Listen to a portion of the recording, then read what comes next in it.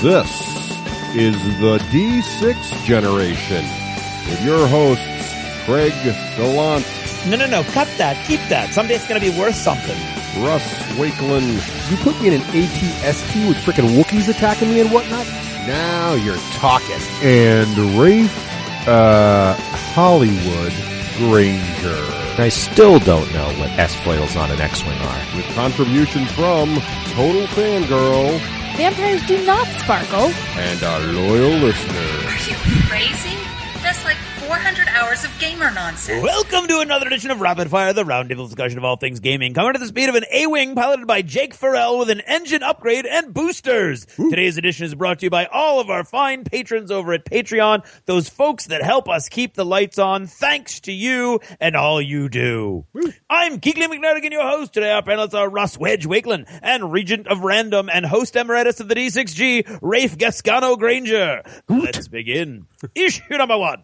A dogfight is an aerial battle between fighter aircraft conducted at close range. Dogfighting first appeared during World War I, shortly after the invention of the airplane. Until at least 1992, it was a component in every major war, despite beliefs after World War II that increasing greater World War I first, World War II second, that increasingly greater speeds and longer range weapons would make dogfighting obsolete. Question: the technical military term for dogfighting is referred to by the acronym ACM. What does ACM stand for? Ragman Russ. Air combat maneuvers. Rapid Raef. He couldn't be more wrong. It's called dogfighting because Snoopy flies a doghouse. Everybody knows that. Russ is going to get half right, but unfortunately, it's only half right. Air combat maneuvering. Maneuvering. Right there, he's wrong. Which refers to tactical situations requiring the use of individual basic fighter maneuvers, BFMs. You needed the BFM, which sounds foul, to get full credit. Sorry, what? Which makes you, in part, wrong. Issue number 2. Over the last few years, a new phenomenon has swept the world: the rise of the gaming cafe. Whether it started on the eastern seaboard up in Canada or somewhere in Europe first, there is no denying that this combination of bistro and board games is coming into its own. Mm-hmm. With over 60 Kickstarters for such endeavors on the books, it's bound to only get bigger. Question. The success of the gaming cafe is often attributed to the growing gaming industry as a whole. According to ICV2, by what percentage did the board game industry grow last year? Rail Baron Russ. 124%.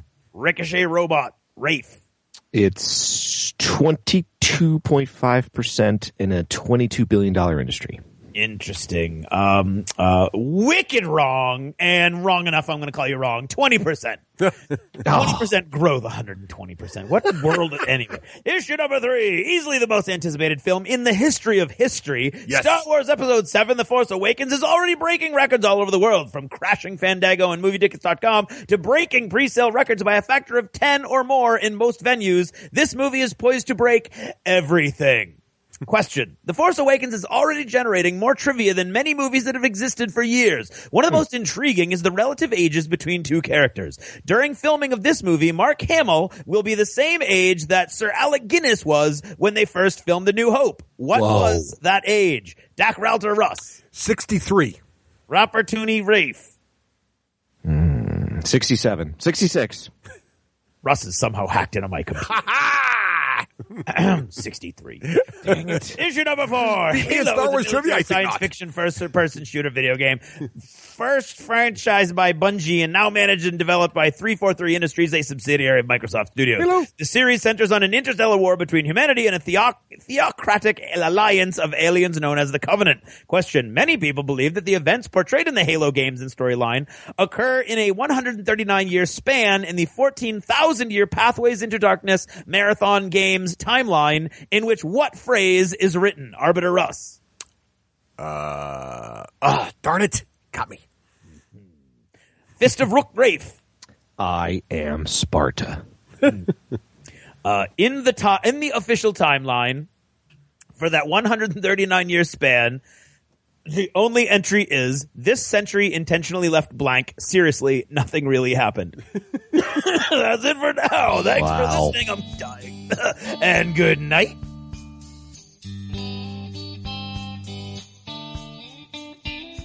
This episode of the D6 generation is brought to you by Battle Foam. Protecting your army so you don't have to. and the War Store, bringing the war to your door since 1999, and that is for a decade or more. Oh my goodness! And that's Craig Gallant, and I'm Raef Hollywood Granger. What Random piracy! Random acts of I violence bet right you there. guys haven't had that happen with a guest host, have you? No. No, Anywho, jeez. I'm Russ Wakeland, I'm Craig Gallant. He's There we Raef go. Hollywood Granger. back in the third chair. Mr. Granger, welcome back, Rafe. Good to have you on the show, as Thanks. always. Happy to be here. Great to be back here. We're excited to have you here. And, you know, Rafe has been playing some of that super cool new X-Wing co-op game there. Yep. You'll have to forgive us. He just learned English. I did. So we're going to interview Rafe about that. And then also we're going to do a big review of Halo Fleet Battles. Finally getting it on the show here. It is. But, you know, first, before we get to all that, we get some business to take care of. First of all, we are actually wrapping up, putting a bow on the contest entries for the big Stronghold game contest. So no more entries to win. Well, let's put it, the grammar wise, right? Yes. Where actually it's already over, and in this episode somewhere, Yes. we're going to have the results. So. Yes, exactly right. We will be talking with Mr. Bonaccord, getting the results on there. And Craig, we have a brand new contest to announce, do we not? We do. Geek Nation Tours and Red Republic Games has been super ridiculously eager to get a contest on the show. They want to give some of their cool stuff away. Nice. Okay. So, of course, Red Republic Games are the makers of Arena Rex, and you can Google that and look at their cool. It's a really awesome gladiatorial combat minis game, and it's one of those small model count games. Really cool gladiatorial combat game, and they want to give away quite a prize package. And so what we decided was, of course, the thumbs up, thumbs down convention of gladiator combats. So what we want you to do is take a picture with your phone or what have you. Of your thumb.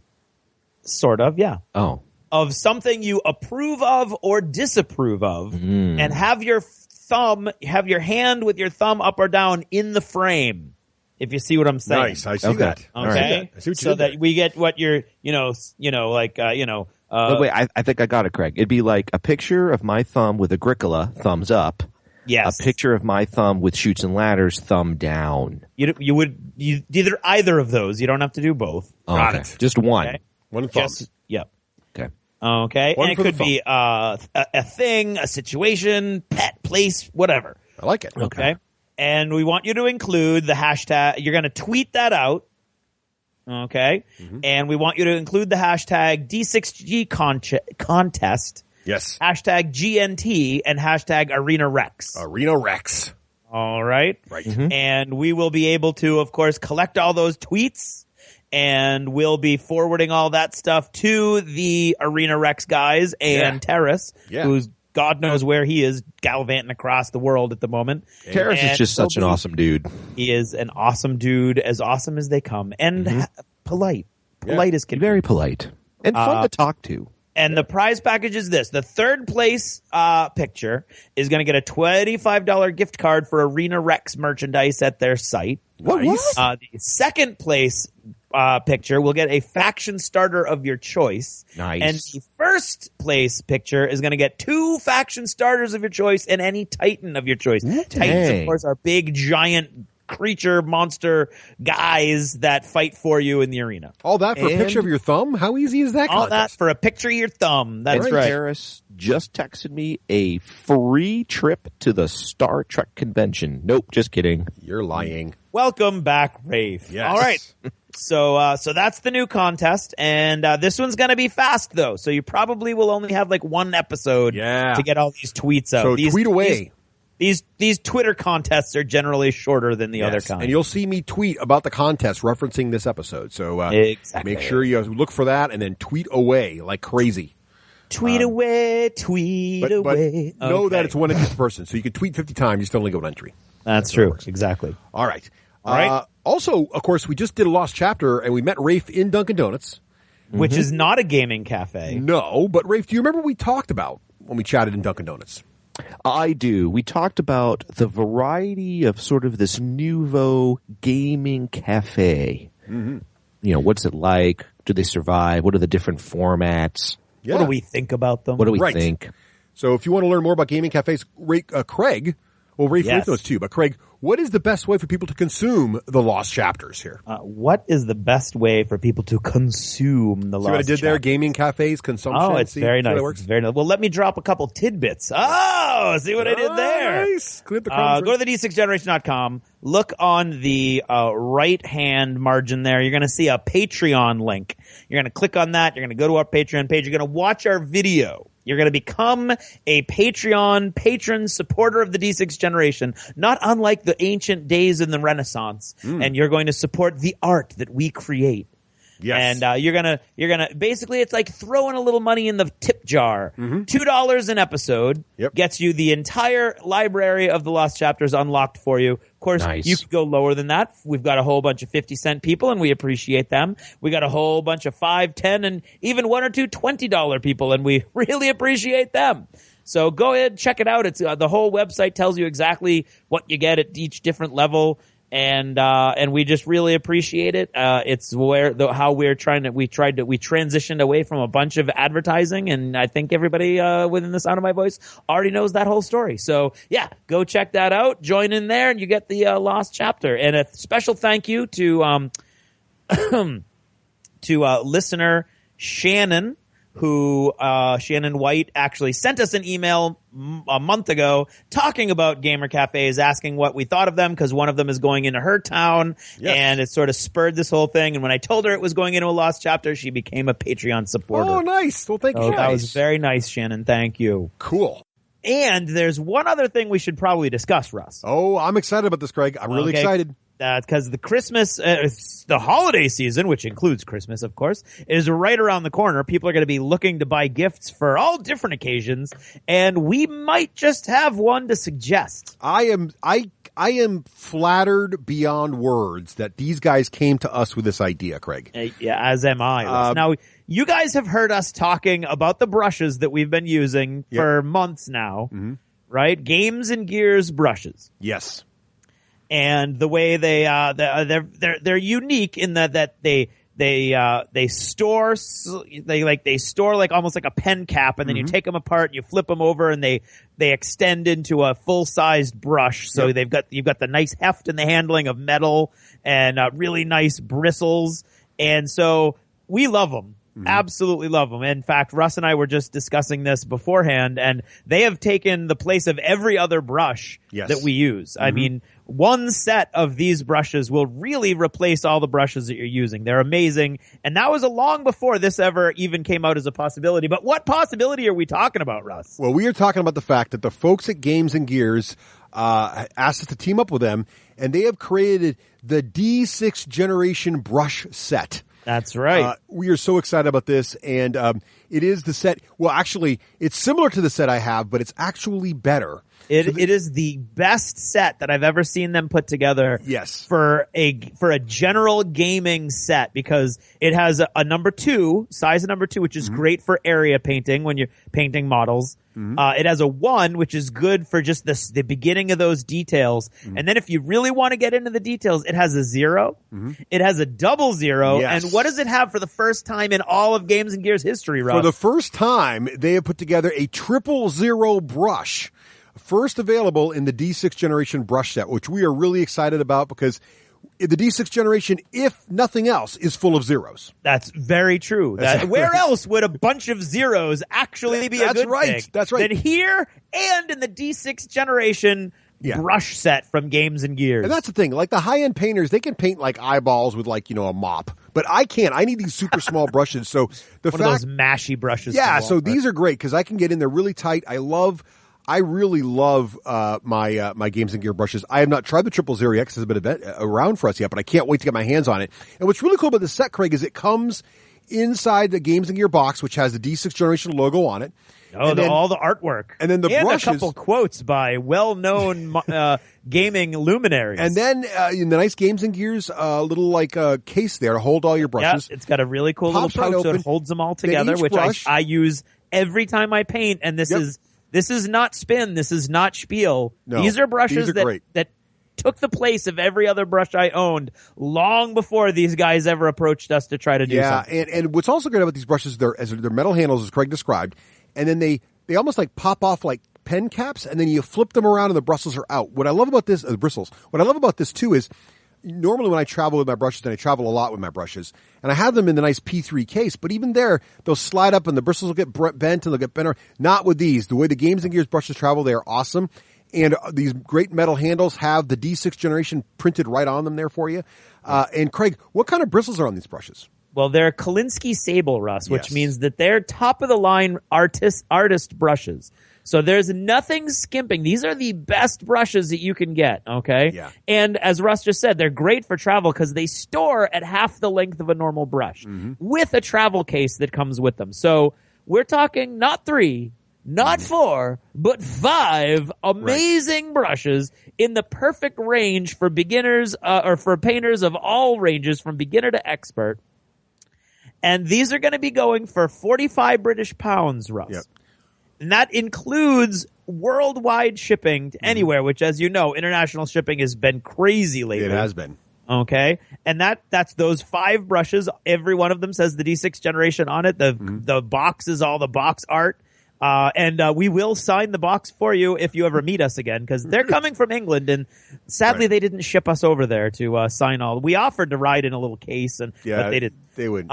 No, they wouldn't do it. They didn't bite on that one. But I'm really excited about this. It's awesome. And Craig, so I think it's a great price when you put these up against any other high-end brushes. This is a fantastic price for 5 brushes. 5 brushes. And the 000. I'm just thrilled that Games and Gears came to us. These are truly our favorite brushes now, and the fact that there's an official D6G line of these brushes. Now, one thing you guys should know, there are only 250 sets of these created. That's it. That's right. That's all there is.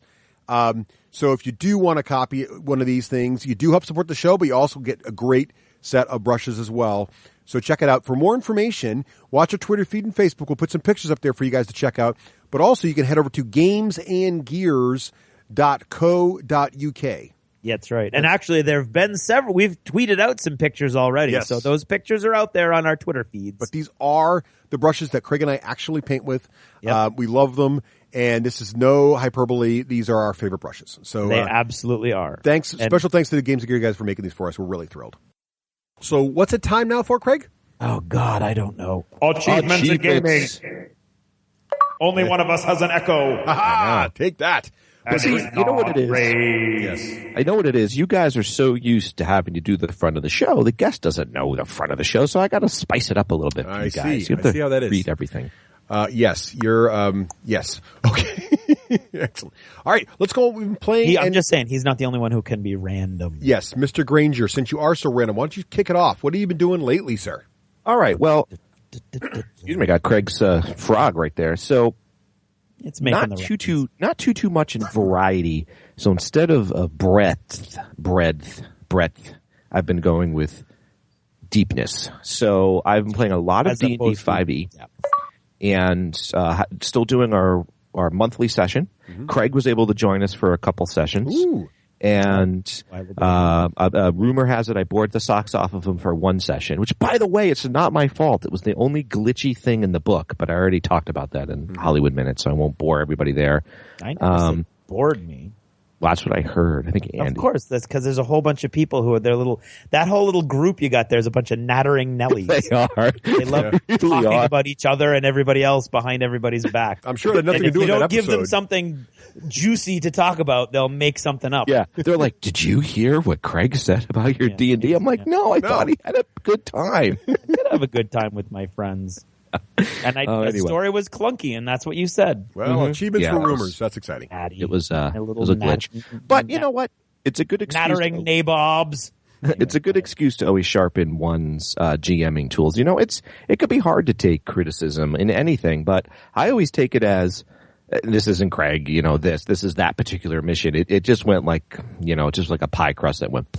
and I knew it too going through it. I'm like, I wasn't having fun either. So it's always fun to just get feedback from the players and be like, yeah, I kind of bungled that, or I'll do better next time. You can't nail them all, fun. Right? It's not easy being a DM.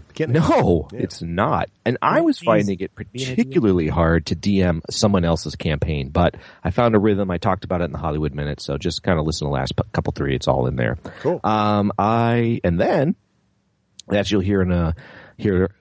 hear, hopefully pretty soon, I loved and started to get into X-Wing all of a sudden. And so I've been playing You've always loved it, but you got back into it. I got back into it. Yeah, I literally saw it on my shelf and said, I want to play that again, so I did. And I was really happy with the missions that you can find on Fantasy Flight Games website. It's called Mission Control. And these are fan-based missions, not the co-op campaign. That's something different. These are fan-based missions you can play. So I broke out X-Wing and I played this really cool mission of the Millennium Falcon flying across a space map, tons of asteroids everywhere, which, by the way, shout out to Space Rocks, spacerocks.net. Super cool 3D asteroids on stands. You got to go check them out. But they are. I did check them out, and I did order a bunch of stuff, and sadly they are actually in the middle of moving, which you say later on in this episode. So be advised that anything you order could be up to 3 or 4 weeks delayed. I think they're moving to the U.S. though, they told me. It just says they're moving to a larger facility. Because I tried to reach out to them to get some intel to be prepared for the show. Like, do they have any upcoming specials that's not on their website yet? But they're like, oh, sorry, we're moving. So yeah. But that's the asteroid. So I was playing that, and then playing the Artillery co-op campaign, which is a fan-based campaign that you'll hear about later. And then I played when I was on my scooter ride to the beach RPG birthday.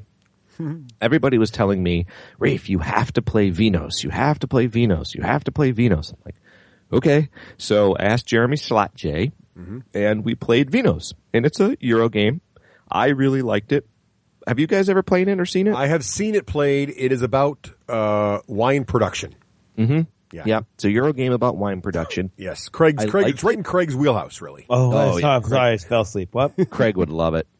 No, Craig would hate it. It was difficult. So I don't know. Did you have the expansion that does like all of the accounting work for the vineyard? No. Then it's like a real rocket. Then now you're talking. Yeah. Maybe the shipping policies and how you. Yeah, you're right. Like maybe the tariffs. Did it have the tariff expansion? I want to know when they're going to come out with writing a good EULA. Writing a good user life sticker. Where's the lawyer simulator games, Raef? Yeah, exactly. I know. That's where Rafe's going to make his millions. Right. That's one of my beefs as also I'm watching tons of Star Trek. There's never a lawyer on a starship. Come on. I think Deanna Troy's a lawyer. It's a utopian future. All the lawyers have been slain along with the money. I believe if you dig deep enough in Star Wars, you'll find lawyers. Well, I've seen at least 2 to 3, I'm going to say 5 episodes between Star Trek Next Generation and Voyager where somebody's thrown in jail on a planet. Yes. Come on. You need a lawyer. Well, there's a security officer. In the utopian Star Trek future, you're only thrown in jail if you're guilty. Right. Or have done some other existential thing and deserve therefore on to be other in jail. Planets they're being thrown. Wrongfully accused. Well, anyway. Yes. Anyway, so those are the 3 pulp games that I've played. Nice. How about you, Craig? Intriguing. Our advisory, of course, is this weird little thing that we do every 20 minutes every other week. And it's 10 kids, so it's perfect for Werewolf or the Resistance. And so I have my 3 new freshmen that add to it. It's the same kids every year, so you have the same teacher for your advisory every year. So it's supposed to give some continuity to the children. And they know that for me, if I'm not being told I have to do something specific by the administration, I'm going to be playing games. So we played Werewolf, and it was very intriguing watching these freshmen be like, oh, what is this? What's going on? So that was fun. And then old Andy's son, Owen, his birthday was last weekend. And nobody, or I didn't know it. And we ended up all just going over there and hanging out, and the kids played till an ungodly hour of the almost morning, and we all played games, except for the wives who all went out to a bar. But the guys stayed and played games. We played Ninja Dice, Martian Dice, Tiny Epic Galaxies again, which I still love. It's an awesome game. And it is faster when you've got people who are kind of playing it for the fun, fast quality and not the super deep quality, but it supports both play styles. And then because I was really, really eager to compare them directly, I asked and the guys agreed, and we played Tiny Epic Kingdoms, which is such a totally different game, and still I really enjoy it. It's absolutely a totally different game. I've played that one. With you. Yeah, and I enjoyed that immensely too, except that Dave did a little conjugal king making with Andy and left me out. I think it was a whole nerd herder thing. Is it conjugal nerd herder? I thought it was just king. Why is it conjugal king? Well, that's normally when you're doing it for your wife or husband. I see. I didn't realize there was that kind of relationship. Well, I'm just spreading some rumors. All right, fair enough. And then with Raef has got me all excited as well. So I have played in 2 so far of the Heroes of the Aturi cluster co-op campaign with X-Wing, and I'm loving it and am very intrigued. Despite the fact that it seems like the other group, so we had so many people who wanted to play in our campaign, or in Rafe's campaign, I should say, that we had to split up into 2 squadrons. Mm-hmm. And the goal was, we have 12 people playing. We're not 2 actual squadrons. It's just every week we'll shift things around, but that's really not how it's working because of schedules and whatnot. And, we had a blast. Not a single person in our 6-person group had anything negative to say about the game, the campaign, the system, the way it worked, the AI. We loved it. You'll hear a lot about it with Raef later in the show.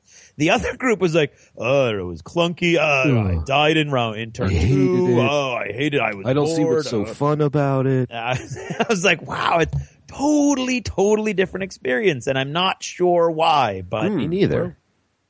But it was. They have far more sort of competitive players, I think. That wouldn't go well in a co-op. What's that? It's a co-op, though. Yeah, but so the competitiveness seems strange in a co-op. Well, not if you're, we have friends who role play competitive. Yeah, I guess you're right. You can't min-max an X-Wing. So you can't min-max, but you can try to go for all the kills. And apparently, that's one of. So they weren't flying with wingmen. They weren't like I see. I guess. I don't know. I'm not sure.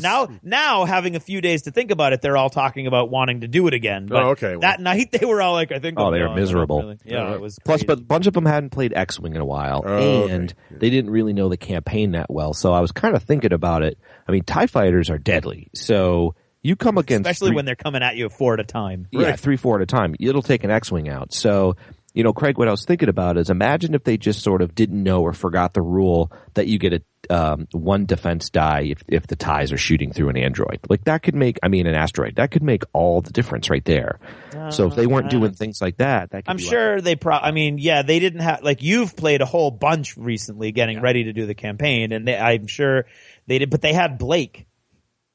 And Blakeopedia's got the whole but he's got the whole thing in his head. He's got every game ever written.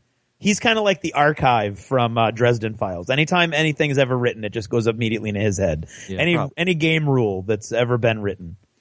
So it's just an interesting little view of the differences. And I'm even more intrigued that most of them didn't really want to play, or didn't sound like they wanted to play after they were finished on Tuesday, but now they're all talking about what they're going to do next and what they're going to buy and how they're going to upgrade. Well, maybe they're still sucked in. It's my goal, Craig, you need to definitely get out of the play as early as you can, because it's my goal, Craig. I want to play with Dave, Dave, and whoever else is there, because we've played a couple missions under us. I played a gajillion, and then see if Dave hates it after that.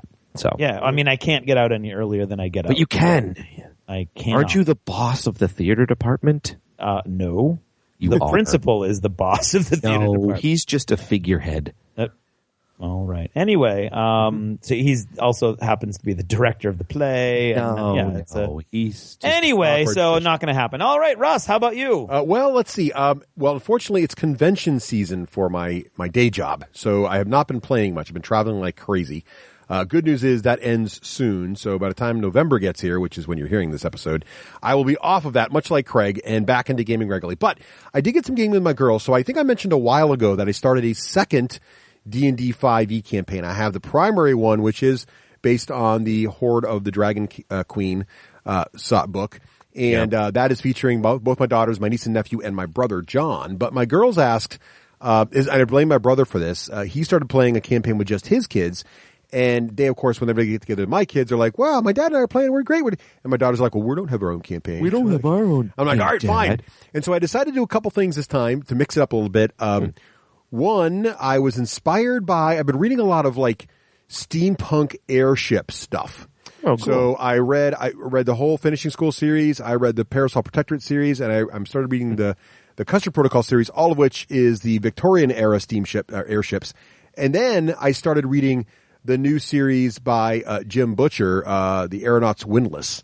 Oh, and I didn't know he had a new series. I'll talk more about this a little later, but I am so inspired by this. I have shamelessly stolen all his technology and put it in my campaign. So I wanted this sort of air-based campaign, and I'm also playing with less planning. So this time around, you know, with the Dragon Queen game, I spend like 3 or 4 hours prior to the game session going through the chapters I think they're going to get through, understanding it, adding my own twist, and making it my own so that I can really, whatever the characters do, I can kind of respond to it. So really a lot of prep time, because that's kind of DM I normally am.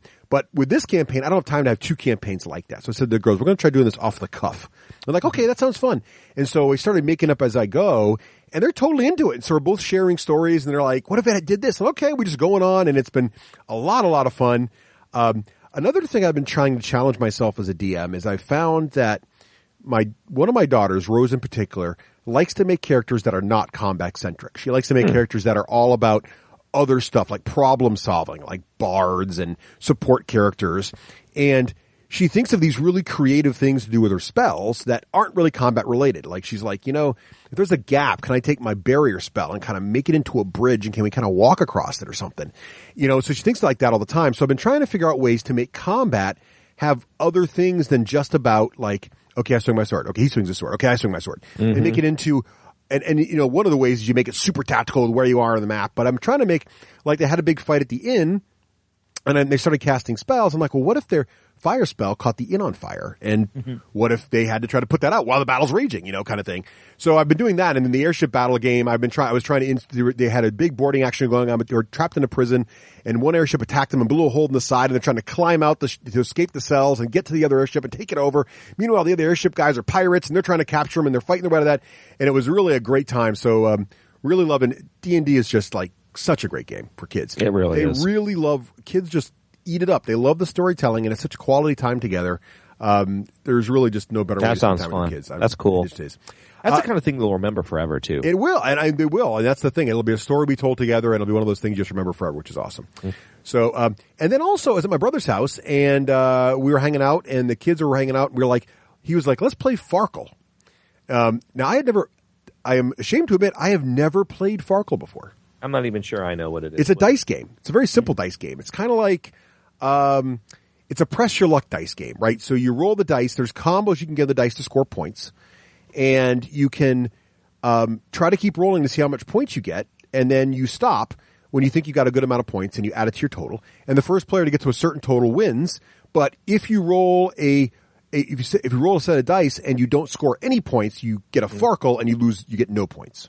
So there's a lot of flavors of games like this, but Farkle's really popular right now, to the point where whenever you travel on a trip, you see Farkle dice in the stores. I've seen it, yeah. Which are silly because stuff. Farkle dice are just D6s. All they're doing is they're putting a logo from the local place on this D6 and calling it Farkle dice.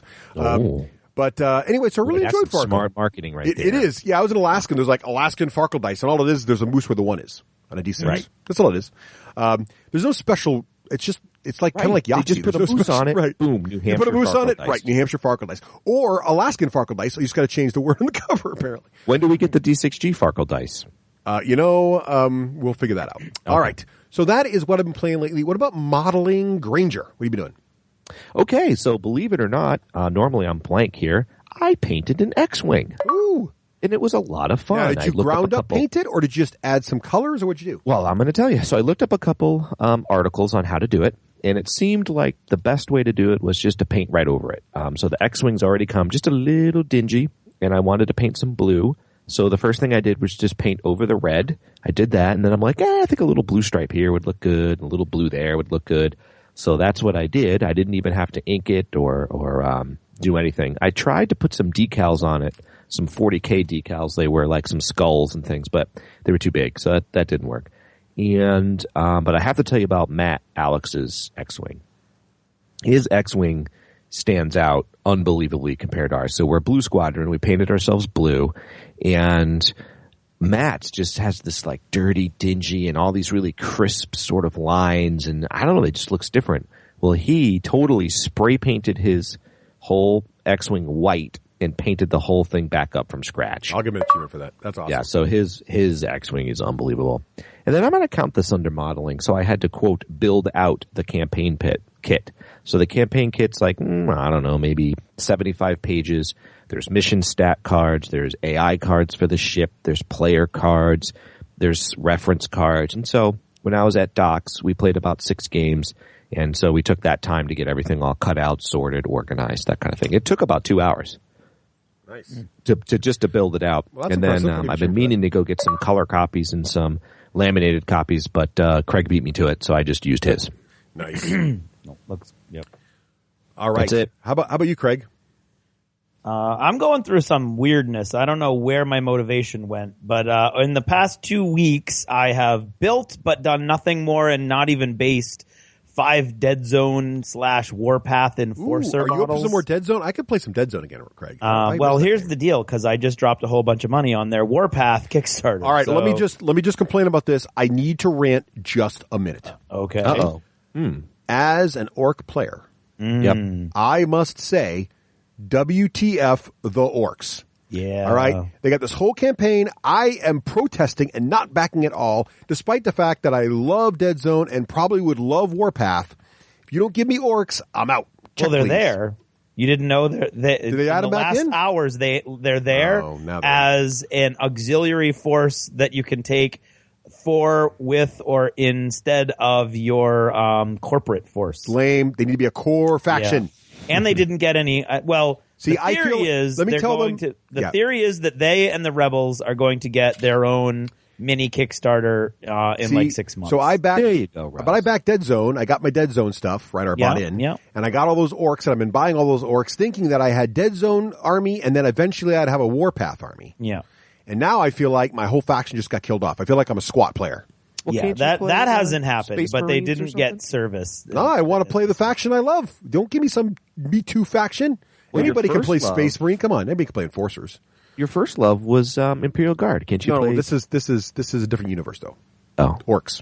No, I orcs, know. Baby. Although the corporate guys do look damn cool, and they've got awesome looking like 4x4 troop transports, orcs, and huge drop ships. But orcs, and you can get the drop ships and use them with the orcs. But just Warpath's Mantic, right? Yes, yeah. yes. All right, so. I love the Mantic stuff. So what's the 45-second overview of Warpath again? I forget. Very intriguing. It's a rule set that's designed so that you can play really big model count sci-fi mass combat games in a reasonable amount of time. And the way that they've done that is the jury's still out on in my case. I'm not sure how I'm going to feel about it, but it breaks down into 2 rule sets: Firefight, which plays just like normal. Your squads are moving around just like 40K and almost any other game you can name. And in the straight up Warpath rules, you're actually moving stands of guys. So it's just like Kings of War. No, well, I would say it's Fantasy. It's more like Flames of War at 28 millimeter instead. So it's stands of 5 guys, and a squad might have 10 guys, but that just means you've got 2 stands in it.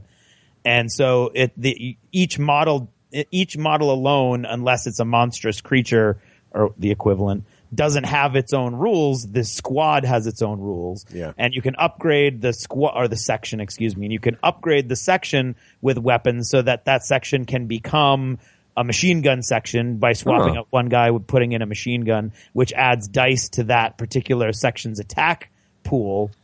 And so, but Russ, I think you'd really like it. There's suppression. No, I think I love it. And then there's no orcs. They prioritize space rats over orcs. They did. There's no rational reason for that. There must be something in their corporate research or something that might reminds me a little bit of the did you ever notice in the last episode? But yes. So they're listening to somebody, and somebody's telling them space rats are way more important than space orcs. Yes. So I checked the Kickstarter out. Dave from the Nerd Herders there cued me into it, and it didn't grab me. I don't.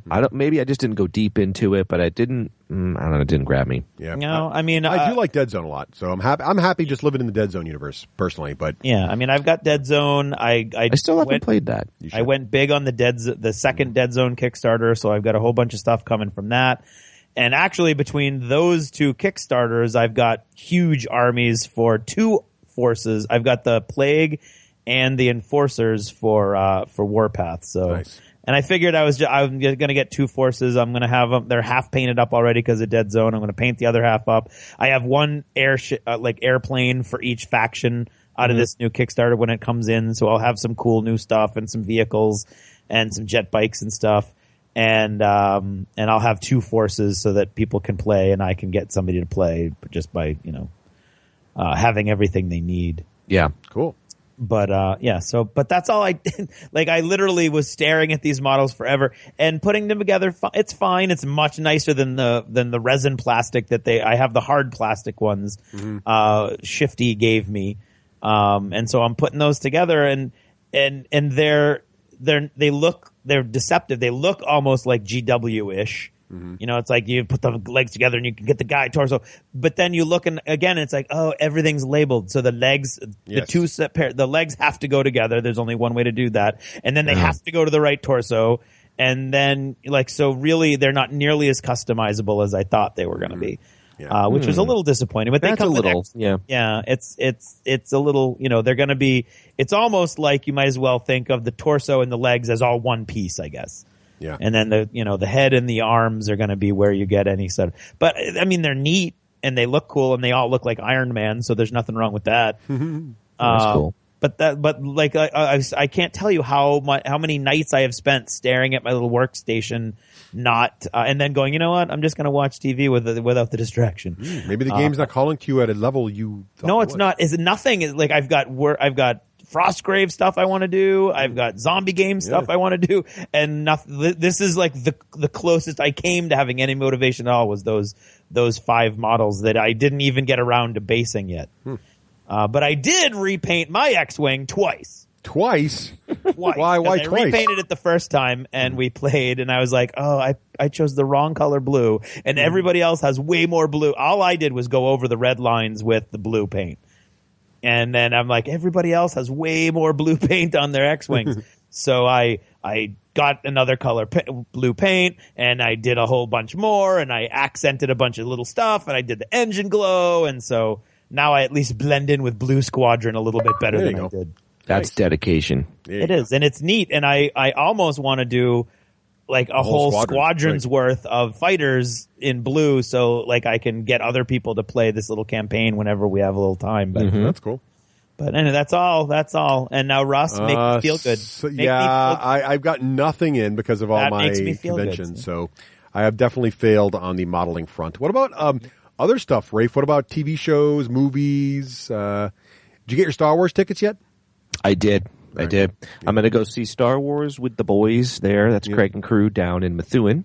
And then I got Star Wars for the family. Crew minus Craig, maybe. Yeah, not me. Oh, you're not going down that way, Craig? No, I'm going with other people on another. Got it. Thought you were in the main crew there. Anyway, going through with some of the gamer buds, old Andy and those guys. And then, got my tickets for Friday night. Nice. Got that for the family. I failed my Geek Cred check. I did not get Thursday night tickets because I was a little slow. That is surprising and disappointing. I know, but I'm taking my family on Friday night. And we're doing the whole family thing because we've been doing our geek parent duty and having our kids watch the entire first saga over the summer. So they are ready to go. They know the whole tale and they'll be ready for the big one. Yep. Yeah. Emmy, my youngest, she's 8. She's like so excited. I've never seen her be so excited for any movie that's coming out than this. And she talks about it. We talk about it every night and she wants to know what's it going to be like. And I'm like, I don't know. It's a new beginning. Like it's in the same universe, but it's new. And so, yeah, she's super excited. All I can say is if this movie does not beat every record Avatar ever set, then my faith is going to be shaken. Hasn't it already just in pre-sales? No. No, but it hasn't. Box office. a lot of the pre-sale venues didn't exist when Avatar was. No, I'm just saying, if you take all the money from the pre-sales, you've already beaten day one Avatar, haven't you? No, Box Office Mojo right now is projecting that it's actually going to fall short, like some very large sum. That's BS. Wow. I don't believe that. I don't believe it. Don't believe the hype. Box Office Mojo is projecting that it's going to come in third historically behind Avatar and Titanic. Really? Yeah. I don't believe it. And I don't believe it either. I mean, but we were talking about this on Tuesday, and a bunch of the guys were saying, yeah, I mean, Avatar, had like the story was dreck, and it was all awful, but it was all that soft focus, and girls were willing to go see it because it was all pretty, and so it crossed those genre boundaries. Yeah. And I don't. Star Wars, just by the very title, you'll lose a lot of non-genre. Well, to that note, Russ. So Marisa, who's never seen and doesn't really care for any of this genre at all, she's coming to see Star Wars with us. There you go. See, it's a new beginning. It's big enough. I think people will see it just to see it. I think so. I think they're wrong. I think it's going to be great, and I think it's going to break all those records and put Avatar in its place. Yeah.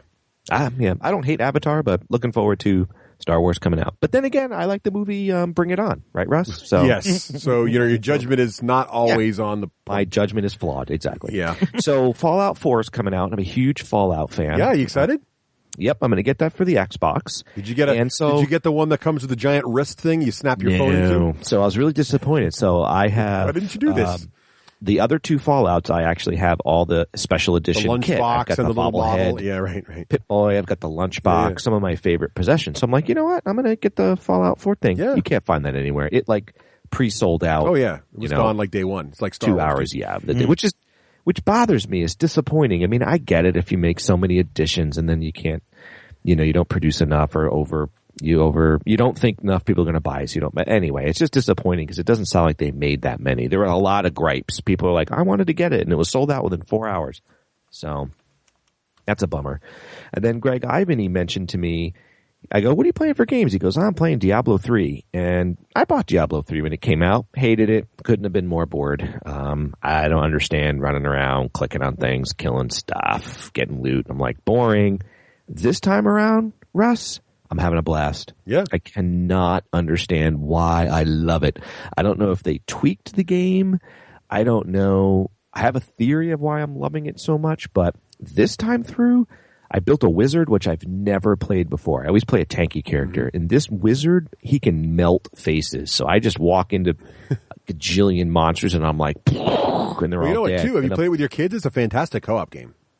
Really? Yeah, do you have it on the computer or the Xbox? No, PC. So it's okay on the PC, but the problem with that is you need a LAN party to multiplayer. But you can multiplayer with multiple controllers on the same couch and the same Xbox with it. Oh, I didn't know that. Yeah, you can run 4 at a time. It's awesome. It's like Gauntlet on crack, dude. It's fantastic. Okay, I'll have to try that. Yeah, it's awesome. Yep. So I think because I've been doing really busy with work in a good way, not in a bad way. Things are good. I'll talk about that with necessary endings. And I think it's like solitaire for me. So I think I come home, I have a seltzer or I have a beer, and I'm like, yeah, let's just blow up some stuff. I don't have to think much, right? You don't have to think. Graphics are pretty. Get this cool loot drop and move on. Yep. My only beef was Greg would jump into my games because, you can jump into another player's match, and he's got like a level 70 guy, I got a level 30 guy, and he's just streaking through the map. He's just running ahead. And by the time I get there, everything's dead. I mean, he's just killing everything. I'm like, this is so boring. So I kick him out of my game. And then he does it like 3 times. And I level up like 5 times in 5 seconds. And that's not fun to me. I don't like that. I want to take my time. So I see him on day 3. He's playing a level 1 monk. And he starts a new character. And I jump into his game. And I'm just melting everything in my path. Like one-hitting bosses like he was doing to me. And I'm like, oh. Yeah, that is pretty fun. Of course, Greg liked it because I was leveling him up, and that's what he wanted to do. Right. Mm-hmm. I think I mentioned I broke out Dragon Age Inquisition. Yep. Russ, I want to know where I'm at. So the castle's like it feels like it's 3/4 of the way built. Mm-hmm.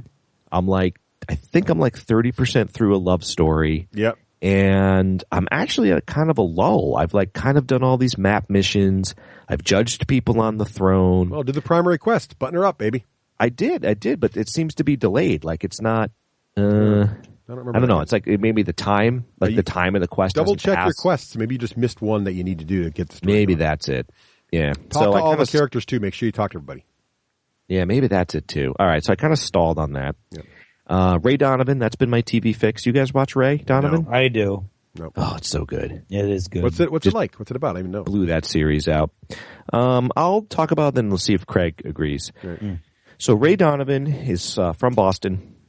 He's this quiet guy that all the women love, and he wears jeans and he wears a suit coat. So he's but he's like super normally quiet. actually is dressed in a suit. Yeah. Mm-hmm. And he is a cleaner, a fixer, but not for the dead bodies. It's more these two lawyers hire Ray. He works for them out in California, and he fixes up like celebrity messes. So if a basketball player is, in bed with a stripper and it's going to cause a bad PR, they send Ray and he fixes it. And so it shows him doing this kind of seedy but yet sort of chic damage type control of thing. Yep, that's cool. And Ray is just a bad A. I mean, he's just he's quiet. And so like when he goes in and he needs to put the hurt down for somebody, he just grabs that old-fashioned wooden baseball bat. Like that's his weapon of choice. And he's not afraid to use it. So, but then the flip side, his family's a complete mess. His daughter and his son, and he loves his wife and he loves his kid, but just his home is just chaos. What would you say, Craig? What would you add or change to that? Yeah, no, I mean it's this Boston family, the entire family. His father is an awful human being. Oh my God, I totally forgot about Mickey. That's right. Yeah, yep. Played like he gets nominated every year for Emmys. Jon Voight. Jon Voight. The acting is superb.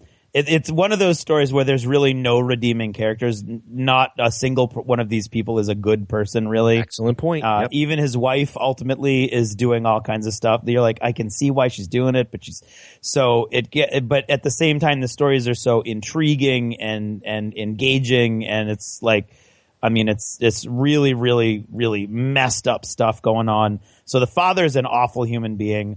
All three of the brothers are out there.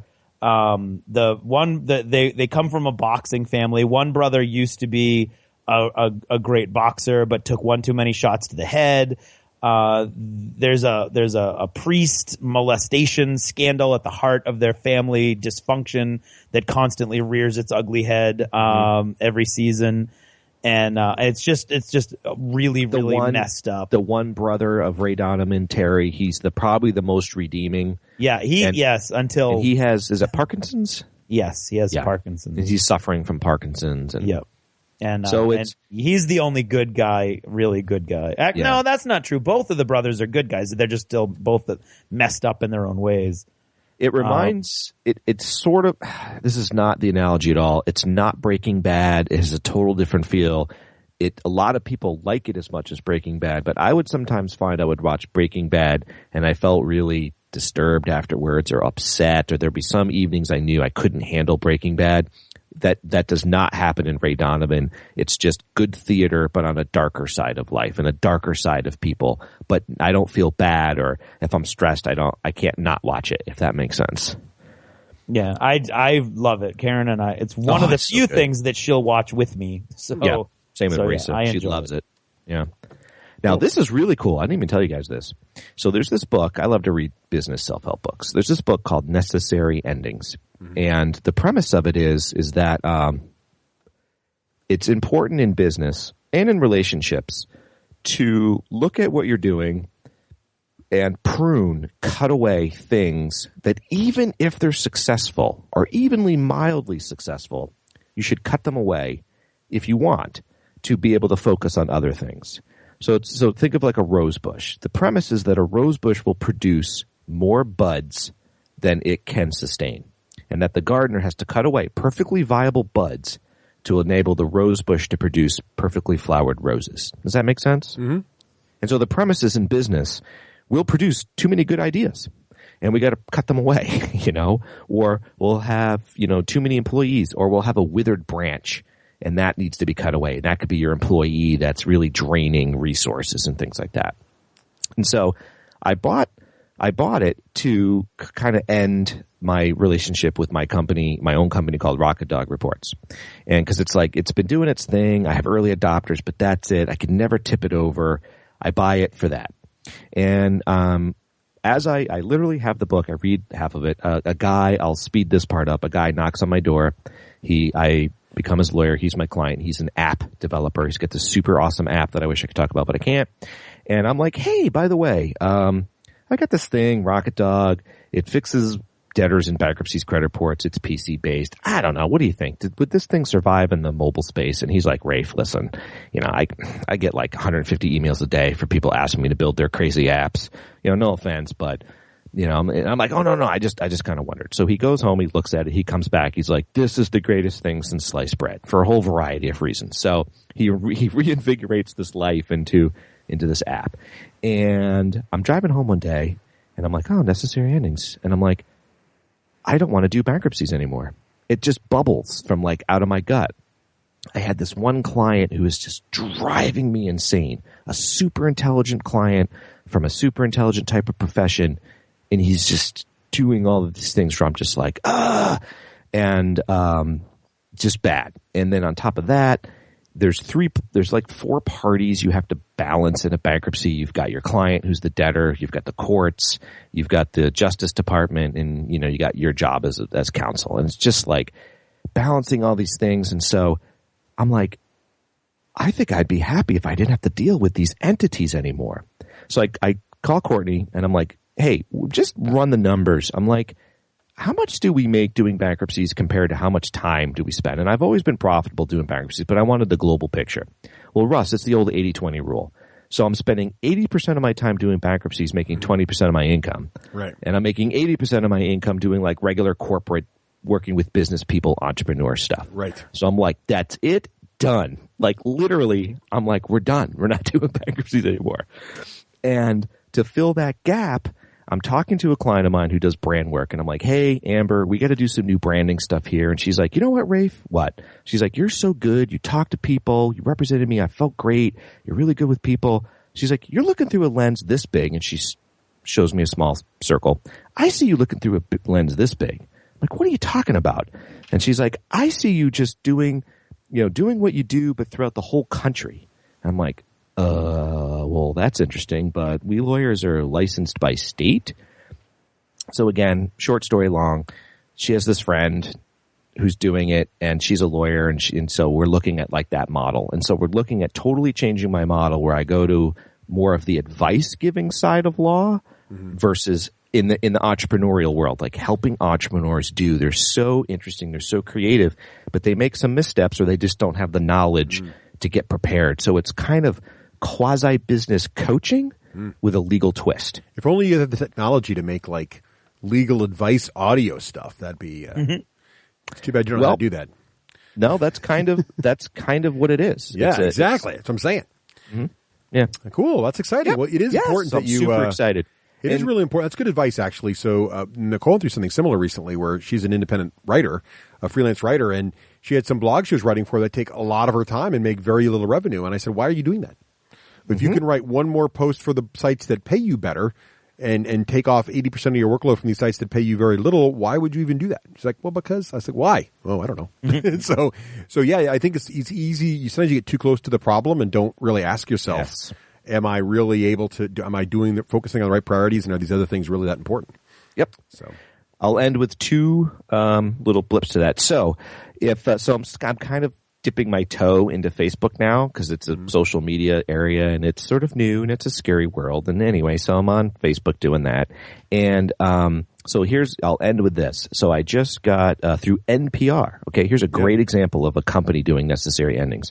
Did you guys catch that Playboy magazine is no longer going to publish and produce naked pictures? Yeah, I saw that on the Twitter. Yeah. So that's just a perfect example. And so of necessary endings are like, this isn't working anymore. What? The whole company's known for this. The whole magazine. Nope, not working. The minute they stopped it, they said their website went from 6 million hits to 16 million by this change. Well, that's just because people want to read the news is real. That is not good. That's not sustainable. I don't think there's going to be a Playboy magazine in a couple years. I'm not so sure. I don't know. Maybe we'll see. Yeah. Prediction. Yeah, that's a good prediction. Say that for next prediction episode. Prediction. Yeah. I remember that. I will. That's a good one. All right, I'm done. All right, Craig, how about you? Me? Okay. Well, my motivation has pretty much carried. The lack of motivation is carrying across the board. TV, still watching Heroes Reborn, still liking it, still not understanding the whole Peter Pan saw that. thing. Because I saw the blip for that. Yeah. Yep. Is it any good? Yeah, I mean, I enjoyed it a lot. Agents of S.H.I.E.L.D., I think, is still going great. Yep. I love the direction they're going. Is the cheerleader still in there? Save the cheerleader? The cheerleader is believed to be dead, and her death is one of the main plot points that's being pursued. It's because she's a Nashville singer now. Yeah, exactly. Yes. She's not dead. She moved to Nashville. She's been replaced with Peter Pan. Had her country singing career going. Yes. Blacklist is still going strong. Good. And I talk about TV shows that you love. I love that. And they could have jumped the shark with the way they ended last season, and instead it's just cranking it up in a whole different way, and it's just going fantastically. I can't wait. And still enjoying Survivor. I really enjoy the Second Chance season that they're doing this year. And what's that mean, Second Chance? It's all people who have only ever done it once before. So it's everybody. No, they've had repeats. No. They've had repeat people, and they've had people that have done it multiple celebrity times. And right. Yeah, this season, it's everybody in it was voted on from almost all of the people who've ever played that never had a chance to come back. You can see the producers thinking, okay, so we've had the best of, and we've done who the can we have back on? You. I know, let's have everybody back on we've never had back on before. That seems like a brilliant idea. Yeah, I think that's a little pessimistic, but I'm enjoying it, and also the way that it allows them to do previous season tie-ins. So they'll pick a challenge that's been done previously, but that one of these people lost, and it was a major impact in their game. And so they're like, we've done this once before during your season, Raef, and how did that go? And you're like, oh, I lost, and then they voted me out. So now is your chance at redemption. So I'm enjoying it. I think it's fun. Interesting. In these Hunger Games. Sorry. All right, anyway. Yeah. Film-wise, I did go and see The Martian. What'd you think? I am not a big Matt Damon fan, but I did enjoy it a great deal, and it was much better than Gravity. I've heard lots of good things about it. I really want to see it. I love Gravity. Yeah. Oh God, Gravity so was good. So boring. I've heard so wrong. I've heard Martian's very good, and the science is reasonably accurate in The Martian. There's one thing towards the end that I'm like, I think Russ would have a problem with that. Yeah. That I actually had that thought in the movie theater. I'll have to go watch it. But yeah, I'll talk with you about it later. Okay. But I mean, they go. I believe the guy who wrote it did all this like background information, and so I think the science is extremely accurate for a movie. Mm-hmm. The story is great. It's got human interest. It's got drama. It's got all kinds of cool stuff. It's got some humor attached to it. It's even Sean Bean is in it, and so there's some Lord of the Rings humor. So that was fun. So I enjoyed that, and I do have my tickets for The Force Awakens. I have them on Friday because I had a whole plan that did not include rearranging my life on a Thursday night. Mm-hmm. So yes, did I tell you? Can't wait for that. Well, I was at a bankruptcy convention. Did I tell you guys I talked to a real rocket scientist, and we talked about going to Mars? Mm-hmm. Did I ever tell you that? No. What did he say? And so she was a real rocket scientist out of Tennessee. Mm-hmm. And I said, hey, are we ever going to make it to Mars? She's like, oh, we're working on it. And I said, oh, is it the long trip? Nope, we've got that solved or, worked on. Is it the psychology? Nope. Is it the food? Nope. You know what it is that the problem, the one limitation to get to Mars is they haven't figured out? What's that? Water. Yes, and they think they just found some, and that might affect that. Yeah, because they said they can't produce enough, and of course can't carry enough water to make it to Mars. Right. Yeah. Right. Isn't that cool? That's why it's huge if they do find water on Mars. That's a huge thing. Exactly. And they think they have, so that's exciting. Yeah. Still reading Adrian's Undead Diary by Chris Philbrook. Still enjoying the story. Still wish I liked the main character a little more, and still wishing that his editor was better at their job. Wow. So, well, there's just it's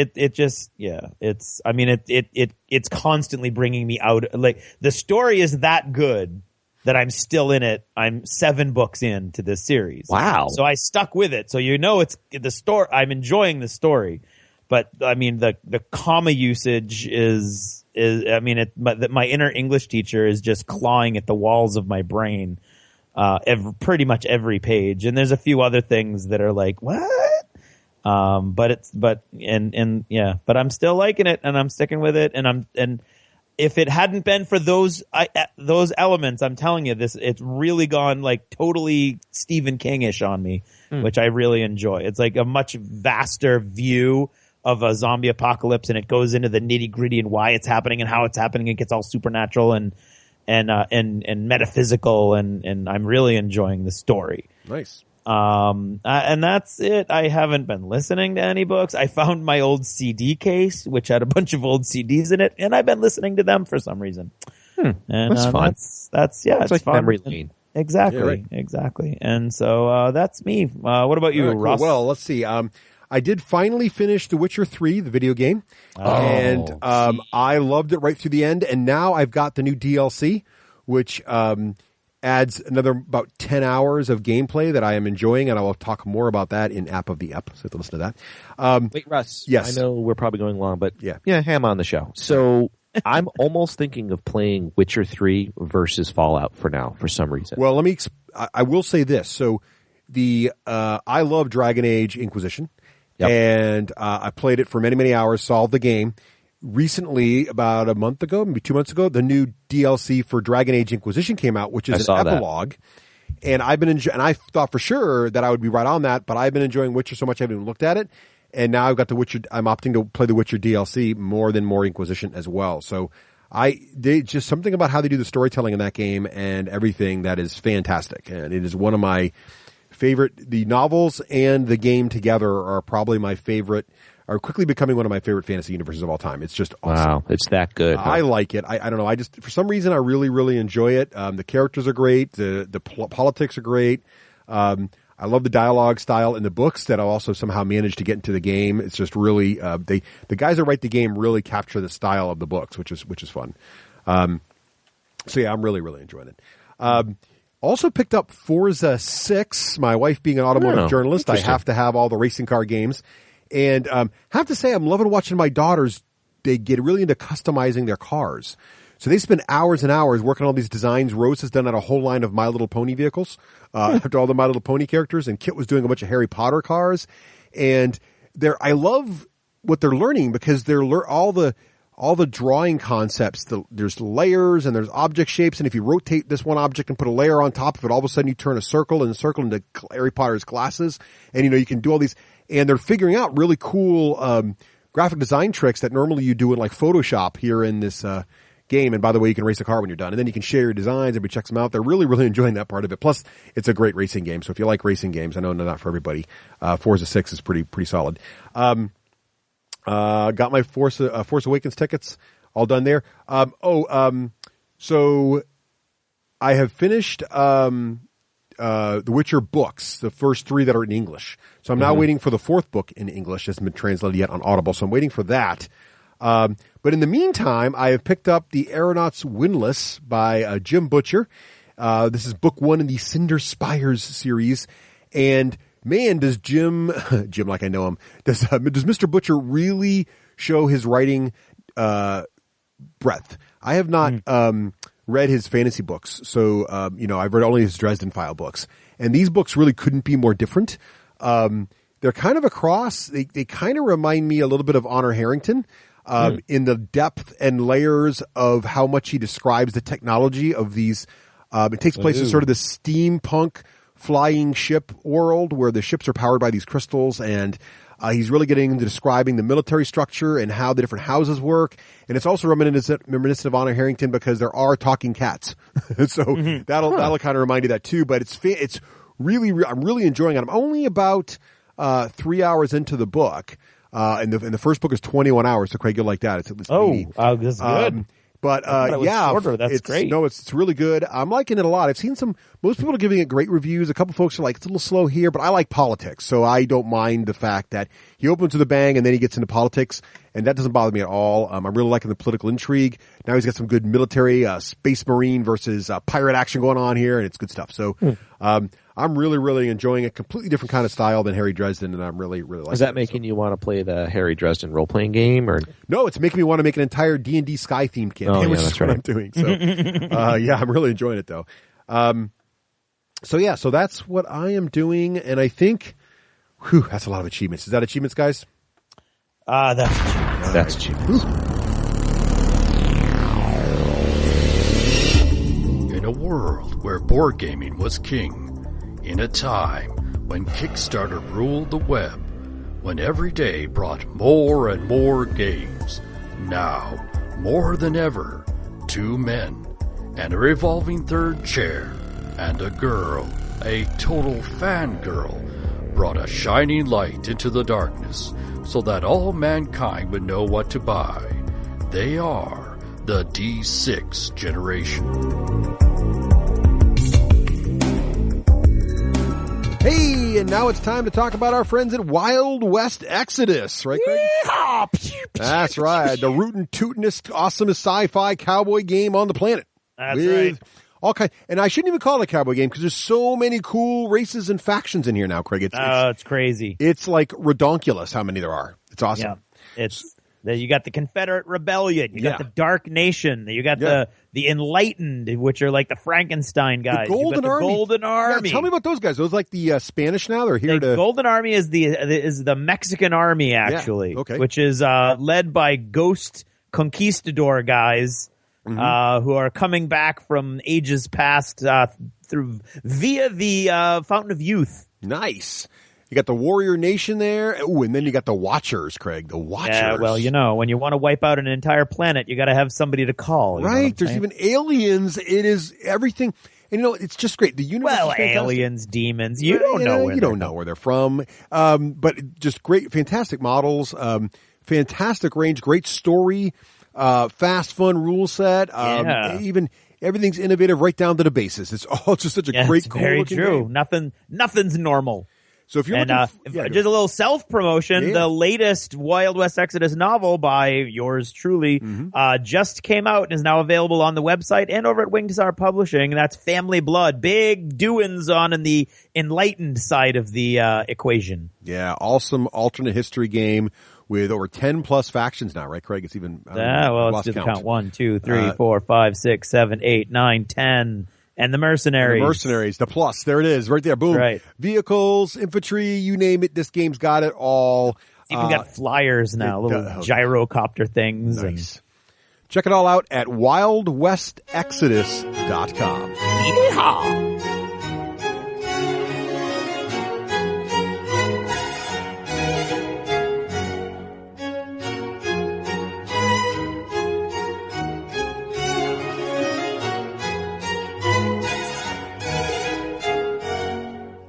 And now, in an attempt to bring a small amount of dignity and decorum to this otherwise base form of entertainment, and I use the term loosely, I am proud to present... Oh, get on with it. It's time for App of the Ep.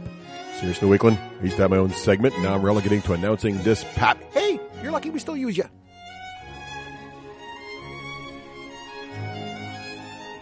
Hey, and welcome to another App of the Ep. Well, the holiday video game release season is in full swing.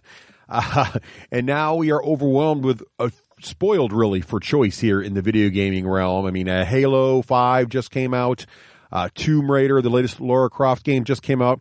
StarCraft, the final part, the Protoss saga, just dropped. Fallout 4 is now out. I mean, the games just keep on coming, people. There's not enough time in the day.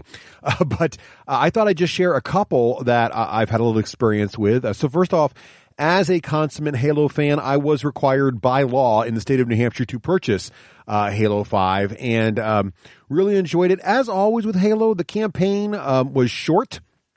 But fun, about 10 hours there. That's typical for the Halo games. One little bit of disappointment, though. I mean, the story was great, just as good as the other Halo stories, probably a little better than the last one, actually. And one of the things that's been great about Halo is right from the very first game, the original Halo on the original Xbox, you could always play through the entire campaign's co-op. And what they were able to evolve over time, which was really great, is the idea that, in the first game, you could play co-op, but it didn't make any sense. I mean, in terms of the story, you could play, it worked fine, but they're always talking to just Master Chief, and there you are standing there with a friend, which is weird.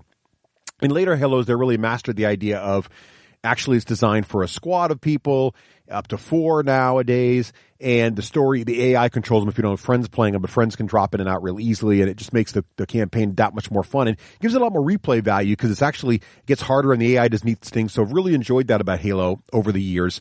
One little disappointment about Halo 5, though, is all the predecessors of Halo 5 allowed for split-screen co-op, meaning you and a friend could sit on the couch and play through the game together, which I loved with my daughters, and this time couldn't do that. Which is a little disappointing unless you have multiple Xboxes. So that was a little disappointing, but otherwise it's been great fun. Blasted through it. The online multiplayer is still a blast. There's a couple new play modes in there that are pretty cool. So really enjoying Halo 5. Looking forward to Forge. My daughters and I love goofing around on Forge. It's kind of like Minecraft for Halo. That's coming out this December, I believe they've said, for a download for DLC. So looking forward to that add-on. So I'm thinking many, many hours of Halo, even though the story's already done. The multiplayer is good fun. So really enjoying Halo. Did not disappoint.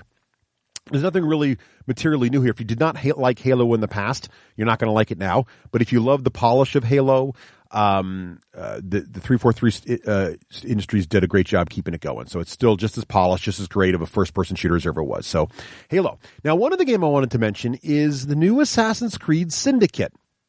So I wasn't sure if I was excited about Syndicate or not. I fell back in love with Assassin's Creed. So the very first Assassin's Creed I loved. I know it was repetitive, but I just loved the idea of it. It was so fresh and new and really, really enjoyed it. 2 was great as well. 3 kind of lost me. It was good, but the story wasn't as compelling. Black Flag sucked me right in. I love being a pirate. I mean, you're a pirate ninja, basically, right? And the ship system was awesome. Love Black Flag. So got Unity without question. Now, the big deal on Unity was that you could do some of this stuff co-op in multiplayer mode. You couldn't really play the whole campaign co-ops. That was disappointing. And the co-op modes generally were very, very buggy as well. So when they worked, they were really cool, but they didn't work very well. So I didn't really solve Unity. I got really far, and I just fell out of love with it. So it just didn't really appeal to me as much as the pirate world. Well, so now enter Assassin's Creed Syndicate. And my daughter got it for me for my birthday because she knew I liked Black Flag so much. Wow. They got me right back in with this one. And first of all, the setting. So while Revolutionary era France was interesting, what I really liked about Black Flag was it was also Assassin's Creed with pirates. Well, what they've done with Syndicate, which is really interesting, is they put it in the middle of the Industrial Revolution in London. And they've gone full out steampunk with it to the point where there's volcanic generators, volcanic grenades. There's actually one of the assassin's suits that has little glass studs on it that arc electricity. Looks like right out of War Machine. Signar could be a Signar battle armor. I mean, they really went full steampunk on this, and which is I'm a sucker for. But also, they really did some really cool innovations here. First of all, you play a pair of twins. And you can flip back and forth between the male and female twins. So you can pretty much play the entire campaign as the girl if you want, or the entire campaign as a boy. There are some story moments where you're stuck in one character or the other, but they're short. Most of the time you can choose which character you're going to play. Also really cool, this is not really a big spoiler, because it happens right in the beginning of the game, but your home base in this one is a train, and the train travels through the city of London, and you can upgrade your train. You also then eventually build a gang and essentially have an army at your disposal. Just a lot of other innovations too, which is really cool. There's a grappling hook now, which allows you to rappel pretty much anywhere in the city for faster movement. A lot of the innovations that make the game great. Also, the combat system's a lot of fun. You actually, different fighting styles. You can fight with brass knuckles. You can fight with these sort of like short knives, or you can fight with sword canes. And the sword cane fighting graphics and system is really, really pretty sharp too. They seem to have cleaned the controls up. And while Unity was the first Assassin's Creed really designed for the next-gen platform, you could tell it was their first attempt. A lot of bugs here and there. It seems like they figured it out with Syndicate, and really clean. I think it looks fantastic. I've seen a couple reviews saying the graphics are a step backward. I don't know what they're talking about. I think London looks fantastic. So I really, really am enjoying Syndicate. Don't regret it at all.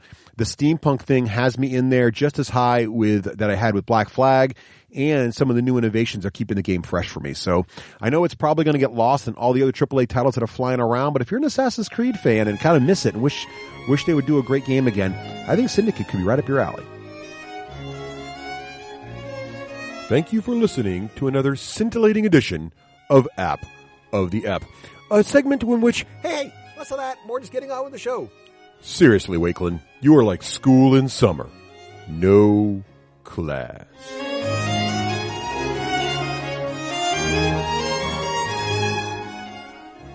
Hey, welcome back. Now, it's my understanding, Raef, and I know you mentioned this in Achievements, but you have been involved in one of them their newfangled X-Wing co-op campaigns. Not only involved, he's like the slave driver.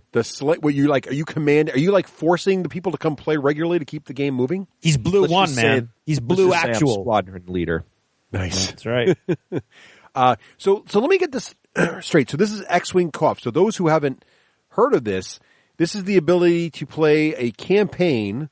Yep. With the Fantasy Flight Games X-Wing, miniature tabletop game. Yes, Star Wars : X-Wing. But all the players are on the same side, and they're playing through some kind of storied campaign situation? Yes. Yes, that's exactly what it is. Now, this isn't... Yep. So how did this come to be? This isn't like the official Fantasy Flight rule set or anything, is it? No. But it looks so published and polished that it could come from Fantasy Flight. And I suggest I think that there's some... maybe cooperation, some great gaming cooperation going on. So here's what it is. So I was I was reading on Twitter, my Twitter feed from Steve McLaughlin, who does the WWPD podcast. And I know Steve from his Flames of War podcast. And he's twittering like mad over this Arturi Cluster co-op campaign. I mean, just pictures and cool pictures. And on top of that, he's got these 3-dimensional asteroids. And he's twittering all this stuff. And he's got him. And he's saying @Space Rocks. And I'm like, what is all this going on? So I click it. And I click the link. And it brings me to spacerocks.net, which we'll get to. And then I click to this thing. And it's this beautiful fan-made co-op campaign made by a fan named Josh Dirksen. I don't know him. Just says that on the byline. And it's just this great artwork, this great wording, these great missions. And from what I've gathered, I haven't done a complete bio on Josh. And, excuse me, Josh, I don't know you, but I feel like I can call you Josh. And call me Raef. And he, Mr. Dirksen, please. Yes, exactly. I guess what it is he plays in his game group rather, either competitively or a heck ton of X-Wing. And so I guess in this arena, he's pretty well known for knowing his stuff. And so he created, by compiling, it looks like a bunch of other campaigns that were out there. So he sort of took a little from this, took a little from that, added his own thing, took a little from this. He gives everybody credit too, and he says, okay, I just put this together for you guys. It's in beta. We're playing version 6 and version 7 just came out with some updates. Very cool. So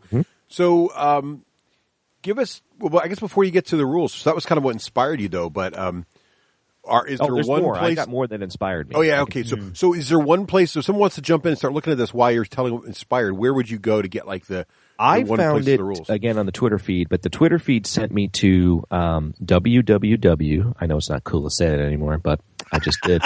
Hey, we still say grease pencil. You can say www. Right. Welcome to the 90s. Exactly. DockingBay416.com. I want to say, but this could be wrong, I think there's also a link to it in the Star Wars area of FFG. Okay. Too. Yep. Cool. So now what? So you went over to the Space Rocks website. You followed stuff on Twitter. You got over to Docking Bay 416. You kind of poking around, but honestly, Raef, you poke around with rules all the time. So what really got you to say, you know what? I'm going to really run this campaign and get this thing kicked off locally. Actually, you had it part right, where normally I'm like, looking into it, I'm like, I'm not going to look that up, and I'm not going to look that up, and I don't have time to look at that. So you're right in that, like, why the heck would Raef actually click the link and read the thing? Well, it was because I've been having this, you know how we get these itches, of course, all of us gamers do, and so out of the clear blue sky, I just started to want to play with my X-Wing figures, my X-Wing ships. Like, I wasn't even looking at them. Like, they're buried somewhere in some case. I don't know. The universe was speaking to me, I guess. And I was like, I want to collect some more. I want to play with the ships. And here's the little, sad part that was happening too. Craig, you can play the violins at this point. I haven't told any of you guys this. So I'll share it on the air. I decided over the summer to stop gaming, going to game night. Not for any particular reason. It wasn't like I was angry with anybody or anything, but I needed to get some stuff done in house, and I just needed to find some more hours in the day, and I just wasn't getting enough. And it was mainly for home stuff that I needed to do. Wife wasn't mad at me. She wasn't like, you need to be home. The kids were fine. It was literally home chores. And so I just stopped going. And I didn't really miss it that much. I didn't miss the games at all. I was like, interesting. So, and Craig and Dave are... Not you, Russ. I'd like to note, not Russ. I'm giving Russ a hard time. They were complaining, like, where are you? Like, are you coming? Are we ever going to see Raef again? And they complained for like 6 weeks. Then they were quiet. Like, oh, Rafe's moved on.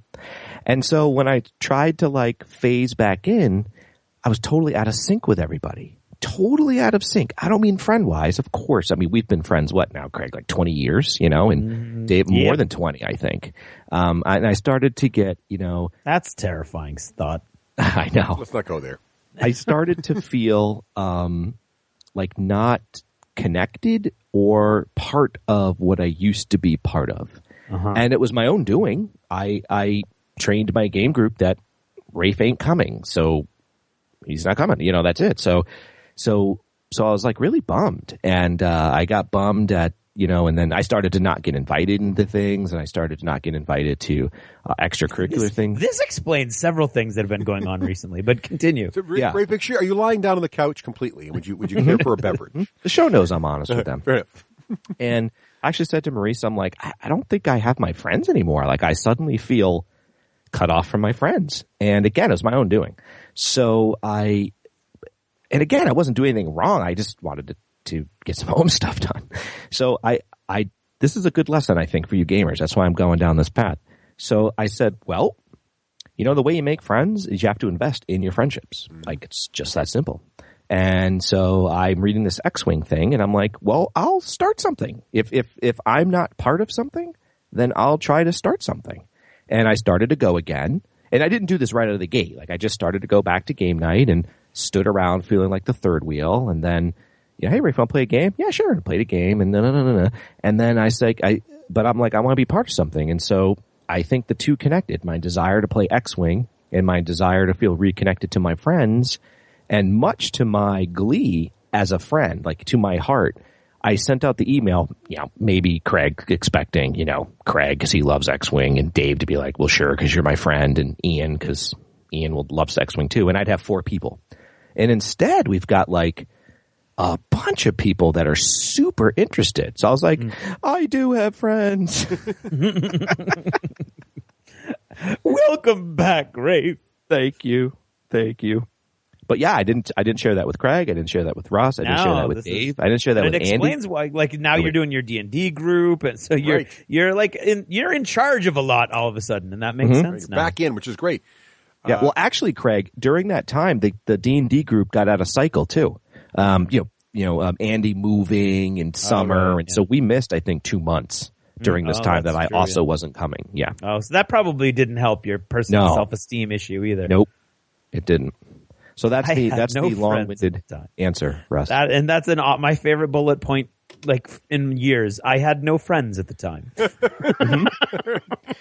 Good. Yep. Well, not good that you had no friends, but good that you reconnected again through this campaign. Yeah. So it seems like a lot of people were excited about it, and so you decided not only to play X-Wing again to reconnect with your friends, but you decided to try this new co-op thing. Well, yeah, because everything, me, Russ, I love co-op. If it's co-op, I'm in, because then it's not competitive, which I'm not so good at. So I'm like, holy cow, you can play Star Wars X-Wing cooperatively? And then I was thinking I'd do a squadron of 3 ships and everybody do 3 ships, and nope. So you captain 1 ship, and it can either be an X-Wing or a Y-Wing to start. And it's you. Yes, and it's you. Yes, good point, Greg. Why don't you tell them about that part? Oh, it's just I mean, it's really kind of crazy given our group, and God only knows, as Raef's been saying over the last couple days, how many people will continue to play after the first day. But it's for it's up to 6 players at a time, right, Raef? I believe you got it. 1 to 6. Actually, you can play solo. So yes, 1 to 6. Yeah. And so on Tuesday, there were like 8 people there. Yep. Who wanted to play. So we went with a team of 6 because it was very confusing for a variety of different reasons that those of you who have listened to the most recent Lost Chapter have already heard. The rest of you, it's $2 per episode. No, just kidding. It's just a little scheduling issue. And so everybody was playing lots of games. It wasn't a bad thing at all. Everybody was playing lots of games, and it was a little harder to get those other 2 people corralled in the right direction. But I mean, it was a blast because you get to choose whether you're going to be a B wing, a Y wing or an X wing. Yep. So you've got some ownership there. Then you've got some experience that you pay that you can buy some small pool of upgrades to personalize your ship if you want, or bank it so that in between the next 2 games, you'll have more to spend when you can unlock some more. And what we've all done, except Adam, shame on you, Adam, who by next week must do this. We had all custom painted our ships. Yep. Cool. So, and we had chosen it's really interesting because everything kind of like came together. Cool. Like I have in the past already done this as a rapid fire question. So damn it, I can't use it. I couldn't use it this time around. But as many Star Wars aficionados know, the squadron that Luke Skywalker was supposed to be assigned to in Star Wars A New Hope was Blue Squadron. But they used a blue screen technology at the time to do all the Starfield effects. And so all of the blue paint schemes on the X-Wings turned out to be invisible, and you could see the Starfield through them. So they had to switch it to Red Squadron, and now he's Red 5 and blah, blah, blah. So Ian, as our local Star Wars trivia expert, put that out there and was like, I think we should be Blue Squadron. And those of us who knew where he was coming from or just were excited to play were like, yeah, Blue Squadron. So we are Blue Squadron. And some of us just went and painted over the red markings on our X-Wing TIE fighters and Y-Wings. And some of us went a little more, got a little more excited and put a little more blue paint on there. And there's a couple like almost entirely blue X-Wings in the squadron. But Ian went through and a couple other guys went through, and we looked online for all the different ways that they would put which number in the squadron you were and where they would put the numbers. Right. And so we all painted, so it's all except for Adam, and Adam will have that fixed momentarily. They're all custom painted with blue paint schemes. Blue markings. In fact, I just did it a second time right before we started recording because mine was all I did was go over the original lines. I was like, oh, everybody else got all creative. I need to put more blue on my thing, and my color blue was wrong, so I had to go buy royal blue. And so it was really exciting, and you've got some ownership, which always makes a game more fun. And then you're all playing as a team against these packs of TIE fighters, and it gets really kind of cinematic. It was very, very cool. We'll get to that. Andy was huge because Andy actually behind the scenes was organizing all the different pieces. He didn't want to play X-Wing, but he was organizing all the different little pieces of the group, making sure we all showed up at the same time. So little shout out to Andy for all that help at the same time. But it was a blast, and it's so much fun. I mean, having 6 of us around the table and 7 or 8 at different points because people came over, and then actually there were the Democratic debate was going on at the same time, and so people were coming and going from the big room they were in, and we had people who had never seen a game like this before coming over, going like, "Oh my God, what are you guys playing?" So it was really cool, almost like the good old days, where you get a lot of walk-in and people are like interested, and because X-Wing is already a cool-looking game, and Russ, picture this too, Craig, like what you're saying. So you've got the FFG star mat, so that looks awesome. You got the Space Rocks 3-dimensional asteroids, so that looks awesome. You've got 6 custom-painted X-Wings, so that looks awesome. And then how many TIE fighters would you say we had, Craig? There were 7 to start with, and then 6 more showed up over the course of the mission. So the table looked like something you'd see at a gaming convention. And so when people are walking by, they're like, oh my God, what's that? You could tell they were excited. And it's an awesome game that I never play. And I think a lot of us just don't play. I mean, I've got all of the ships from the movies. I don't have any ships from the video games or any of that, but I will get some ships from Star Wars Rebels. I'll tell you that. And so, like, I've got a bunch of these ships, and they never see the light of day. And all of a sudden, you know, I've got my X-wing all custom painted, and we've got all the TIE fighters are all over the place, and we got TIE interceptors coming in from our flank, and we got another squadron of TIE fighters coming in on the other side.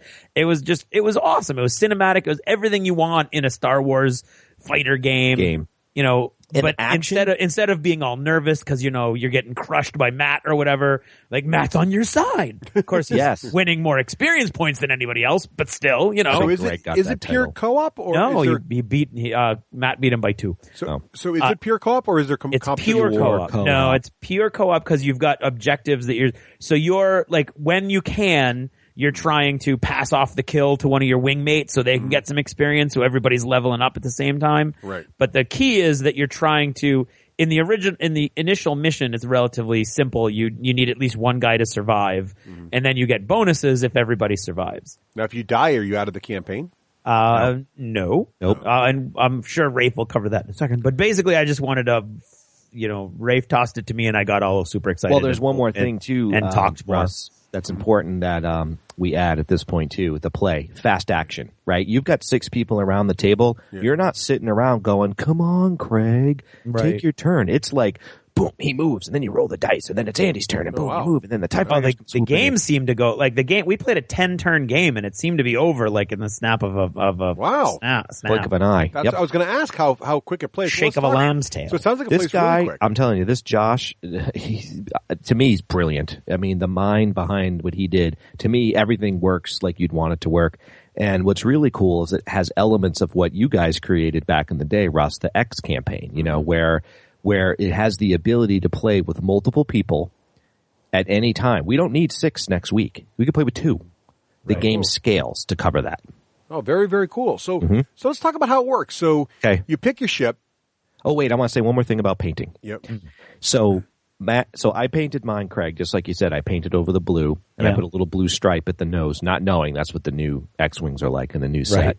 And Matt Alex, his X-Wing, I don't have a picture of it. I wish I thought of it. I'll get it next time. His ship, Russ, looks amazing. Yeah, he's a great And here's what he did. He spray painted white, with his airbrush, the whole thing white, and repainted it up from scratch. Oh, wow. Wow. And it looks it. He's a great painter. He's a really great painter. So that ship looked awesome because it had the dirty look to it too. Right. Okay, lost my train of thought. Cool. Well, I wanted to ask you. So prep wise, it sounds like you got it covered. You pretty much pick your starship from a choice of Y-wing or X-wing. X-wing, Y-wing, only one. That's all you need. And then you're going to. Is there anything else you got to do besides buying a few upgrades and you're ready to rock? Yes. As a player, that's all you need to do. Right. As the campaign organizer, you need to download the campaign kit, which you get from Docking Bay 416. Yep. And for free, 100% free. It's a 46-page campaign book, full color, full art, Star Wars everywhere. That's what I mean about I think that there's some good graces going on here. People are like, yep, use it, have fun, that kind of thing. And then there's like mission cards, and there's pilot cards, and there's AI. So there's terrain. There's a packet of stuff. So that person needs to be organized. You need the person who's running the campaign needs to coordinate the following ships: 2 TIE fighters per player, 1 of every special TIE fighter per player, 1 large ship, and that's like the size of a the Lambda Cruiser or the Millennium Falcon. Right. Okay, and it specifically says 1 large ship. You don't have to have a specific one. They use specific ones, like there is the Lambda shuttle in the Lambda shuttle's the one with the 3 wings, looks like a Jax. Yeah. Yep. The Empire ship. They use that in the campaign, but the rules specifically say, hey, you don't have that? Don't worry about it. Put in any ship you want, and it'll totally work. And one, what do they call it, Craig? A mega ship or large? The big ones, like the Rebel transport. Yeah, I think they're enormous. Yeah. They're huge, giant. All right, so you got all the stuff organized. So you got all the parts you need. You're ready to start. There's one more thing you need to. Yep. Okay, plug for FFG. you want to go out and you want to buy the brand new starter set that's coming out because of the Force Awakens. Right. And that comes with 1 X-Wing and 2 TIE Fighters. You don't need it for that. What you need it for is the new rule books. Those rule books in the new set are awesome. You know why, Russ? Why? Because it follows the new FFG game design philosophy. Oh, yeah, the two books. Yeah. So you've got one book with all of your keywords in it. Yeah, nice. Yeah. It also comes with a cool new paint. The X-Wing is a new sculpt. The TIE Fighters have a new sculpt and a new paint scheme. The TIE Fighters are new paint schemes, and it comes with all new cards because the ships are all new. Yep. Right. So it's a whole bunch of new stuff. Well, they're all new on pilots top of and everything, right? So it's all new characters. Yeah. Yep. Right. Exactly. And the X-Wing's blue. So if you want to follow our tradition and being Blue Squadron, you have a blue X-Wing. Well, I wonder if Force Awakens is Blue Squadron for the exact same reason you guys chose Blue Squadron. I think it is. I think it is too. It's a nod to that. Yep. So a little nod too to the Blue Squadron thing. So Steve McLaughlin, like I said, his campaign, their Emerald Squadron. So when I showed him pictures of my X-Wing, I didn't say we were blue. He was like, "Oh, Sapphire Squadron." So when we talk back and forth, he calls us Sapphire Squadron, which I think is pretty cool. That is cool. Nice. Yeah. Okay, so Russ, you've been dying to know. What do you want to know, Craig? Well, I want to know. So I want to know how this works. So you got it all set up now, and you got all your parts, and we got the fancy new rule book and the new starter set, which is good. Yep. All right. So how does it actually play? I mean, how does the bad guys know to move the right way to actually make it interesting? This is so cool. This is what you do. Let's pretend it's me and Craig and no Russ. Russ is just watching. All right. You flip into the campaign book. Oh, and so Craig and I have a player card. It's a piece of paper. You don't use the cards, the pilot cards. No. Put your name, Raef, call sign, Hollywood, Granger, X-Wing, 5XP. I'm going to buy I've already laminated mine. Nice. Yeah, I'm going to make mine color. Do you have a dedicated grease pencil? I do indeed. You will now have with a backup. Nice. Mm-hmm. And there's little spaces on there where you can get your pilot skill can increase and you can get additional upgrades to your ship. Okay. But you start the game and I have 5XP, so I'm going to buy an R2 unit. Boop, there he is. Okay. And Craig has his stuff. And Craig, what are you flying? I'm flying an X-Wing with R2-D2. Oh, okay. All right. We'll dueled up. So then you read the mission and it says, how many players? 2. And you read this grid. It says, with 2 players, you're going to have 2 TIE fighters in turn 1. And they're going to come in on Vector 1. And the mission map shows you where Vector 1 is, which is on the edge of the board. Right. It just shows you. Put 2 in like this. Boop. And then in turn 3, you're going to get 3 more. And in turn 7, you're going to get 1 TIE interceptor. Because it's only 2 of us. Right. And here's the cool scaling. If for whatever reason I was pilot skill 8 and Craig was, you start at pilot skill 2. And Craig was pilot skill 7, there's a factor in there to scale. And says, now, if your pilot skill's higher, then you add this TIE fighter, add that interceptor. Oh, cool. Blah, blah, blah. So that's now, so you've set that, so you know that. Is the objective clear as well? Are you just trying to kill the TIE fighters? Or what's this? Just like, 40K back in the day. Right. So it says mission, and it says our first mission was we had to survive. That was literally it. No rebel ship could die. So that was our mission. Yep. Right. Cool. And you had to survive 10 turns. Yep. So now do you go and then Craig goes and then the bad guys go? Or how does that work? Yep. Craig, you do the Star Wars. Well, it works exactly. I want to talk about the TIE Fighter card thing. Okay. It works exactly like X. Well, first of all, the TIE Fighters always go first, Rafe? No, that's just pilot skill. So as the missions increase, you start getting some TIE fighters with some higher pilot skills. Yeah, but the squadron, the detachments of TIE fighters are all basically the same stat. So so if you beat them, they move first, and then the co-op squadron, Sapphire Squadron, goes in order of you put your dials down as normal, but you put them face up instead of face down, right? Because there's no one to hide them from, and it pays to know where your wingmates are going. Right. Even without that, we had a couple near close calls. Right. And then you just go in pilot order, unless there's no one near you, in which it doesn't really matter what order you're all going in, because movement happens all basically simultaneously. Right. And then you do shooting in the reverse order. So you're shooting, if you moved last, you're shooting first, which is again standard for X-Wing. And if you're all equal, then basically what you're doing is that's when you get to choose, like, okay, like Adam and I were working like a really well-oiled machine. And early in the game, I had no XP because I had missed something, and I was out of position, and I had like 4 TIE fighters bearing down on me. It was crazy. And then pure luck, I ended up behind an asteroid. And then I Immelmaned and came back around, and he was like, okay, you take the first shot because you need some victory or some experience points. And so we were like in a sort of tight formation. Well, actually, we were never in a formation, but we were in a very tight little area and sort of handing off the hits back and forth to each other. Meanwhile, on the other side, they sort of left poor Ryan out to die, and Rafe stuck with Matt, which is always a good call. And was like cleaning up his kills to get his victory, to get his experience points.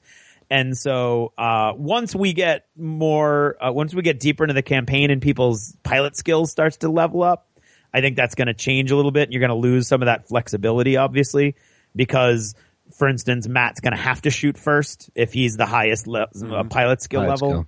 But yeah, the game uses the vast majority of the core mechanics of the X-Wing game and really uses them seamlessly. And so that's how the flow of it is faster, because you're not like, you're not competing. So you kind of know where everybody's moving. So you're probably not going to hit each other. And then, so you can kind of do all that independently, and then shooting, you're trying to figure out what's most advantageous for the mission. And other than that, you're just shooting, and whoever's free around the table is rolling the dice for the TIE fighters, and it just went really quickly. So I'm a little fuzzy on how the TIE fighters work. Yeah, I'm going to tell you. So this is how it works. So the TIE fighters are set up, and the rebels are there, and Craig just described all that. And basic X-Wing rules are: you have your dials, pilot skill. Okay, the TIE fighter pilot skill is lower, so they move first. How do they move? Okay, the campaign comes with a 3x3 card. It's a piece of paper, but card, and it has a little TIE fighter on it. It has all the stats of the TIE fighter. TIE fighter attacks 2, shields none, and hull 3. Just do that for now. Okay, and it has this grid. It has these arrows and these dice. And so the mechanic is this. You look at the TIE fighter, and you look at your rebel ship, your X-Wing. Closest. You're like, okay, it's within range band 3, let's just say. And it looks like the TIE fighter is in its arc. So you say, oh, range band 3, okay, that's this part of the card. And there's like, these guys figured out the math, and you roll a D6. And it says 1, 2, and 3, straight ahead 5, 4, bend to the right. You roll a 5 on a D6. Go 2 straight ahead, and you roll a 6, and it says go 3 straight ahead. So it's like they kind of figured out. It's kind of random, but it's the probabilities are in the area which would make sense based on the closest enemy. Exactly. Oh my God! Not just closest enemy, and whether they're coming towards the TIE fighter or away from it. You just described it perfectly, Russ. I couldn't have described it better than that. So he takes defensive maneuvers then sometimes, depending on what happens. They will also take not only defensive maneuvers. The way they did the math, that you're looking at slightly more than 50% of the options are going to be in the ideal range for the situation that the TIE fighter's in. And then there's a couple options that are going to just be totally wacky, and you're not going to be able to plan for those. So you can't just go, well, in a tournament, the guy would obviously do this, because there's a small chance that it's going to juke and it's going to go in a totally different direction. Well, I like that, because when you're playing against a human, he's picking his maneuver before he knows your maneuver. So exactly. There's that little bit of bumbling in there, but most of the time they'll do what makes sense. Yeah. That's really cool. It's so cool. They even the creator said in the rulebook, he goes, look, don't gripe if the AI ship flies away from you. And you're like, oh, come on, they would never do that. He goes, you don't know. It's to keep it a little bit of element of surprise. Right.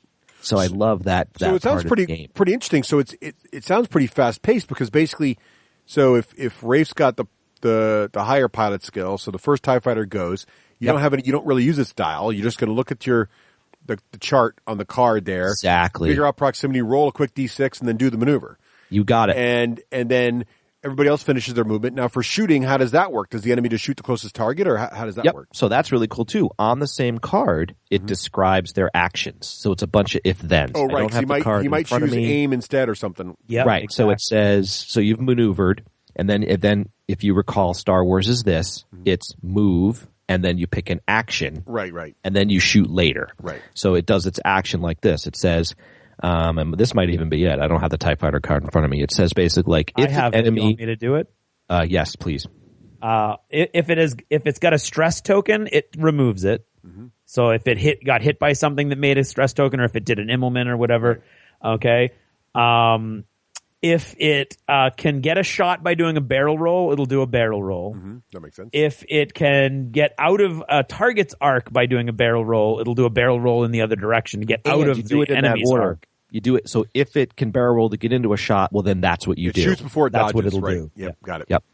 Yeah. Then it'll take a focus if it has a shot, and if it doesn't have a shot, it'll take the evade maneuver, which gives it more chance of surviving if it gets shot at. That's cool. Mm-hmm. Pretty cool. Then for and they all have there's the attack stat on the card is the default, and then missions might adjust that if it's on an attack mission or a defense mission or an escort mission. Then the whole thing kind of gets adjusted a little bit. Oh, cool. But for instance, the TIE fighter, which is the basic bad guy you're going to be facing, will always shoot at the nearest enemy. Neat. So these cards. So there's one card for each class of fighter for each type of mission.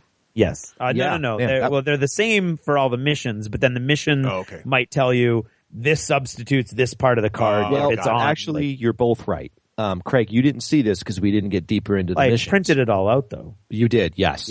Yeah, so you're both right. So Russ, like maybe mission 3, it'll say, hey, so let's say there's 5 TIE Interceptor cards. And again, these cards are 3x3. You pull those randomly, and that TIE Interceptor will have special powers on it. If you will. Cool. So there's there's actually different AI for TIE Interceptors. Well, the rules are all the same, but it might say, the TIE Interceptor that you pick might say it gets a free action during its maneuver phase. Got it.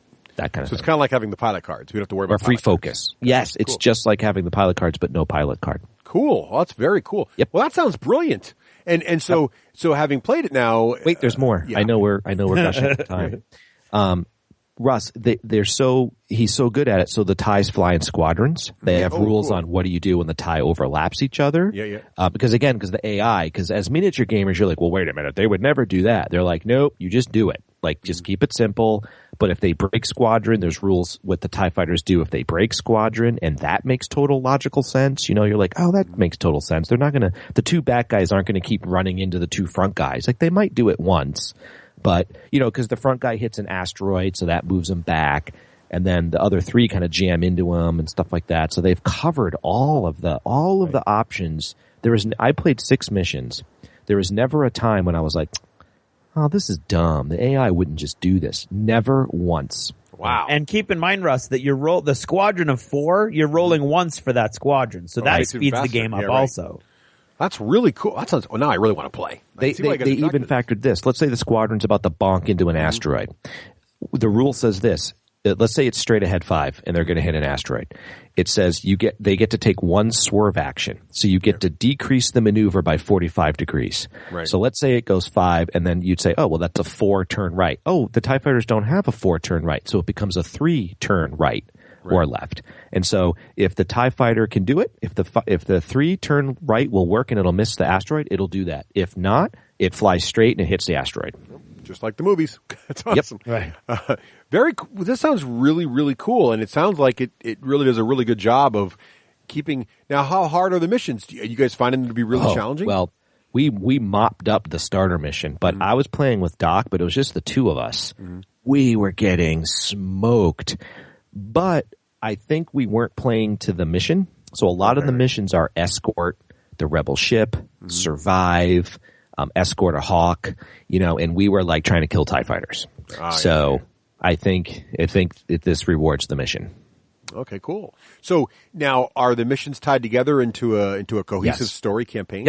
Yep. There's a story, and the way it works is the beginning missions. You build a mission deck, and those are paper cards, whatever you do, and you pull one randomly. Boop, and at the bottom it'll say draw again from the mission deck, or it'll say add one from your mission deck. It'll tell you which card to add. As you start completing the basic missions, the ones it tells you to add, because you don't recycle them in. When you do the mission, you put the card aside. Right. When you start to add ones, it'll say things like, do this advanced mission, and then that advanced mission awards you campaign VPs. Right. And then when you collect so many, I don't even know how many to be honest, when you collect so many campaign VPs, you then start completing the campaign. It's got to be hard to get them because it's 2 to win the short campaign and 3 to win the large. Doc and I played 6 games. We didn't win any campaign VPs. Wow. So, and how long does a typical game take? Are they really long? Or are they pretty let's see. The 2-player games took 30 minutes. Oh wow, that's fast. How about your 6-player game or 5-player? What do you think, Craig? I don't know. It was one of those. I couldn't have been more than an hour. I don't think, but it was. I was having so much fun that I don't really know. Oh, cool. But I mean, we didn't. I got there at like 6:30. I probably didn't get dinner till 7.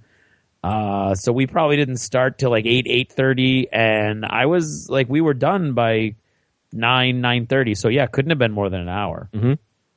But it was so much fun. You're engaging with your friends in ways that you don't normally get to because you're all working together in a miniatures game, which you don't it was a lot of really cool things you don't often get to experience all wrapped in one, and an awesome game that I never play enough of. Yeah, and it has that fun like, oh, I didn't get in the game. Okay, operate the TIE fighters.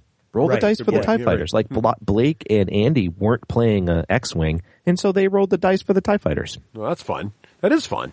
Very, very cool. So you mentioned getting started. Is there any other big parts of the game system we didn't cover? No. I mean, I guess we could talk about the leveling, the RPing part, which is pretty cool. So what happens between each mission? So you said you get experience points for kills. Yep. You get 1 point for a damage. Yep. You get 2 points for a kill. If it's a special tie, you get another point.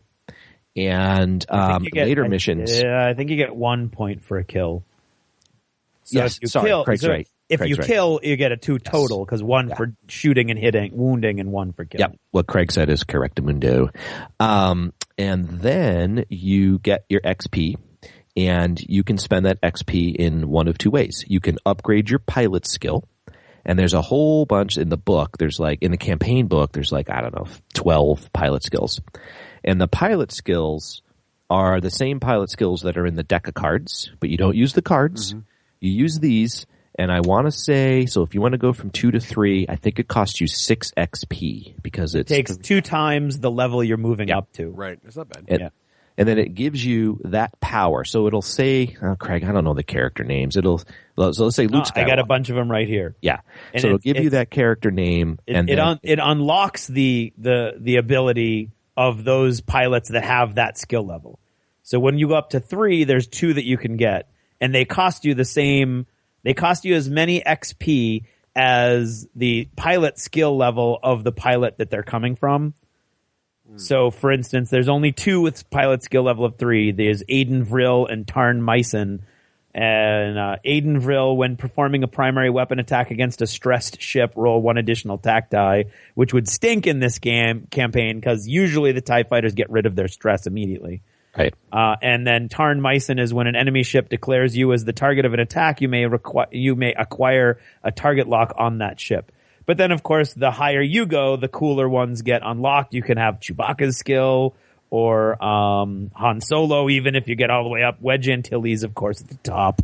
And it just allows you to become even cooler. And the goal, and he says basically the goal is for you to get an X-Wing or an A-Wing because you can also upgrade your ship. You can pay 5 points to change the type of ship you're flying from an X or a Y-Wing into an A-Wing, a B-Wing, or the Hawk. Right? The Hawk, exactly. Yep. And so you can do that. That costs 5 points to change, and then you can get you carry over any of the ship upgrades that you've bought that are valid for the new ship, and you still have the other upgrades available to you if you ever switch to another ship. Yeah, Russ, you'll like this take part. Them. So it pretends you have a hangar. Oh, so cool. if I buy R2-D2, I have R2-D2. He's in my hangar. Oh, and nice. then if I buy that new droid you see on The Force Awakens, they have that when you buy The Force Awakens, the one on the ball. That would be BB-8. BB-8. Yeah. BB-8. Yeah, him. And I think he gives the ability of a boost, which is, a barrel roll. I didn't realize he was an astromech. He doesn't really look like an astromech, but I guess there's all new astromech. No, it just goes under the mechanic symbol or something. I don't forget. But anywho, so he's in your hangar. So when you asked about if your pilot dies, he dies. Yep. if your ship gets blown up, he ejects. Okay. And then you roll on a chart. So when I played with Doc, I had to eject. I got blown up. I survived the first one. Then I got blown up in the second one, and he died. And but you don't lose your gear. It assumes that you have the someone else just hangar. inherits your hangar. Yeah. Mm-hmm. Oh, cool. Yep. That's very cool. So your pilot skill resets, but you still have your hangar, basically, is what's happening. Exactly. All right. And that's only if you die, and dying's not easy. Yeah, right. Like you die doesn't mean your ship is blown up. No, you got to roll afterwards. Roll. Right. Exactly. Well, this sounds really cool. So what are your guys' final thoughts on this? Would you, I mean, obviously you're looking forward to playing again. Would you, is this like your favorite way to play X-Wing now? I mean, how does it change the game for you?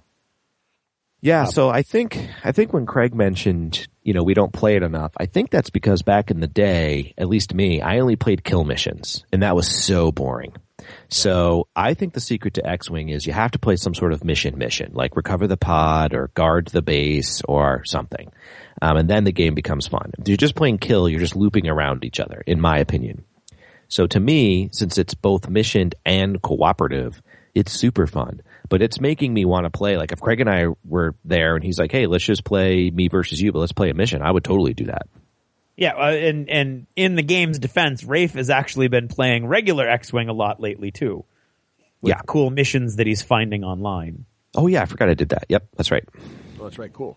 Yeah, I agree. The X-Wing I haven't played in a while either, but it's less to do with being bored of it, more to do with just more other games. But exactly. I agree. When I played the missions, even the ones that come with the starter set, I thought is a much more interesting game. So it's really cool. Yeah, the mission Craig's referring to, super fun.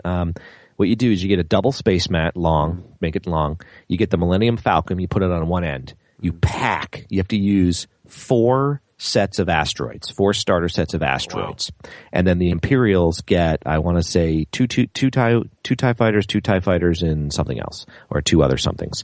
And that's the Empire. Not the AI, that's your opponent. Right, this is a full end. And the Millennium Falcon has to get off the board. That's it. Cool. That's the whole game. And it's a blast.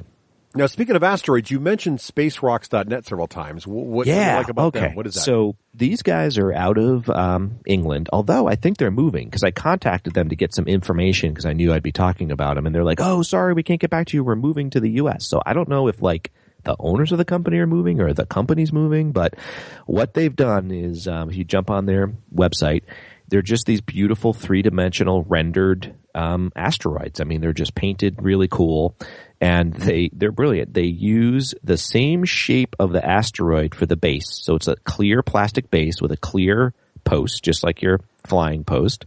And then and they've balanced it. They drilled the little hole. So the X-Wing, the asteroid balances right on it. And it just makes it look like you have 3-dimensional flying asteroids. And they're different sizes. And I don't think they're expensive at all. So I think I bought 6 for like $26 from the UK, free shipping. Oh, wow. Wow, that's not bad at all. No, and so I wished I would have bought anybody out there who's like, I'm getting these, buy more than 6 because I wish I had more to do other missions with.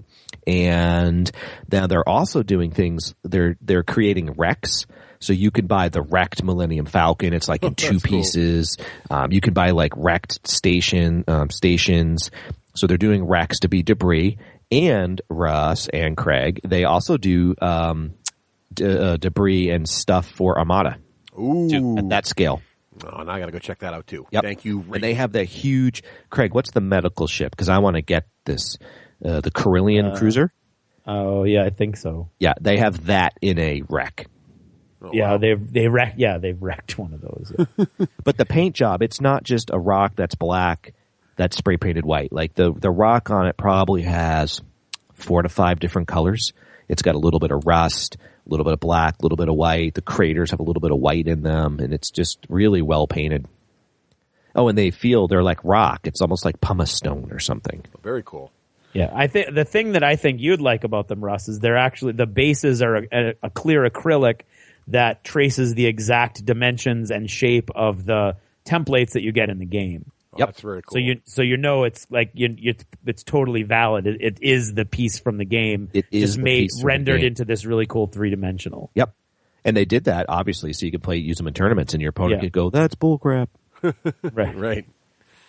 Wow, I'm looking at all the wrecked That's ships. bullcrap call. Yep. Right. This looks awesome. Yeah. I love the wrecked Corellian Corvette for X-Wing. That's awesome. Oh, yeah.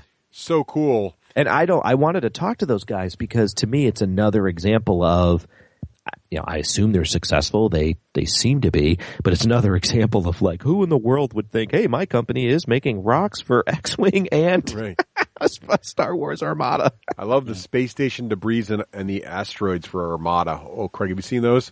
Yes. OMG, that's got to happen.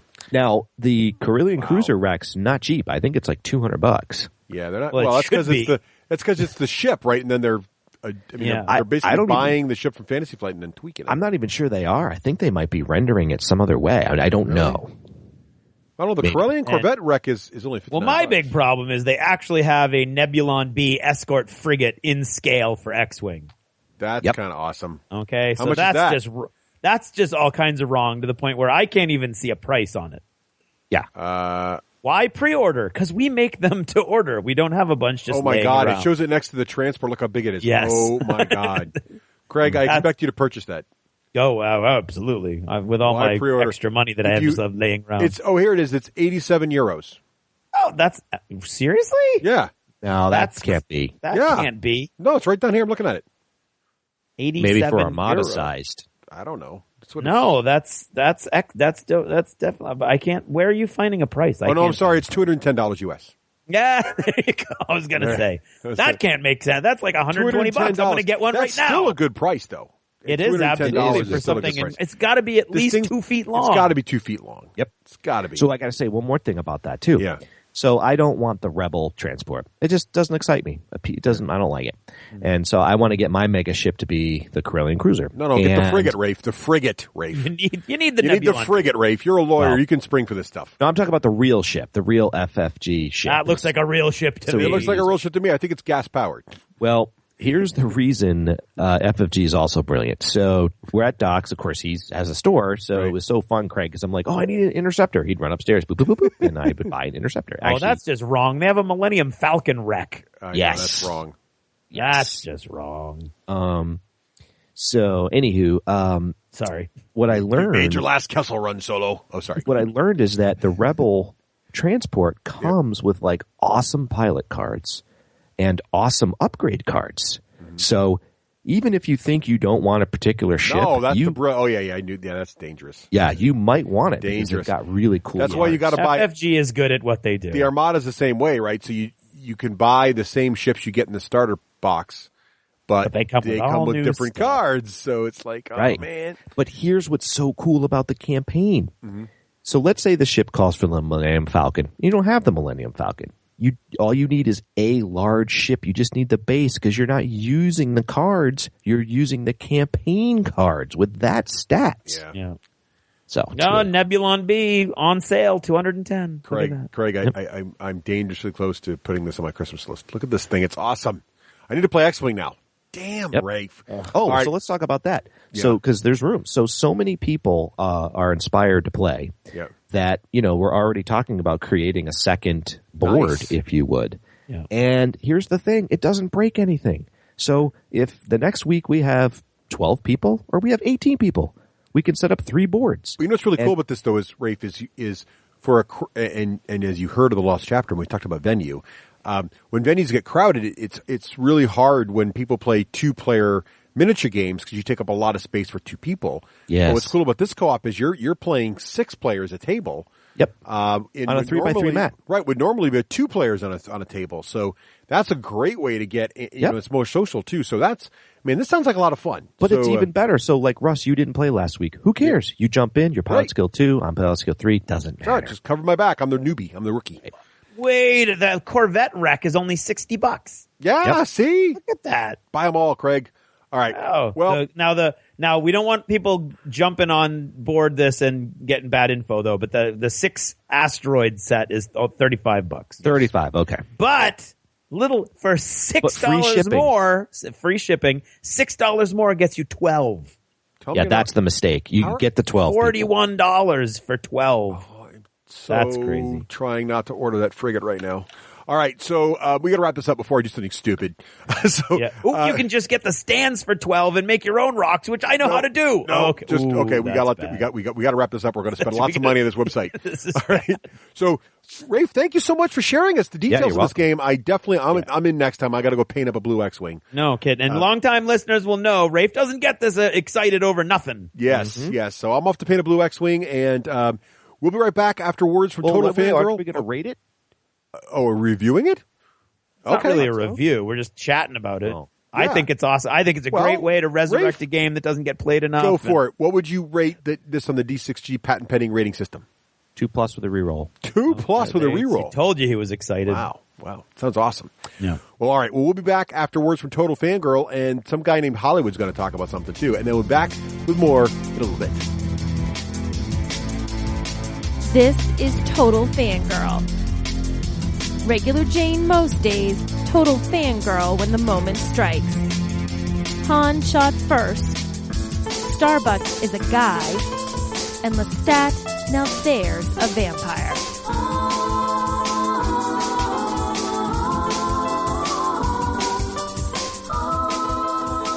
Hey everyone, this is Nicole, your Total Fangirl. You can follow me on Twitter at Nicole Weekland and check out my blog, TotalFangirl.com.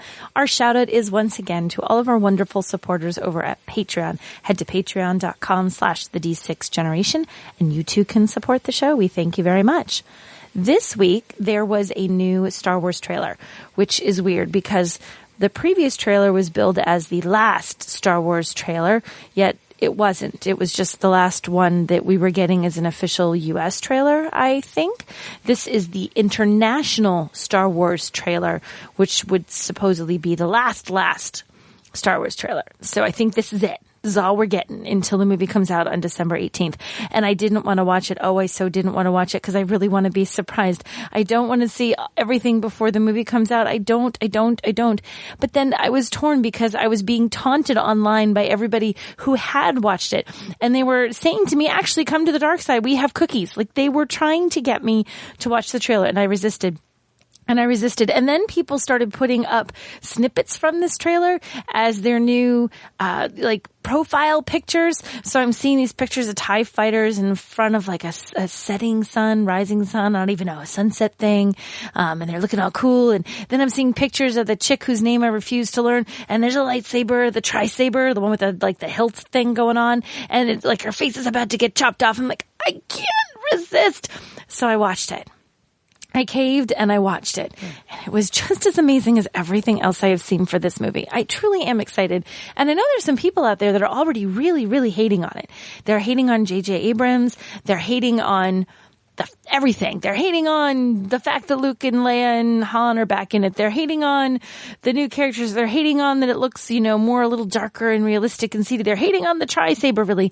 Nobody should be hating on the tri-saber. Just wing that one. That one's awesome. So there's people that were hating on this too, saying, oh, it's even looking worse than it was before. I'm even more upset about Star Wars now than I was when I saw the last trailer, which really wasn't the last trailer and just the last trailer in the U.S. I don't hate on it. I'm loving it. And the more I see of it, the more I like it. I'm hoping that most people are of the same mind. I think maybe those who are hating on it already are being a little harsh. I mean, all we've seen is, I don't know, how much do you think we've seen of the whole thing? Have we seen maybe 3 minutes worth of the film if you took every piece from every clip? Maybe 5 minutes? I don't even think we've seen that much in snippets, no less. No continuous story or dialogue unless you count the 10 seconds of Han and Chewie talking in the ship and saying it's all true.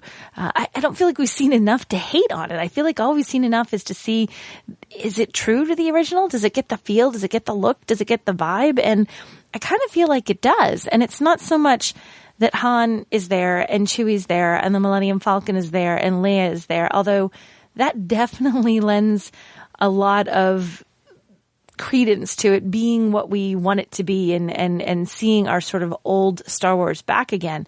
But I just think it feels right. It looks right. It has the right vibe. And honestly, when I watched the most recent trailer, I got chills and I sat there in front of the screen with my jaw hanging open because I was so amazed. And then I watched it a couple more times just to let it all sink in and didn't feel like it gave me any more information about what's happening than I had before I had seen it. It was just sort of more sort of background shots, and nothing was spoiled in this. So I still cannot wait to see the new movie. I am curious for those of you who are really anti Star Wars The Force Awakens already, because I see people online every now and then, what it is that has you so like dead set against it already. I don't see how you can be dead set against it with just the little bits that we've seen. So feel free to let me know. Hit me up on Twitter at Nicole Wakelin, or you can look for the Total Fangirl Facebook page and let me know your thoughts there. I might put something up about it there too. But I thought the trailer was fantastic. I am ridiculously excited, and December 18th simply cannot get here fast enough for me.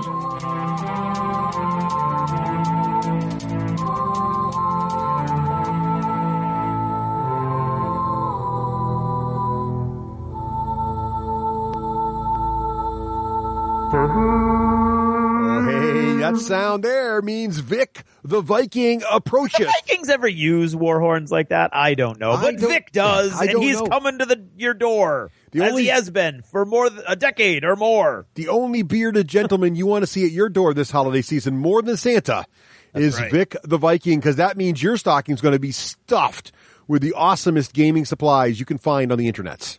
Right? That's right. And purchased with the absolute best customer service you can get. Great value and great service, two things that don't normally come together.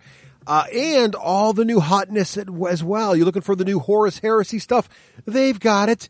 You're looking for new American Civil War box sets? They've got it. You're looking for just you name it. They've got it.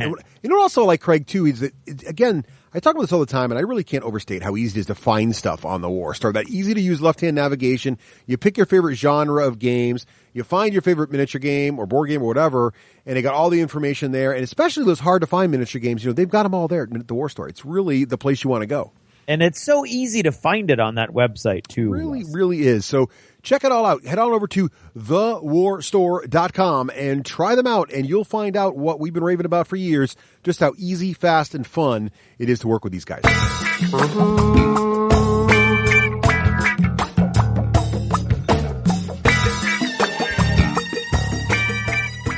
I'm Raef Hollywood Granger, and this is the Hollywood Minute.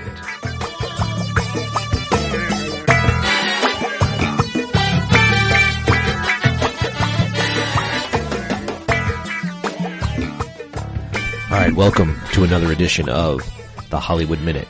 If you want to follow me, you can follow me on the D6G Hollywood on Twitter. If for some reason you want to follow me with my work-related stuff, the best way to do that is on my fan page of Facebook, which is Raef Granger. So, due to the vagrancy of the warp, vagaries of the warp, I really have no idea what order this Hollywood Minute's going to show up on. So, on the show that I appeared for the D6G, the Hollywood Minute that I spoke about was connected to that show.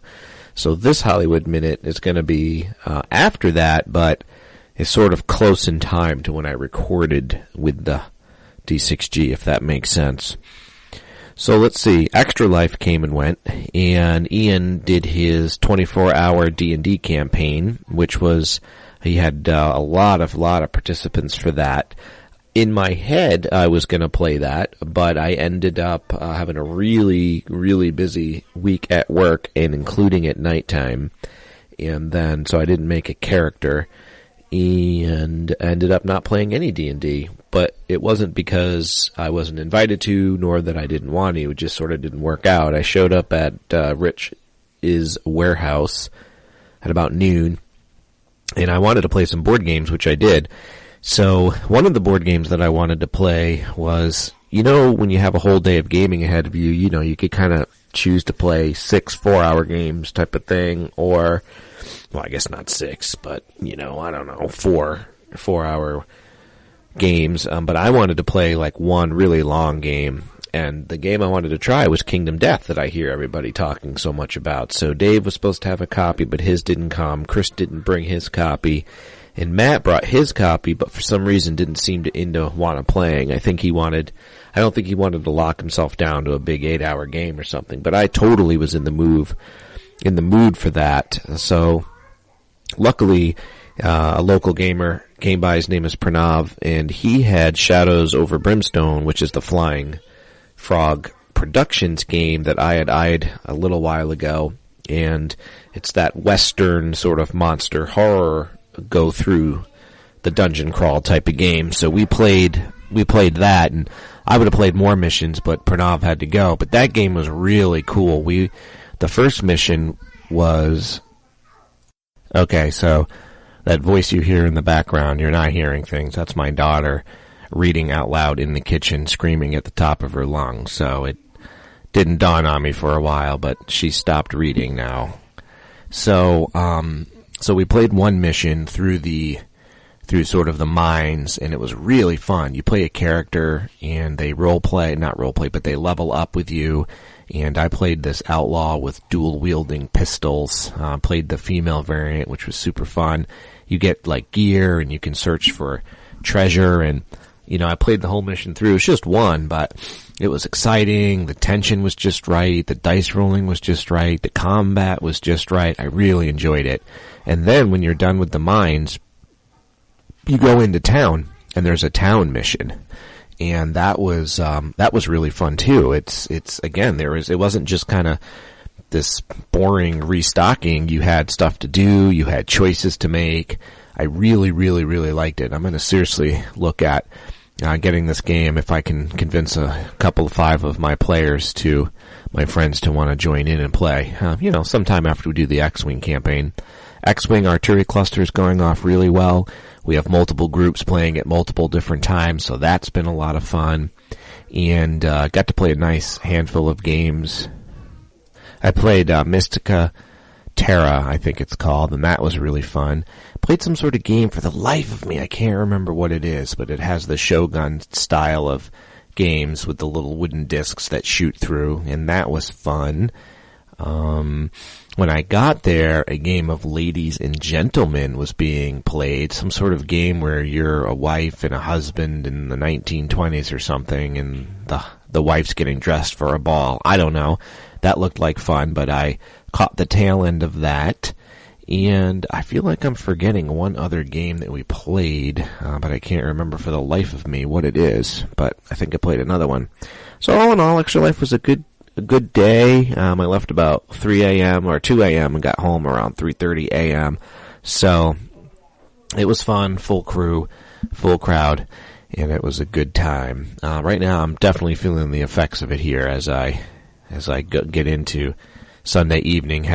Woke up early and had a full day of home chores to get done.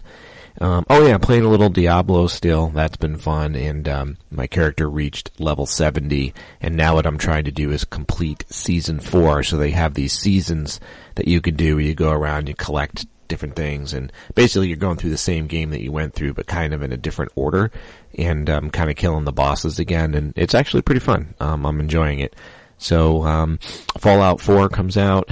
That's a really good game, but I haven't been playing on my Xbox, so because the family kind of uses the Xbox now, and I don't have another room to set the Xbox up in. So, I don't know what I'm going to do. I don't know if I'm just going to keep playing on the PC or what I'm going to do. Well, I'll make that decision another time.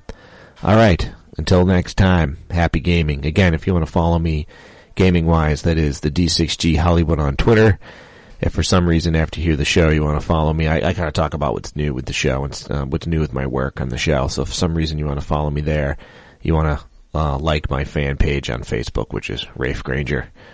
And hope you guys are all having some fun out there doing some games. Until next time, happy gaming.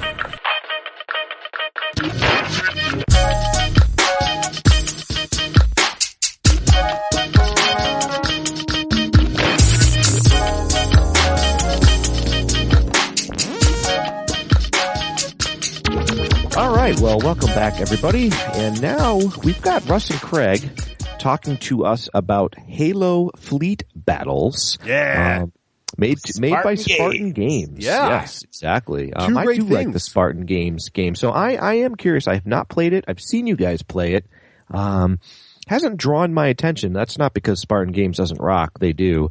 I'm just, I'm not sure I'm not sure, so I'm very interested to see what you guys have to say. Well, let's get into the details. So this is sort of like chocolate and peanut butter, right, Craig? Because we like Spartan Games, we like Halo. You know, even if you haven't played the video games like Craig, most folks are familiar enough with the universe to be, you know, at least read a bunch of the books. Yeah, moderately intrigued by it. Of course, the ship and the artwork and the characters and all that look great. So, and so let's talk about it. So obviously, it's a brand new fleet combat game, miniature fleet combat game, just published this past year. Really starting hitting the streets right before Gen Con, so late July, early August. We got our copy and it hit the streets, and they kind of kicked it off at Gen Con this year, actually. Yep. And Salute in over there in England. So jolly old England. Yeah. So retail price is, I believe, 80 British pounds or 140 US dollars, right? Roughly, plus or minus. And Craig, would you like to read us the official sort of from the manufacturer blurb here about Halo Fleet Battles? Sure. The Halo Fleet Battles, the Fall of Reach two-player battle box, is the ultimate way for fans of the Halo universe to recreate pivotal space battles between the stalwart forces of the United Nations Space Command, UNSC, and the relentless Covenant Armada. Developed in close cooperation with 343 Industries, the Fall of Reach puts you at the center of the most pivotal naval conflict of the long human Covenant War, commanding massive battles of fleets of deadly warships as they clash above the fortified human colony of Reach. Take humanity's last stand to the gaming table. Indeed. So for those who are not familiar and are thinking, I thought Bungie made Halo. Yes, Bungie did create Halo, but they've since left and created other games like Destiny. And 343 Industries is the studio now that's owned by Microsoft that now cranks out and owns the license to Halo and makes all the Halo games now. So, yeah, that's right. So basically, and you've heard Neil from Spartan Games on the show talk about this before. They actually reached out to Microsoft, and Microsoft reached out to them, and all of a sudden, boom, there are the official licensed game of the Halo universe. So let's talk a little bit about, or miniature game anyway. So let's talk about what comes in the core set. Now, they've got quite a few expansions out now. So there's a core set, you can buy expansion boxes, everything else. But this core set is really a great way to get into the game. And let's talk about what's in there. First of all, there's this full color, over 100-page rules booklet. I'll talk more about that in a second. You also get a campaign booklet, which we'll talk more about in a minute. You get 49 of these models, right, Keg? 32 UNSC models and 17 Covenant models. It makes sense for the count disparity between sides because the Covenant is the higher tech faction, while, the UNSC is the more determined humans who aren't quite at the level of the Covenant. And you also get 30 custom Halo dice. I'm using air quotes, but all the D6s in this game are custom D6s. Yep. You get some cool Fleet Commander data sheets, which are like your commanders of your forces there, gives you the stats on them. You get, of course, all the flight stands you need to set up your models. And you get what they call punch out scenery and tokens. And this is, more about that in a bit. And then also some couple quick reference sheets that are pretty effective. So Craig, since this is a miniature game and the quality of the components really make the game, let's start off with what every miniature gamer is what attracts them to the game, if we're honest, is the models themselves. So what was compelling when you first saw, or not so compelling about these models when you first saw them? Well, I think the models are fantastic. They're very cool. They're the first such plastic models I'd ever seen. Everybody else makes their models in, well, that's not true because GW's been making plastic spaceships for a very long time. So this is Spartan's first, plastic range. They've done them, their space games and their dystopian war games were all resin prior to this, right, Craig? Right. Yeah, exactly. But they're beautiful. I mean, they, in my opinion, they take those old Battlefleet Gothic plastic ships and knock them out of the running completely. There's little fiddly bits that kind of hang down and do cool things. I mean, it's very, very, very, very cool. I don't know the game, didn't play the game. I know the story based on, I've read the first 4 books that were written, and then I went back and started reading some others when the game announcement came out and we talked to Neil. But I went online and looked at a bunch of the ships because I was hearing about how much detail and time and effort they were putting in matching them. And these are the ships from the game. Yeah. And they look gorgeous. When you say you haven't played the game, you mean you haven't played the video game? I have not played the video game, yes. Right. I haven't played any of the video games. Right. But they're absolutely beautiful models, and you get 49 of them. So that's a lot of plastic. A lot of ship battles for a space game. Yeah, I think models. I think the models are fantastic, and they did not cheap out. So when I say that, I mean all these models. You're going to go from frigates, which are the smallest models, all the way up to really, really large cruisers in the starter box. And there are elements of both the Covenant ships and the UNSC ships that in the video game, they're like little rings or sweeping surfaces that actually come out and hang off of the ship and really have minimal parts where they attach. They could have very easily just made them very heavily attached in plastic. From a distance, they would have looked separate, but they didn't. They actually modeled them in multiple parts, and so the ships look just like. And really, though, it's the Covenant ships in particular, I think, are really very elegant, artly done style ships, because they are very elegant ships in the video game, and to have pulled that off in plastic was really impressive. And the human ships too, the way the multi-parts go together, they look very complex and detailed. So it looks great. And what they've really managed to do is even the smaller ships look really detailed. And what you're really looking at here is it's a very large scale game, meaning the models can be small because you're fighting with lots and lots of ships. And as we compare this to other fleet games that are available on the market today, if you look at something like Star Wars Armada, where the frigate in Star Wars Armada, you think about frigates, you're thinking of like the Corellian corvette, or you're thinking of the frigate, the one that had Luke on it with his hand, like the medical frigate. Those size ships, those are like 3 to a base in Halo fleet battles. They're so tiny. You're thinking of like you're going to have 15, 20 of these things flying around. Then with ships that are even triple, quadruple the size of those flying around. So you're talking about large engagements, and it looks really cool in the tabletop. Thanks in no small part to the quality of the models, I think. So that's one of my questions, which is, and it's interesting to me why Craig plays the game. So I think of Halo. Now, I think I played more than the first. I'm not a huge first-person shooter guy, but I think of Halo as first-person shooter. You're playing Master Chief, and he's in a Spartan armor. Is that what they call it? Yes. And I'm not, I don't remember these large fleet battles being part of the cinema of my mind, unlike X-Wing or even Armada. So I'm just curious if you guys know, like, why Spartan Games went this route, or you're like, oh, Raef, you don't understand. That's what the books talked about. Like, I get it if it was Honor Harrington. And then I was surprised why Craig was like, oh, yeah, I totally want to play this.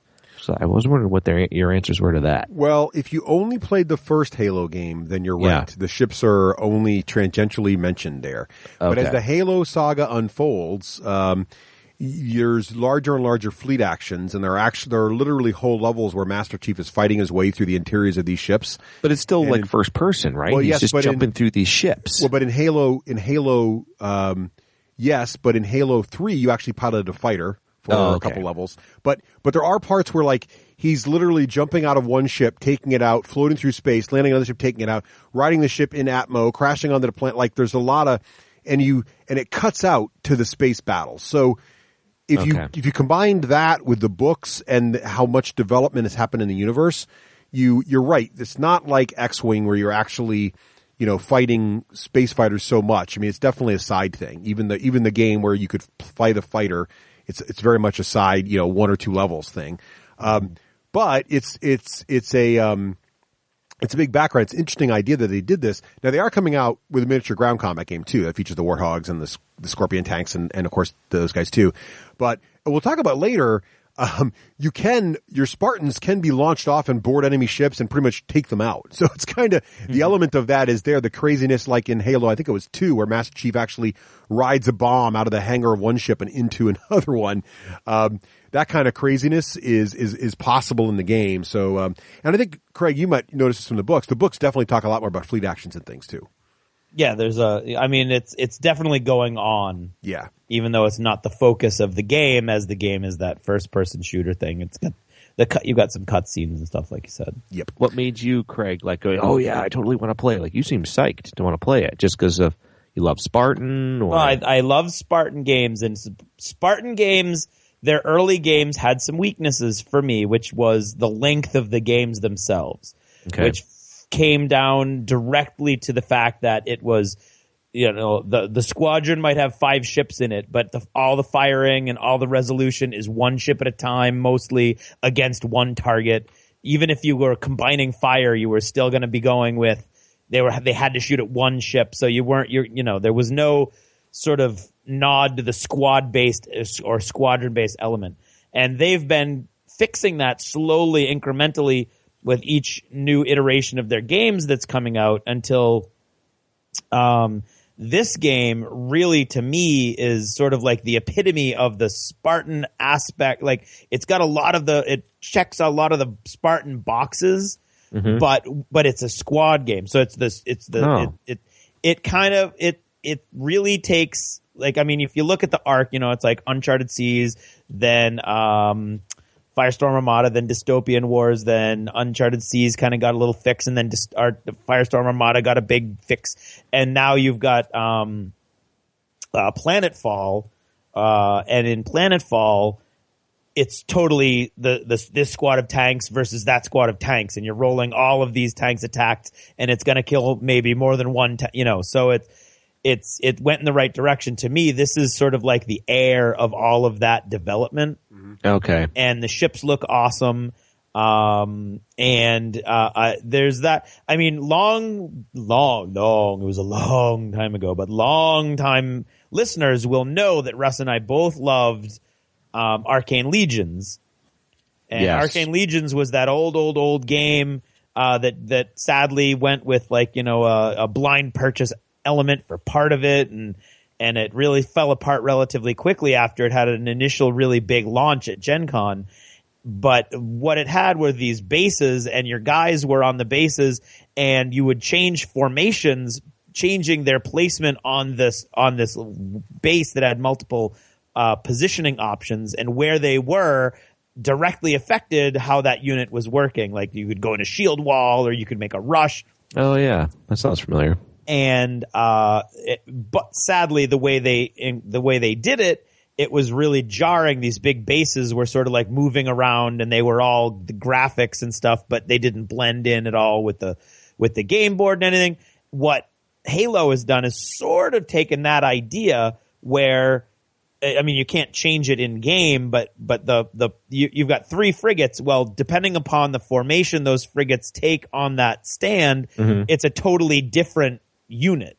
Oh, right. So maybe it's more defensive, maybe it's more offensive, and all of those stats are in a little overlay that goes on top of the base, and then the flight stands stick through. Like the bases have, like, it's a grid of, like, a billion little holes that the flight stand could go in, and then you put a little overlay on top of that masks almost all of those holes except for the ones the formation you've chosen needs.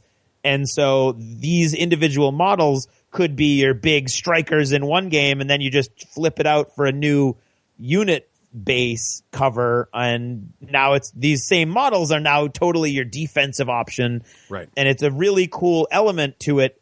And the way they did it, the way they did the graphic design, it looks really cool, like a holographic display that's following these ships around. Yes. So they've incorporated it into the game, as opposed to, like, having this cool mechanism for the game, but it's jarringly out of sync with the rest of the game visually.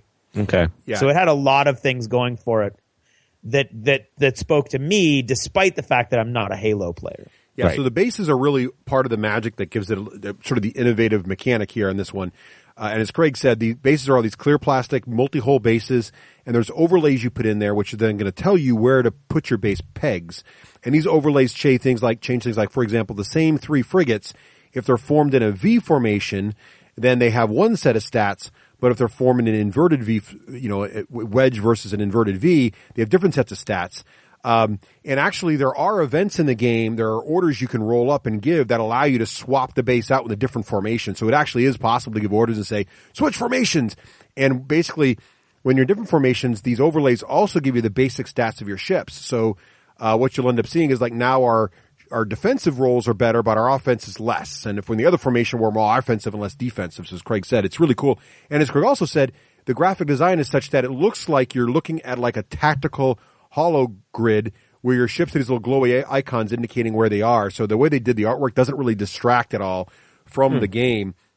And it's not just formations of like kind of ships, even capital ships. You have a larger, well, they're all capital ships, but you have a really large ship like a cruiser.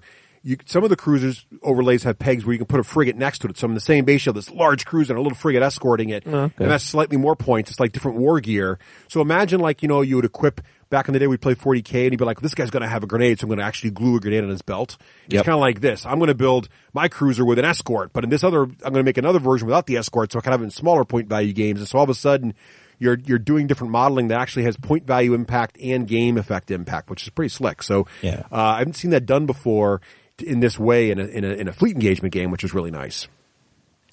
So Craig's right. It looks really, really good. I agree with you, Craig. I think it looks fantastic on the table.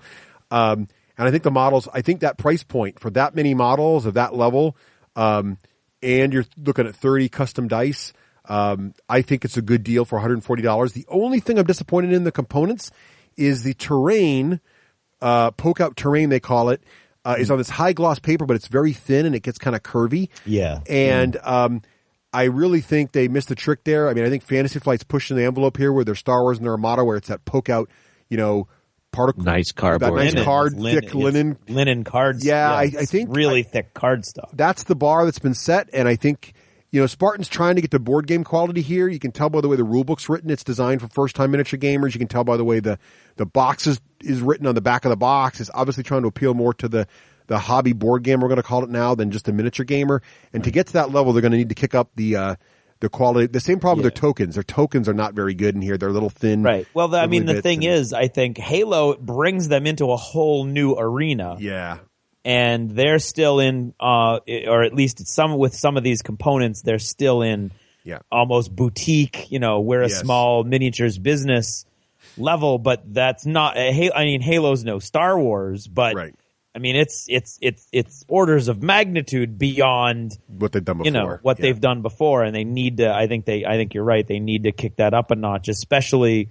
And as far as the cost goes, I think 140 is reasonable for what you get. I think it's very surprising that that's their intro level. Game box. However, what I like about it, though, is you have enough stuff to play a lot of games and not feel like you're model short.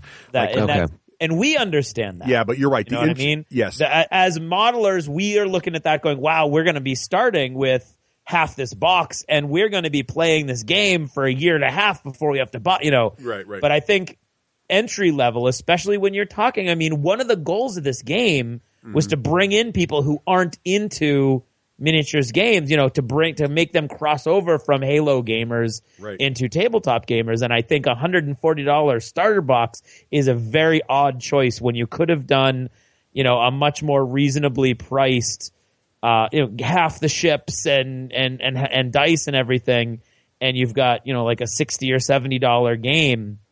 But this is the way they went. I'd like to see. I think it's doing very well for them. They're selling out all over the place. So. Yeah, I'd like to see it at $90 or $100 and maybe a few less ships, but better tokens and better terrain.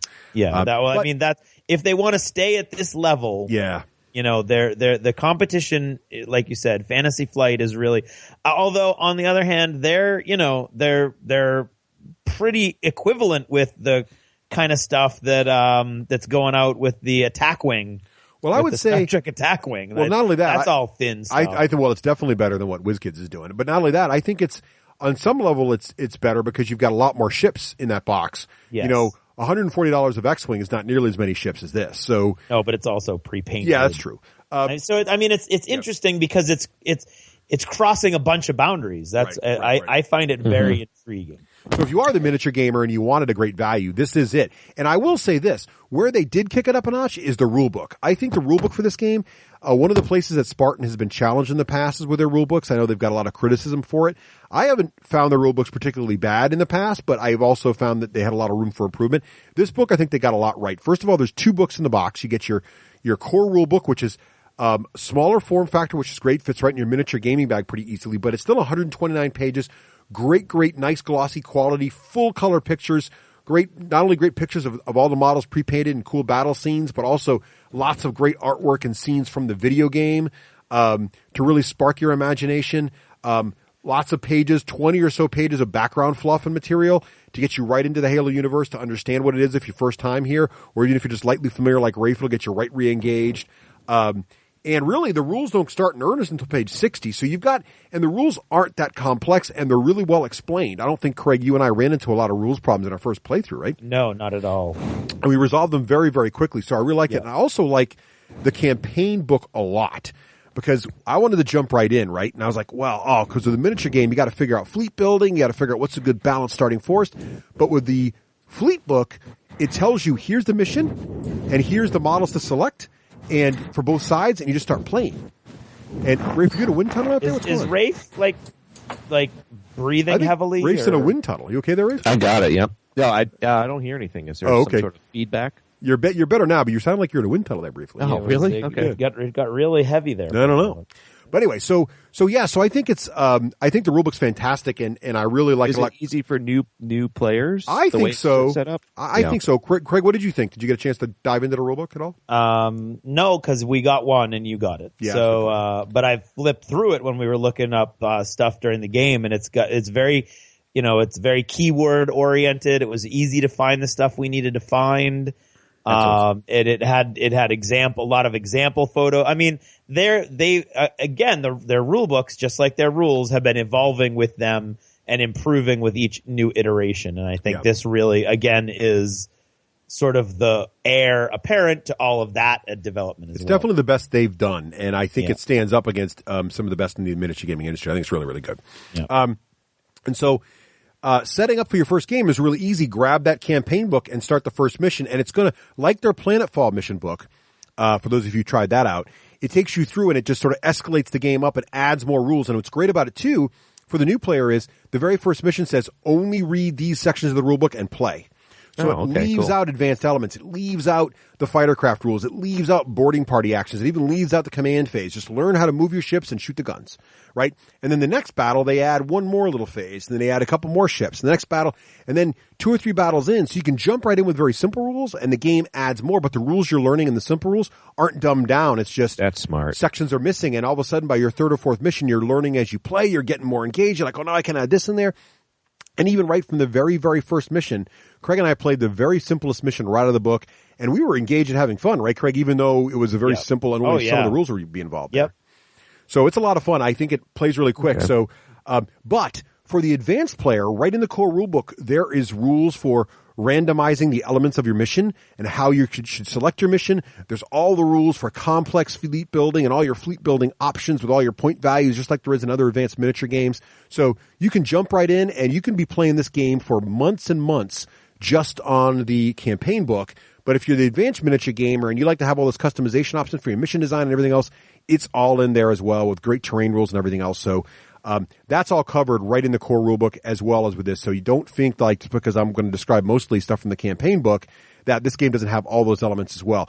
We've said before on the show that good miniature games nowadays have great campaign systems and great missions, and this game is no exception. It's got a lot of that. Craig, I don't know what you thought of the missions, but I thought they were great, and they're not just kill them. Right. There's a lot of like you've got to do here, get here, do this. It's that's smart. And I think everybody needs to be doing that because every game, no matter how exciting and innovative the rules are, gets really boring really fast when it's just run right at each other and shoot. Yeah, Raef, and I think you said that except when it's Vlad killing Stryker. I mean, that's true. But Raef, I think you've said before fleet battle games for you are dull because you just fly around shooting each other, and most of those games don't have good objectives. And you said also on the show, I think when we were talking about X-Wing once, you're like, X-Wing was meh for me until I realized the missions, and then all of a sudden it's cool, right? So those missions really make the game, I think.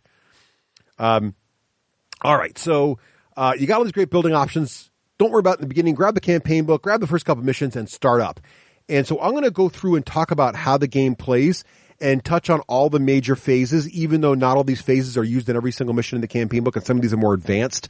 But I want to give you a taste of all the elements of the game so you can get a taste for how complex and how advanced this game is. This game has all the elements of a good fleet combat game I like to see. I remember when we had the naval experts on the show, and they explained to my great sadness that in the far future, there would probably be very little likelihood that anybody would have space fighters because they don't make a lot of sense. And while this is, I'm sure, scientifically accurate, it's a very sad thing, and everybody wants space fighters, so I like games with space fighters. And this game's got that. It's got the small auxiliary craft.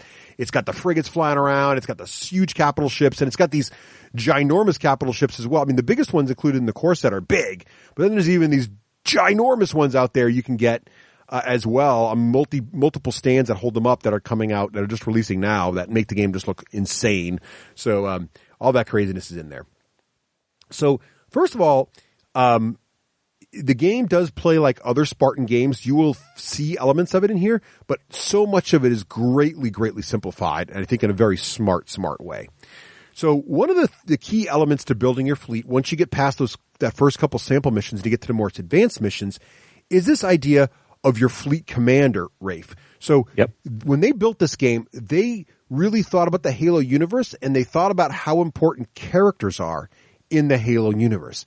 I know what you're thinking. You're thinking characters in a fleet engagement game? Literally, that is what How the heck do you get characters into there? In a giant fleet game. They did it a couple different ways. One of the ways is the fleet commander. So when you build your fleet list, you must select a fleet commander. Now, in the core set, you get two, and these are big glossy cards. And there's one fleet commander, and they're named characters from the Halo universe. There's one fleet commander for the Covenant and one fleet commander for the UNSC. But these are fleet commanders that you'll heard of if you know the books, but they're not the major dudes. But later when you buy the expansions, you can get fleet commanders like Cortana. You can get fleet commanders like the other admirals you've seen in the universe, and you get fleet commanders like the other zealots and other elements you've seen from the Covenant side. So these major characters can come in, first of all, as fleet commanders. And these fleet commanders have a major impact in the game. Are they represented by a model or no? Well, here's how they work. They're represented by a card in front of you that artwork on them, but they had a limited edition in their in the initial run where you can get busts of these guys that you put on the side of the table to represent your character. And some of the busts are pinned up like holographic images or whatever, but they go on the table just to represent the fact that that's your fleet commander. So if you want to go to that, I think they're a limited edition, right, Craig? I don't think they're readily available, but it'd be cool if they have the busts? Those busts. Yeah, no, we do not. No, we do not, but they look awesome. But you don't need them; you just need the card. But it's definitely, you feel the character, because here's how important they are. So, in the very first phase of every turn, both players roll what's called the order dice pool. Now, the order dice pool is made up of these cool colored dice that have different icons on them, depending on if they're Covenant dice or if they're UNSC dice. So let's say Craig's playing the human, so he's going to roll his dice, and I'm going to roll mine. Now, on my fleet commander's cards, there is a bunch of little squares where I can lock these dice in depending on the symbols I roll on the dice. And I'm going to now lock the rolls in and try to pick out certain orders on my fleet commander's card. So 3 of a kind of those dice is one kind of command for a certain fleet commander, but a different kind of command for another fleet commander. Oh, that's cool. So right now there's asymmetric play because Craig's human fleet commander's got different orders than my Covenant fleet commander. But secondly, as other commander cards come out and I can choose which one to have in my fleet, which also changes my point value, by the way, now I'm going to have different order options that I roll as well. And these options can be pretty substantial. Some of them, like I mentioned earlier, one of those is the order to actually change your formations of your ships in mid-game. Other ones allow you to take better boarding actions or better shooting or take less damage, get more damage dice. What do you think of this part of the game, Craig? I liked it a lot because it actually made every turn is going to be a little bit different because your options are going to be a little bit different. It gives you some way to mitigate luck because dependent upon it, and that luck mitigation is going to give your fleet a specific flavor all its own. Because are you going to be, better at sort of limiting damage coming in, or you're going to be better at putting damage out? Both of the cards seem to have some ability to do both. And I think that just opens up all kinds of options, down the road. In fact, the expansion boxes that just came out, each of those includes 2 more commanders with their own command cards that changes again. Right. So it's a cool aspect of the game that gives you more replayability, gives you more of a chance to differentiate yourself from other fleets that are the same, faction. That's what I thought it was really cool. It sounds like it's got a War Machine flavor to it, where you change your Warcaster, change your commander, you have a whole different list. I was going to make that comparison exactly, Rafe, because it's not just the dice. So like these commander cards, like I'm looking at Vice Admiral Michael Stanforth's card, who's the UNC one that comes in the game here. His card also says things like he can have 0 to 1 Spartans for every full 1,000 points. And also he's got a special ability that he has that's different also from rolling his dice. He can re-roll 2 command dice a turn. So everybody's got their own special ability as well. It's kind of like their feat, but it's always on in War Machine. And then they've also got how many Spartans they can have. So there's another way they get the characters in the game. The boarding actions are a huge part of it. And you can actually send Spartans over to board enemy ships. And Spartans can literally take on an enemy ship from the inside out. And so while the Covenant has the higher technology fleets, but the humans have the better boarding guys because they've got Spartans. But the Covenant's not to be outdone. They also have Zealots, which are like your super cool elites. And in one of the Halo games was actually a really cool gameplay mechanic where halfway through the game, you allied with one of the Zealots who started losing faith in his leadership and working with Master Chief, and you'd switch out. So one level you'd play Master Chief, and the other level you play the Zealot. So that sounds familiar. So you start to learn that some of the Zealots on the Covenant side, well, not as good as a Spartan, were still cool. And so the Covenant can also send over high-level Zealots as sort of like single forces of death. But what's cool is the Spartans are better than the Zealots are, but then in space, the Covenant ships, ship for ship, are better and higher technology than the human ships. So it's a really neat way to kind of balance it. And there's different also mitigating factors that make the like model count that help balance out the game battle. But you know what it does too, which is kind of smart, is it reminds me of a patch to a game. So if something should go out and be just a little bit unbalanced, they can tweak it and say, "Hey, new commanders." Yeah, exactly. Without having to reissue a new rulebook or a new core set of miniatures. Yeah, it's a really slick mechanic. I like it a lot. And I like any way I can customize my fleet. Yeah. And I also like ways I can customize my fleet without having to paint a lot of new models. Ooh, interesting. Yeah, right? Because doesn't this break Russ's rule of having 4 factions? It sort of does. But it doesn't with the commanders. Well, it's like War Machine, right? So if you think about how War Machine works, now War Machine's got a gajillion factions now, so it doesn't have a problem with it. But even if you only, like you and I, Rafe, play War Machine with the same 2 factions over and over again, and we change our Warcasters, it's a whole different game. Right. I think I don't know if it's quite to that level, but there's enough of it here where I could see it being significantly different because the orders really do impact what you can do. And another key element of these order dice is the next thing after you roll your order phase dice is you're going to get to roll initiative. And one of the dice icons you can roll on the Spartan side is a little Master Chief helmet. And on the Covenant side, I think it's crossed swords. I can't remember what the icon is, but one of these icons on each side gives you +1 for every one of those icons to your initiative roll. So what you're basically doing is you're choosing to either lock in your order dice to give yourself a cool order that turn, or you're going to save them for that initiative roll. And when you have leaders that give you rerolls in those dice, you have more tactical options. So it really does change the flavor of how your fleet's going to fight. And what your options are going to be. And some of these commanders are better at boarding actions, so it's going to encourage boarding, just like some Warcasters in War Machine are better at, jack marshalling or jack casters, and some are more troop masters. I think you're going to see that in this game too, where some are more. How many bases, so I can get a sense? I know there's multiple ships per base, but is this 5 bases, 12 bases, 22 bases? I want to say, what do you think, Craig? It was probably like I would say a really big game is probably going to have 1, 2, 3, 4, 5, 6, 7, 8, 9, like maybe 10 to 15 bases. Oh, and that's a really big game. Okay, that's cool. Well, yeah. So the starter fleets, I'm looking at it right now. The starter list that come in the thing. So they're talking about. Here's a sample UNSC list. It's got 4 battle groups in it, and the first battle group's got the giant cruiser, 1 stand, so that's 2 stands. The second battle group's got 4 more stands, so that's now a total of 6 stands. Yeah. And then the third battle group's got 4 more stands, so now we're at 10 stands. And then the fourth battle group has got 3 more stands, so we're at 13 stands for one side. Okay. And that's pretty much unwieldy. Everything. No, but so when you got 4 battle groups, and so when we get to movement here, when you activate, you're activating by battle group. You don't activate by stand. So I activate one battle group. So think about when you're playing a large-scale game of War Machine, you have different battle groups in War Machine, and this is sort of like that. You have multiple battle groups, and they're going to activate in concert with each other. So even though I have 13 stands, I have 4 battle groups. I'm really going to have 4 activations. How are the other battle groups? It's like 4 squads. Yeah, it's like 4 units. Yeah, right. Oh, okay. So so they move in unison. They can attack in unison. Yep. They can link fire like other games of Spartans. And what's cool about it is that allows the game to scale up to really large model count, right? Because if I'm using units in space, and don't forget these units are also bases of 3 ships. So I just described 13 bases. A large chunk of those, maybe 8 or 9 of them are 3 ships a base. So you're looking at if you counted up the plastic models, it's like 35, 40 ships aside. Yeah. And it looks like that on the table. It looks awesome. It's like this giant fleet of ships flying around. And then you're launching tokens of fighters, and it's just the board's just dark with awesome models. So it's a great experience, and I think that the battle group is really the key mechanic to keeping the game moving quickly.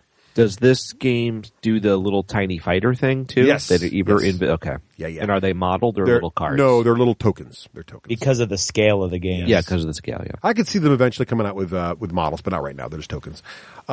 So this first step, you're going to roll your order dice. You're going to lock your orders in, and some number of those order dice are going to be bonuses to your initiative roll. And then we're going to roll for initiative. Now, whoever wins the initiative roll, which is a D6 plus whatever your order bonus, your initiative bonus is from the order dice you rolled, now you're going to choose whether you want to go first or second. And this is one of those integrated turn system games where the winner, or who can choose, is going to either move one of his units first or his battle groups first, and then the other player is going to move his battle group and go back and forth or all out of battle groups.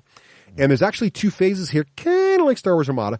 There's a wing phase, which is where you move all the fighters around, and then there's the battle group phase where you're moving your ships. All right, so you're going to move all your fighters, then you're going to move and attack with all your fighters, and you're going to move and attack, or I shouldn't call them fighters, your fighters and bombers, and then you're going to move and attack with all your spaceships. All right. In battle group? Yes. Well, the fighters don't really work in battle groups. They work in the small groups. They work in little stacks, little wings. So what you're going to do is, so the next phase is actually the wing phase, where you're moving the fighters and the bomber tokens around. This is pretty simple. I'm not going to get into the details of this, but there's a lot of high-level stuff. All the stuff you like are in here, and there's a lot of elements that are in that you saw in Dystopian Wars, and you also see a little bit of this in Star Wars Armada as well, meaning that the fighters can get locked together and not be able to move. So if fighters are near other wings, the other wings can't leave until the fighters are engaged somehow, or they destroy each other. If you're not, wait, what do you mean? Like they can't just fly over each other? Yes. So if you get within a certain measurement of fighters, then it turns into a dogfight, right? So if the fighters are near your other ships, the fighters got to fight, and you can't leave, you can't move away until the fight is decided. That works the same in Star Wars Armada as well. So you can use fighters to lock down other ships, other small craft. So basically, little fighters can escort and guard their ships. You can put your fighters on escort duty with your capital ships, and when enemy bombers get near, they zip out and engage them, so you can't get surprised. And the combat between the fighters works very similar to the combat between the capital ships as well. So I'll just describe how the dice rolling works there. But that's pretty much how the wings work. And you're going to go back and forth, activating your wings until you're done with this, and then we're going to go ahead and move on to the battle group phase. Okay. So now what's cool about the fighters is there are different kinds of fighter craft. There's fighters and there's bombers. And there's also boarding craft. And we'll get to boarding later. The boarding phase is a little later in the round. But this is where the boarding craft is where the second element of character comes into the game. So because your boarding elements can not only include the Pelicans, which you might remember from the video game, and the fighters from the video game, and the Covenant Banshees from the video game, but also are in there are the little chits that look like Spartans or look like Zealots, and that represents the Spartan or the Zealot getting across and boarding your ship as well. Okay. All right, making sense so far? Yeah, pretty much. All right, so let's go on to the battle group phase, where the meat of the game is where you're really playing the ship-to-ship combat. So what you're going to do is Craig or myself, we're going to activate a battle group. Right. And again, the winner of initiative is going to choose to go first or second. And you can do this twice, by the way. So the winner of initiative is going to choose to go first or second in the wing phase, and then the winner of initiative is going to choose to go first or second again in the battle group phase. So again, winning that initiative is a huge deal, because if it's early in the game, one initiative and you get to choose both. Yes, exactly right. So again, those bonuses to your initiative roll are a big deal you can get. All right, so you're going to choose one of your battle groups, and it can't be a battle group you already activated. And then you're going to move them. Now, one thing I like about this, previous Spartan games have all been really interested in how you use this moving template, right? And they have these different moving templates and the number of template turns you can do. And then, of course, Fantasy Flight came out with a really cool plastic turning system they have in Star Wars Armada. In this game, Spartan said, screw all that. We're going to make it dirt simple. And basically what it is you can turn your base. You get two options for turns. You get a first turn before you move, if you're a small ship. Then you do your movement, and then you get a second turn after you move for all ships. Okay? And so how that works, the turn part is you can turn your base, you can just rotate it up to 45 degrees. So if I've got a small ship, I'm going to get two turns. Before I start moving, I can turn up to 45 degrees, move in a straight line. At the end of my movement, I can turn again 45 degrees. If I'm a big ship, I can only do the end of the movement. And this sounds trivially simple, and it is, but it really works pretty darn well. Craig, what did you think of the turning system? It was fast, intuitive, and it was so nice to be completely free of those templates.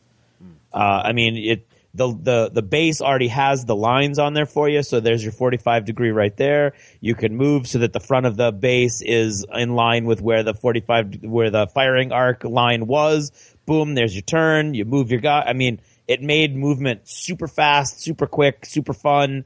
A part of the game that just happened like almost incidentally as you were moving through the turn.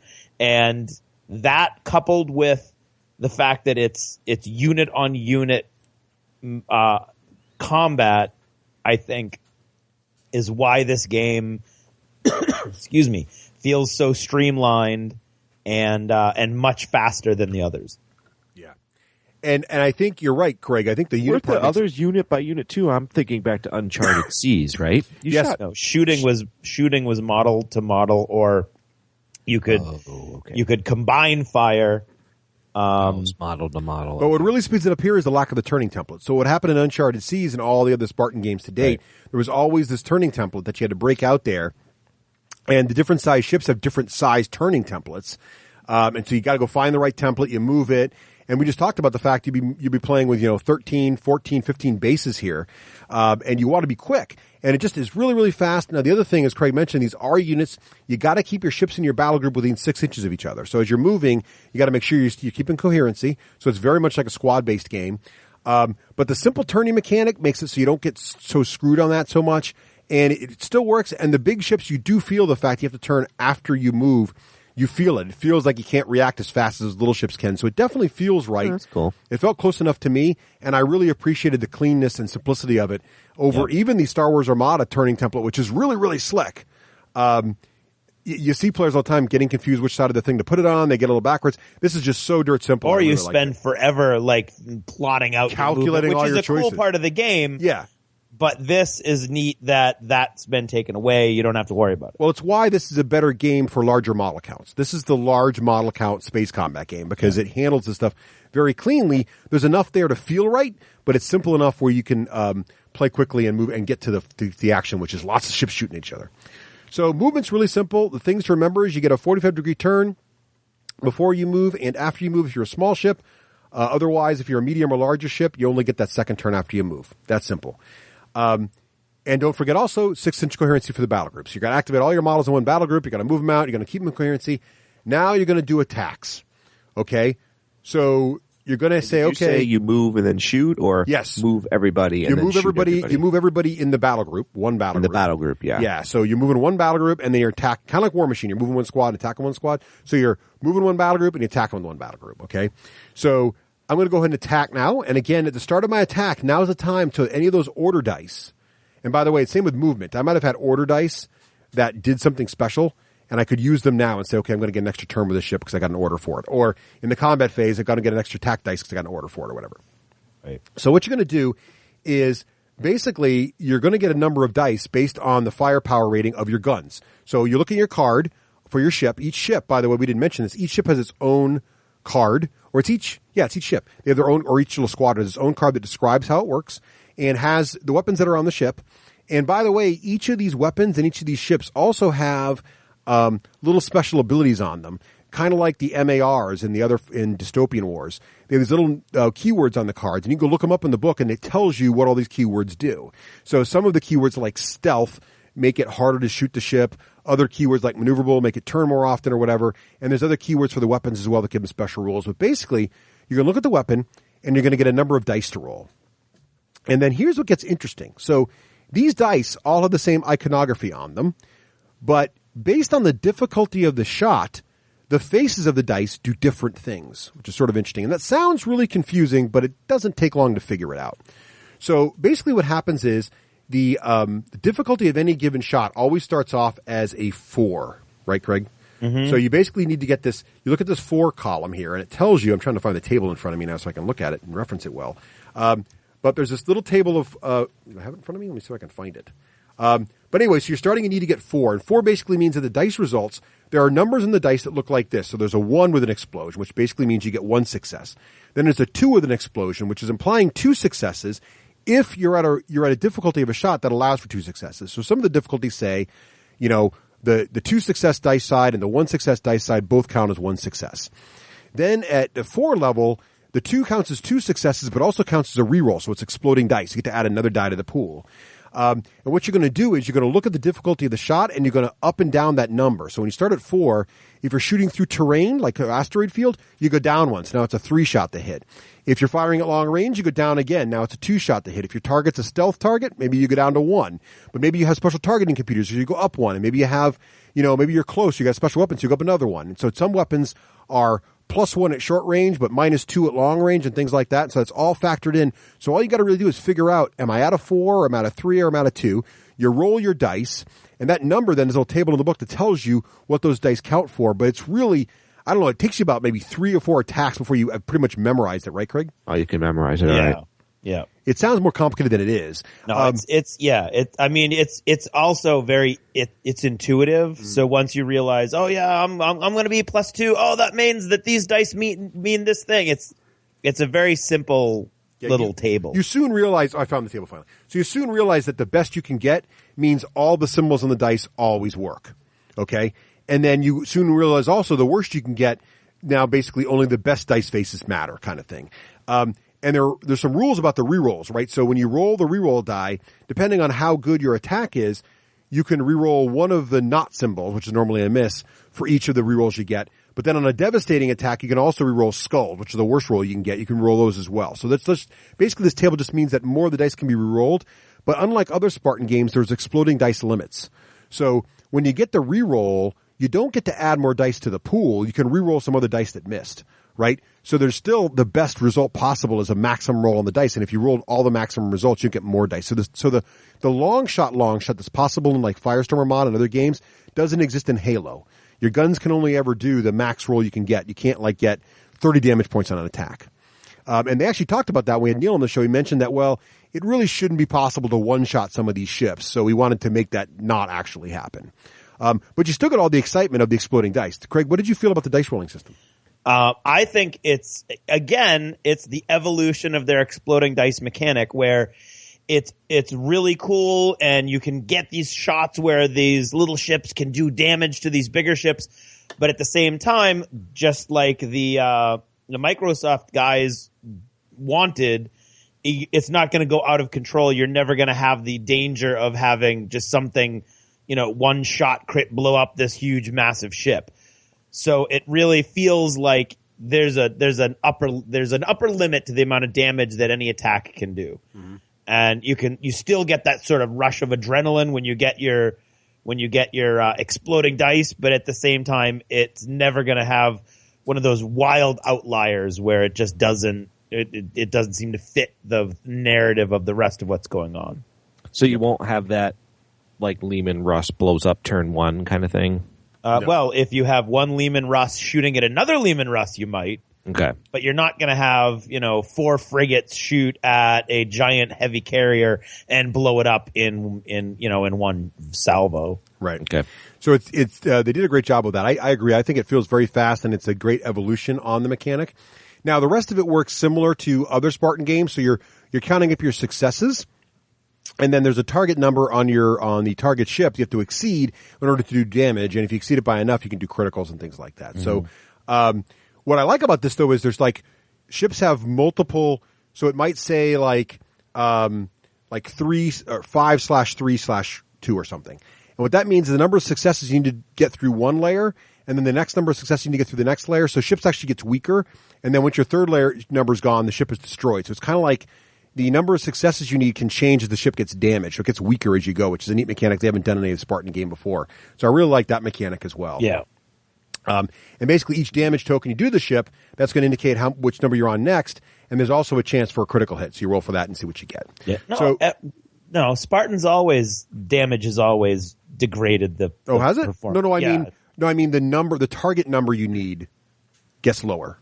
Right? Oh, yeah. So like it's easier to hit. Yeah, okay. Yeah, right. Sorry. But you're right. Also, the dice go down for damage too. Yep. Yeah. So it's kind of cool. So I like that a lot. It's simple. It's easy to do and makes a lot of sense. And once you've rolled like 2 pools of dice, you'll have figured it all out. And there's all kinds of cool the weapon mod. It sounds very simple, but the weapons do more than just number of dice pool because they all have these little special rules when you look up the codes on them that tell you things, the keywords that tell you things like at long range, this gun's actually easier to hit with, but at short range is -2, so you're just affecting your chance to do well with the weapon. Right.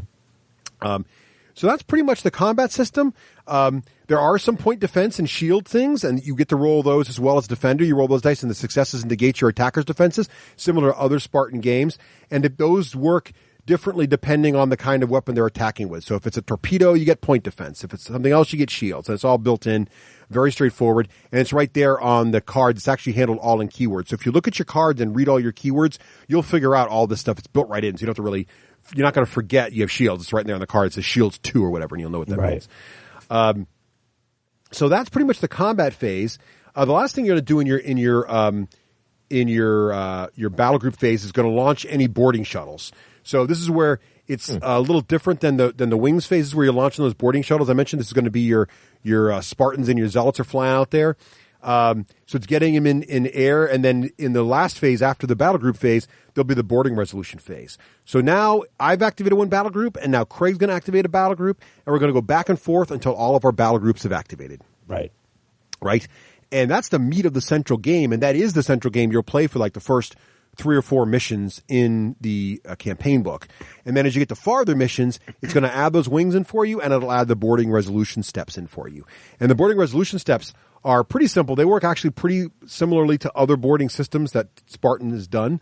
You're basically going to, again, you get fleet orders that could affect the boarding phase. You're going to roll dice pools based on the Marines that are involved, and you're going to compare your results.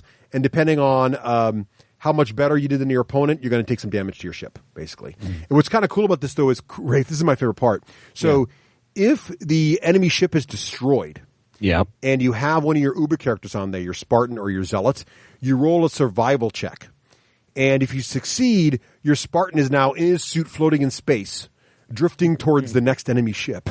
As the commander, you mean? No, as like Master Chief. So imagine in the video game, this has happened more than once, where Master Chief runs through an entire level, taking out an entire spaceship, sets the engines on detonate, leaps out the cargo bay door, and he's floating through space. The ship explodes behind him.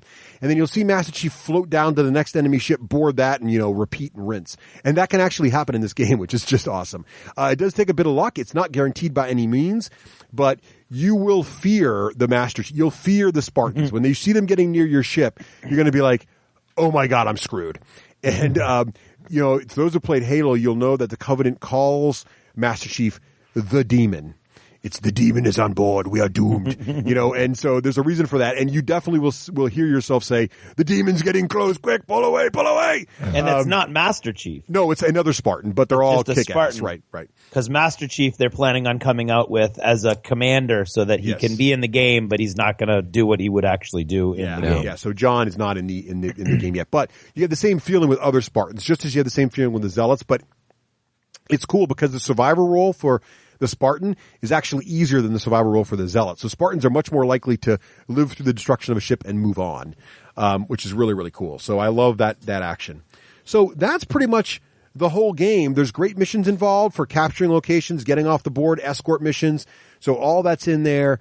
I think it's really solid, fast, and fun. But let's talk about, before, I think I kind of did a pretty good job. Do you want to mention anything else, Greg? I know a lot of people are asking us to compare it to Firestorm Armada and Star Wars Armada, and I tried to kind of sneak that in there. But what are your thoughts about it comparing to those two games, and how would you say it's similar or different? What else would you add to that? Well, I mean, like I've said, this is definitely the rules heir to the development that Firestorm Armada has gone through its past several iterations.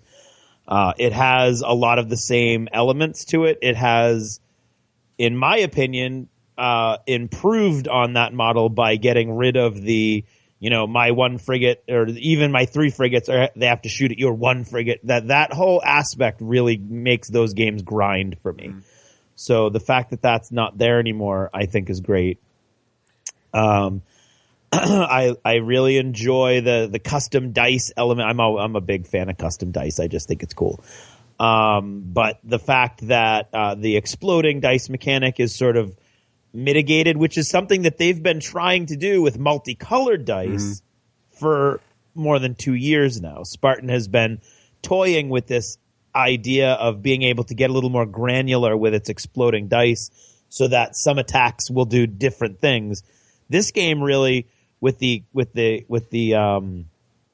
custom dice, does all of that and more, because now you're looking at that fire, that fire for effect chart or whatever it's called, that tells you how effective your dice are going to be. And so every shot could possibly be different, not just like different ships or different weapons.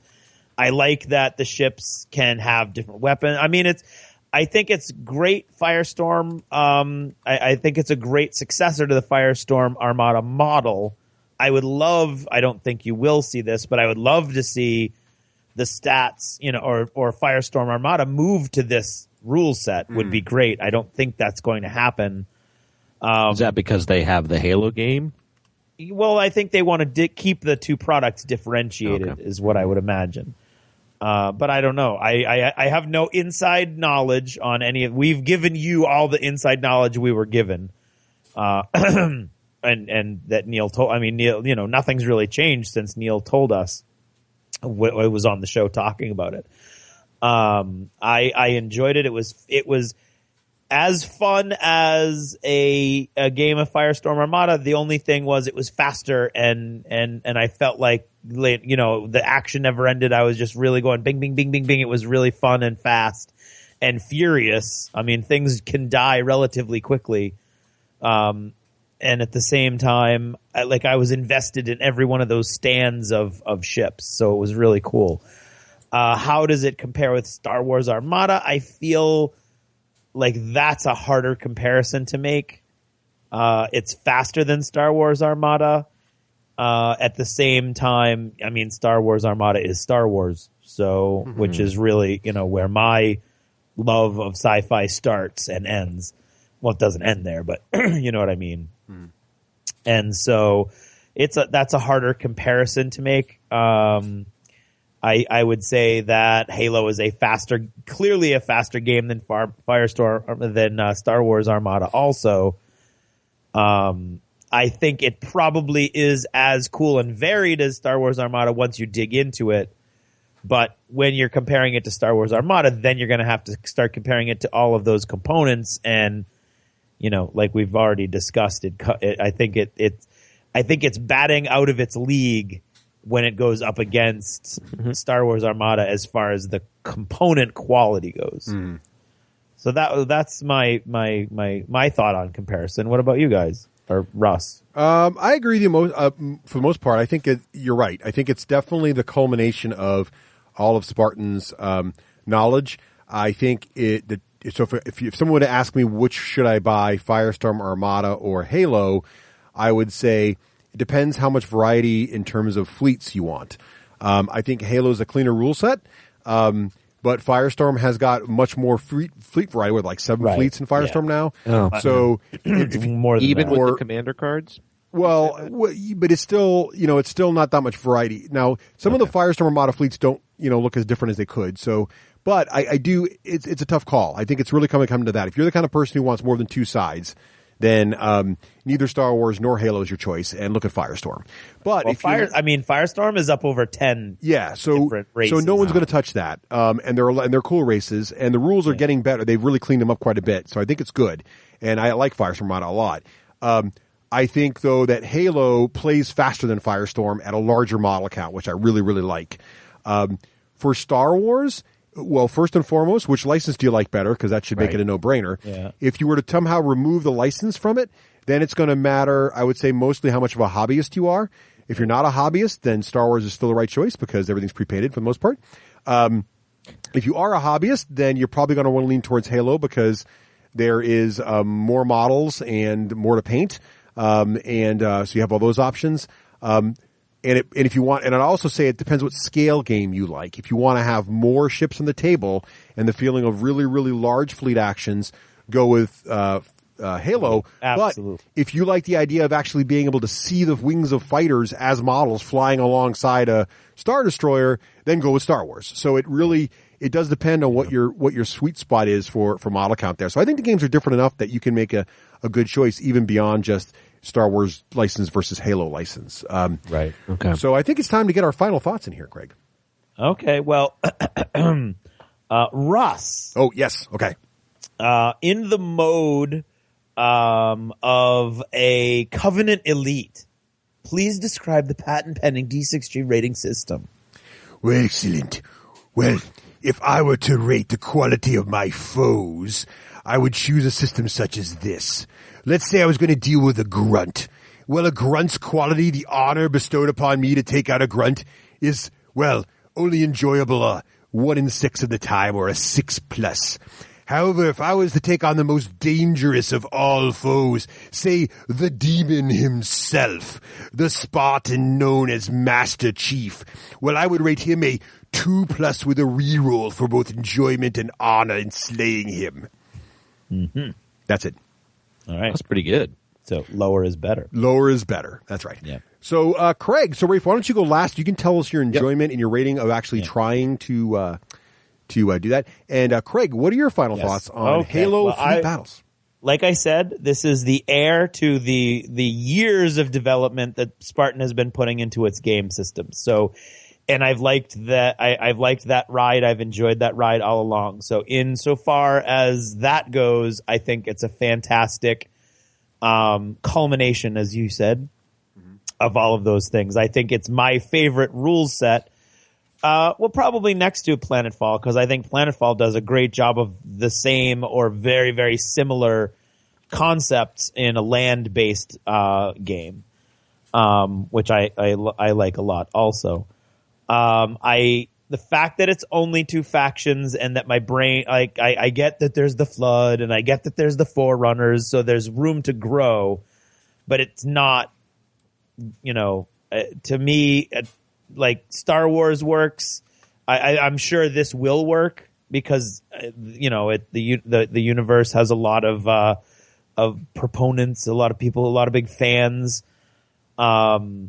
But for me, I think I would be very nervous that the games would start to get repetitive because my opponent is always going to bring either the humans or the Covenant, and having those new commander cards that are floating around out there, that's going to make a difference. But still, I'm at least 50% aesthetics in my minis games, so they're going to look very, very similar.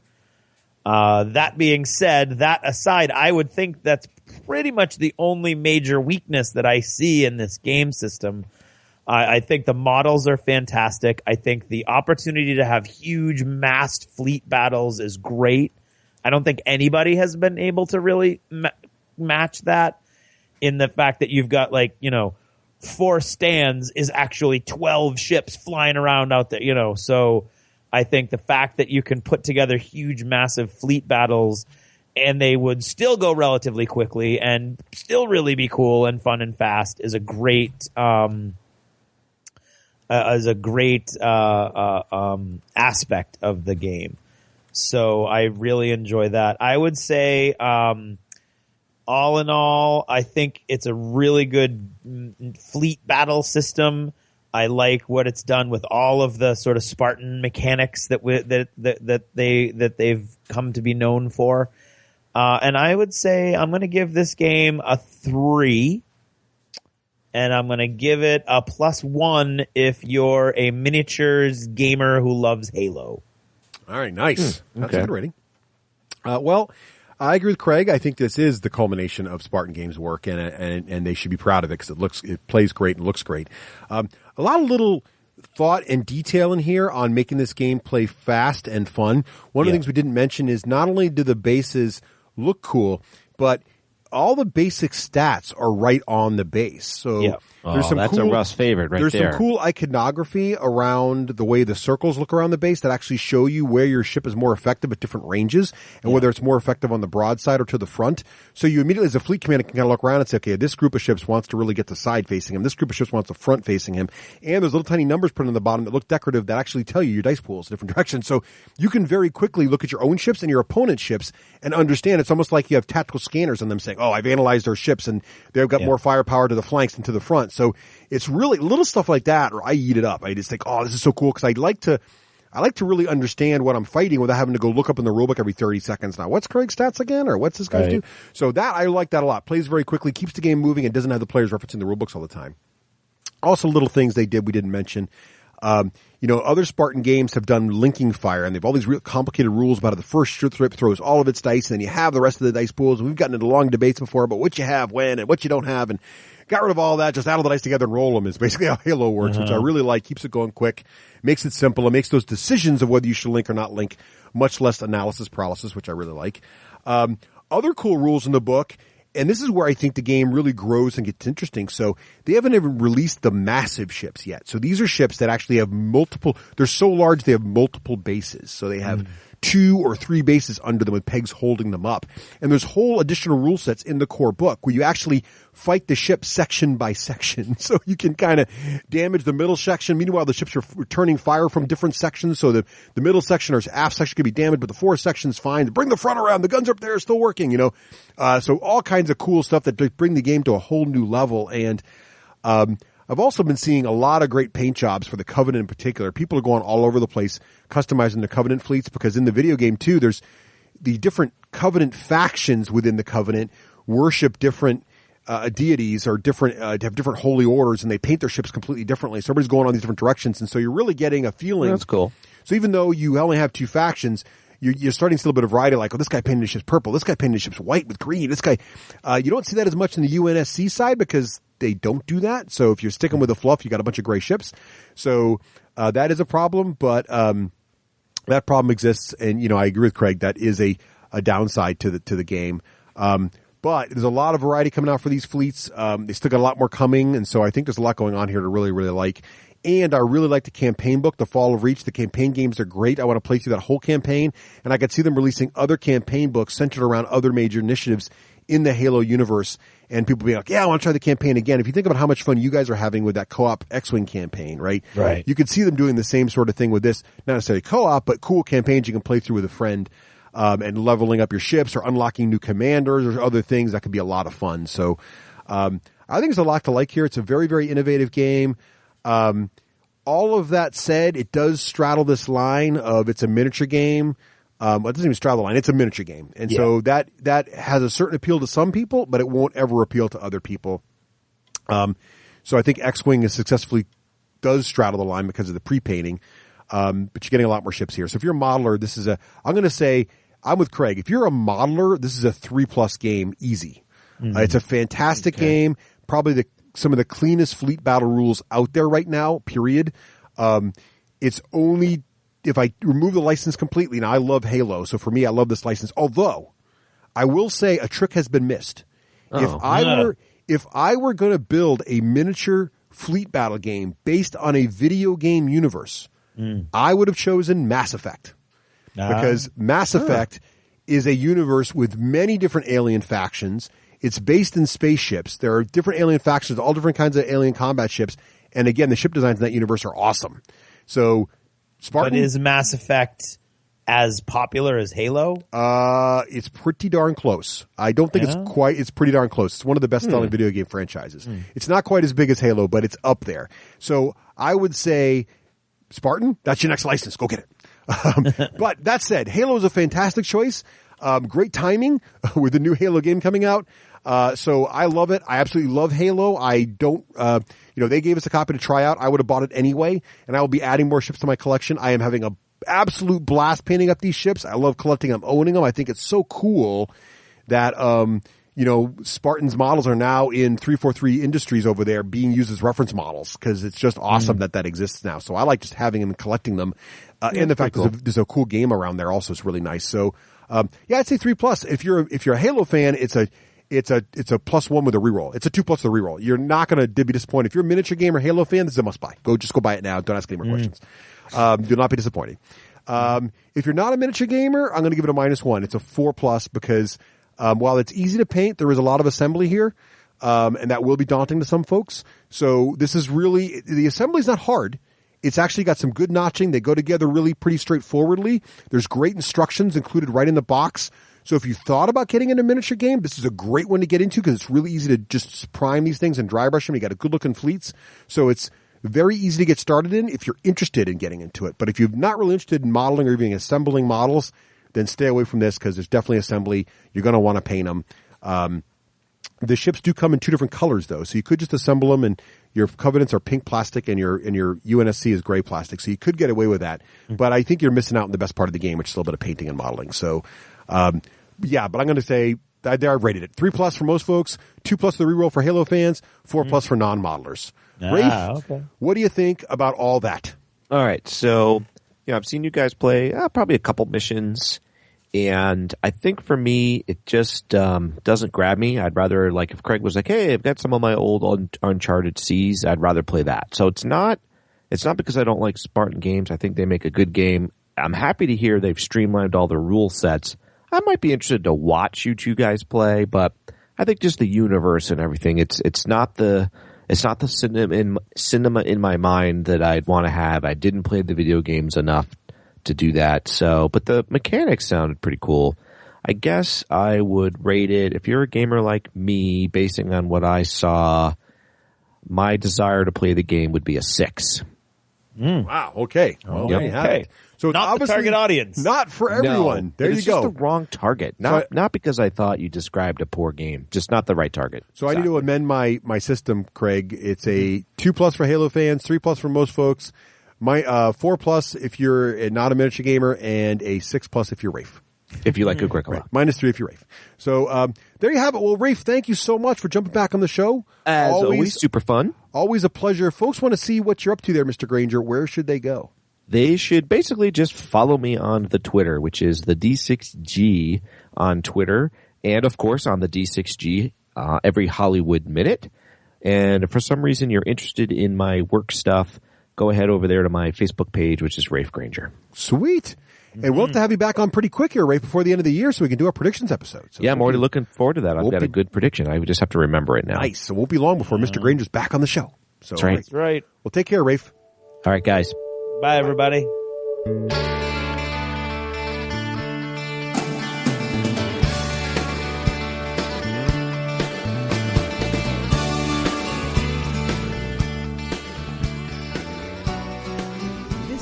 Notice is brought to you by all of our fine friends over at Patreon.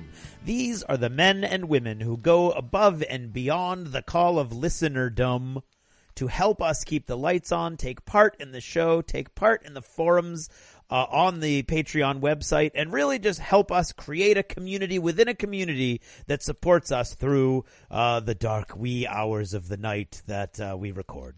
And this time around, I would like to thank Dan May, Jason Harms, Jacob Borsma, Keith Parks, and Luis Gomez. Thanks, guys, and thank you all. And anybody else who'd like to, go ahead and check patreon.com, check out the D6 Generation, see what we've got going. Do you ever notice how interesting things can be when you raise your head up from the busy grind of the day and you go, oh my God, things have changed. And sometimes it's for the worse, but sometimes it's for the better. And I just had one of those experiences with Extra Life 2015.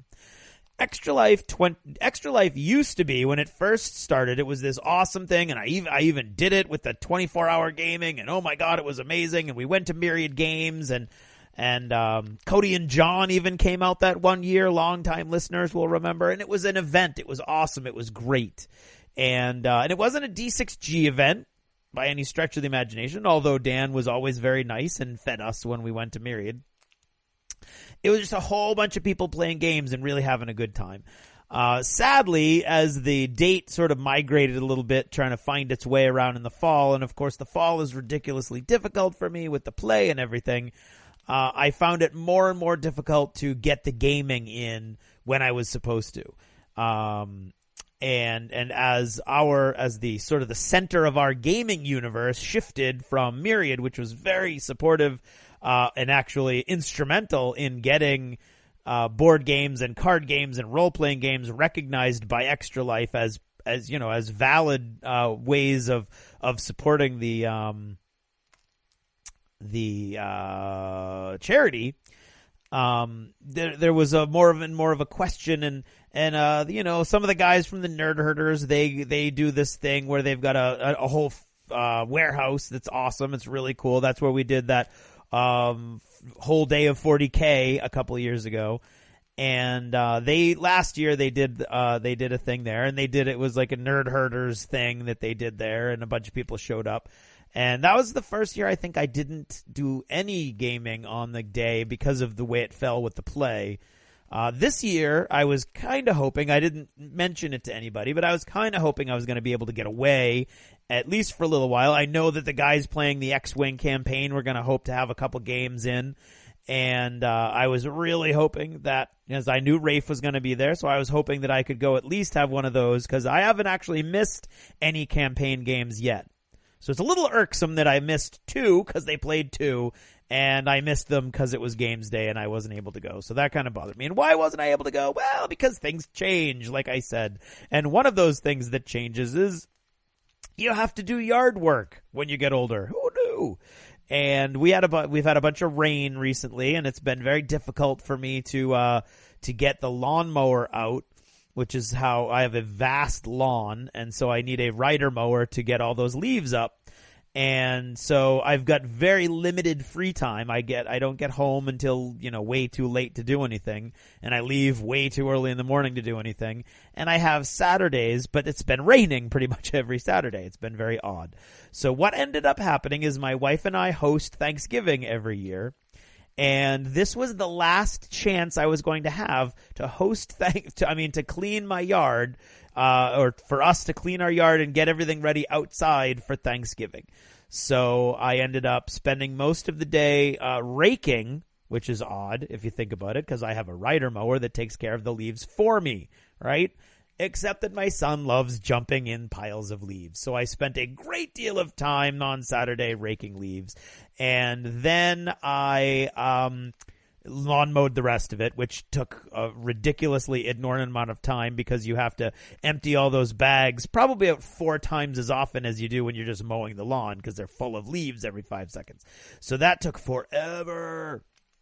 And then I ended up, Karen did an amazing job cleaning the whole garage, because most of the outside stuff has to come inside and it has to store somewhere. We have 2 different sheds, or as I call them, outbuildings on the plantation, on the property.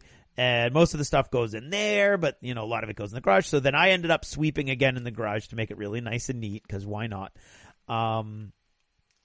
And then I was like, the next thing you know, Extra Life is almost over, and I'm exhausted. My shoulders were killing me, and nobody was returning my texts from the warehouse. So actually, I don't want to make it sound like that. I only texted once, and I'm not going to tell you who didn't text back. But anyway, I didn't get a text back, and so there wasn't really a lot of momentum, and I was exhausted. And so I decided, you know what, Reese, he's played a couple games, and so I was like, maybe he'll play some games with me, and I can, chalk those up to Extra Life.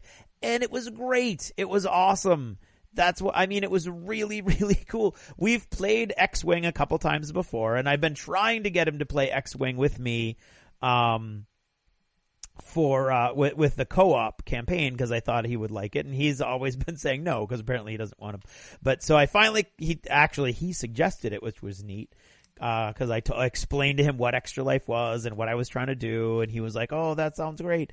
And so we played X-Wing, the co-op game, just the 2 of us, and it scaled great, and it was awesome. It was phenomenal. I didn't really have to streamline much of anything to play with him, because it's co-op, so I can help him. And I was like, okay, where do you want to go? Which one of those is going to go? There's all kinds of learning opportunities for that. So that was great.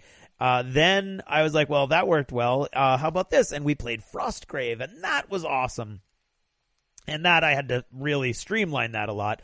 But he thought it was great fighting the monsters, and we each had a wizard with that had 1 spell, and a knight and a missile troop of some kind. He wanted an archer, so he had an elven archer, and I took a crossbow, and we just brought those 6 guys across my table, and it was awesome. We fought on that table, and I just had monsters coming out of all over the place, and we were fighting monsters, and I had a big dragon show up, and it was all painted, because I'd painted it all a while ago, and I hadn't gotten a chance to use any of this stuff, so it was great, and he loved it. Then we played, then actually it was time for him to go to bed. And early in the day, I had spent, actually the first half of the day had been spent finishing my Extra Life story from 2014, which should be available on the Winged Hussar website. And I'll talk about this a lot next episode. But for those of you who made it this far, if you go there, it's a young adult fantasy story because the person who won the raffle wanted to give this to her niece as a Christmas present. And so we worked out what kind of stories she likes and what kind of things she likes and what her favorite colors were. And I wrote this story about her as a wizard's apprentice. And I think it's a cool story. It came out pretty cool. It's a short story. And once again, Paul Wingrove from New Zealand did an amazing cover for it. It actually looks like a movie poster, which is great. And I tweeted that out, so you can check my Twitter feed if you want to see what that looks like. And right around when you hear my voice, so probably around Wednesday or Thursday of next week, which for those of you listening years from now would have been like November 13th, or no, actually November 10th or 11th. And basically what we're doing is this. It's going to be available on the Winged Hussar website as an ebook. And Winged Hussar is paying everything to put it up there, and they edited it. They helped me work on it and smooth it all out and everything. And for $1, you can buy that story. And it's the story and the artwork and the little links to some Extra Life stuff and things like that for $1. Okay? And Winged Hussar is going to be sending all of that money. So 100% of the money that this short story makes is all going to be going to my Extra Life campaign, which will go directly to Children's Hospital in Boston. So it's a great way for you to support Extra Life again. I think it's a good story. I liked it, which is not always the case. And yeah, so I would love it if a bunch of you guys could go to the Winged Hussar website, check out the artwork, and just buy that for $1. Get the short story. You don't even have to read it, but I wish you would. And help us push us along. Of course, we broke our record, or we broke our goal for the Team D6 generation, which I'm sure we'll be mentioning next episode. But anyway, so Extra Life was a huge hit for me. So I wrote that story. I actually did a bunch of modeling, little bits and pieces over the course of the day and later on that night for my Frostgrave table. And then I played a bunch of games. And then because I felt guilty this morning on Sunday, I played a bunch of more games with Reese. And I know he loves Attack Wing Dungeons and Dragons, so we played that. And he loves Rampage, so we played that. And then we played a bunch of games as we drove to rehearsal. So I pretty much, played as many games as I possibly could. And was it 24 hours? No, it was not, sadly. But I did meet my goal, actually broke my goal by quite a bit. And we broke our goal for the D6 generation, and we could not have done it with all the people that supported us. So thank you if you supported us. And please go check out that short story. It's $1. It's not, it's not going to break anybody. It's half a coffee from Dunkin' Donuts and about, 20% of a coffee from Starbucks, whatever.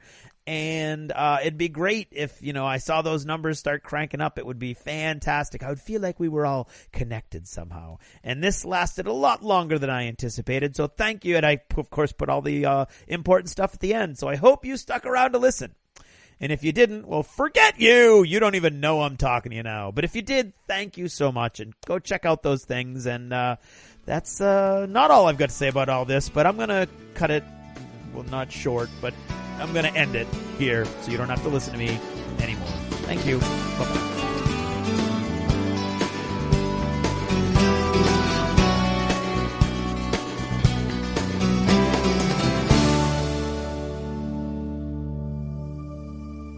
Achievement unlocked. You've made it to the end of another D6 Generation episode, the podcast whose humor has universally been acclaimed as not too horrible. Please let us know what you thought of the show by either emailing us at info@thed6generation.com or by posting in our official D6G episode thread at the top of the DACA discussions forum on DACA.com. If for some inexplicable reason you actually enjoyed this show, you can help others find out about it by leaving positive reviews on iTunes. See you in 2 weeks. Thanks for listening, and happy gaming. The theme from Total Fangirl comes from the soundtrack of The Last Night on Earth, the zombie game, courtesy of Flying Frog Productions, and is a composition of Mary Beth Magalanes.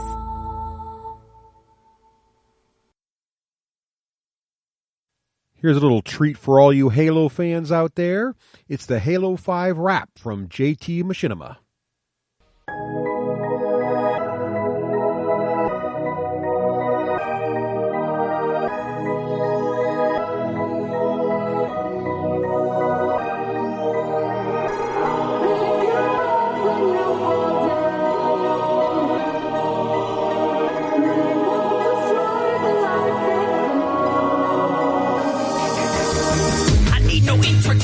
By now I hope you know I spent so long away from home and so I'm going rogue.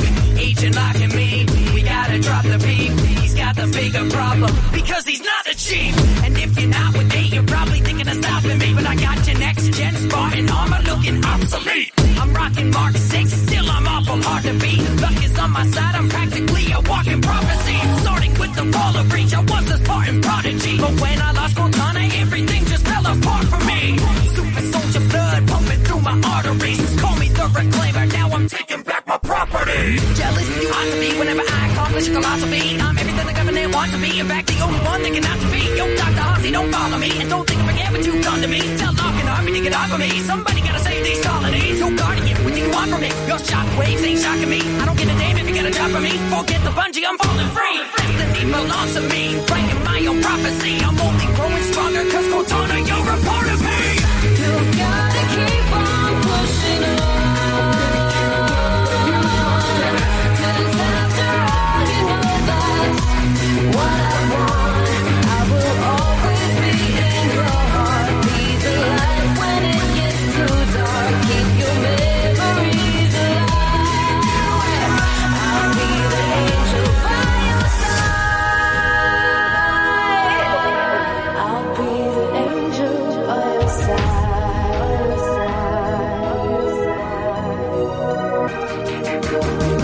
I've said this before, in case you're wondering. I'm not a forerunner, but I'm forerunning this.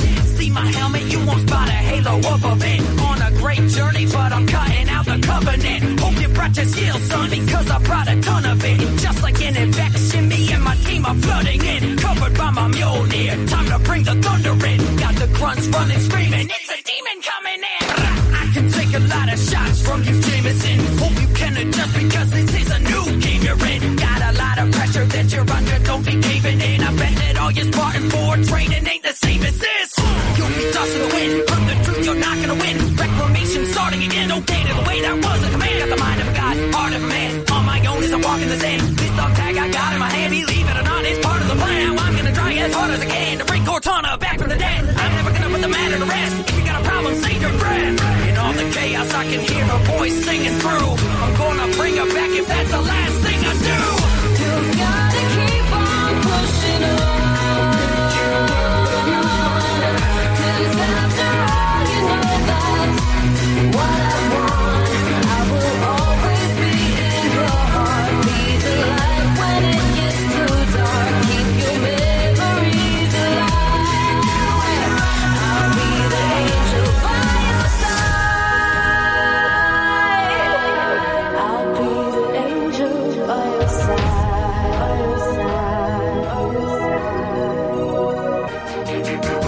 Fire Team Osiris, you are signing up to die. This ain't a black and white assignment. I mean, why would I be lying? I'm as deadly while I'm rhyming as I am when I be sniping. Rapid battle, rifle fire. I can do this while I'm blinded, making an entrance when I'm arriving. All of my rivals will end up dying. I was imprinted by the divine. So read the Bible, I'm the Messiah. Only reclaimers will get invited. Lock, you finish the fight, cause I did. Like a pilot, I'm the flyest. Keep the standards at the highest. I'm just trying hard to keep the peace. Keep the Prometheus to me. Fail, fuck, Tanaka-see. You don't wanna get off on the wrong beat with me. I'm just jackals, even elites. None of them are gonna go down easily. Beast mode on if I need it to be. I hear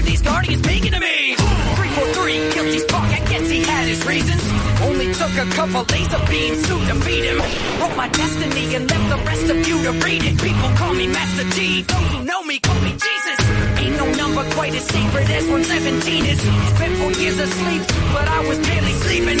Though Cortana's gone, a piece of her I'm keeping. Open up the heavens, now I'm going back to Eden. They took everything from me, so I'm just getting even.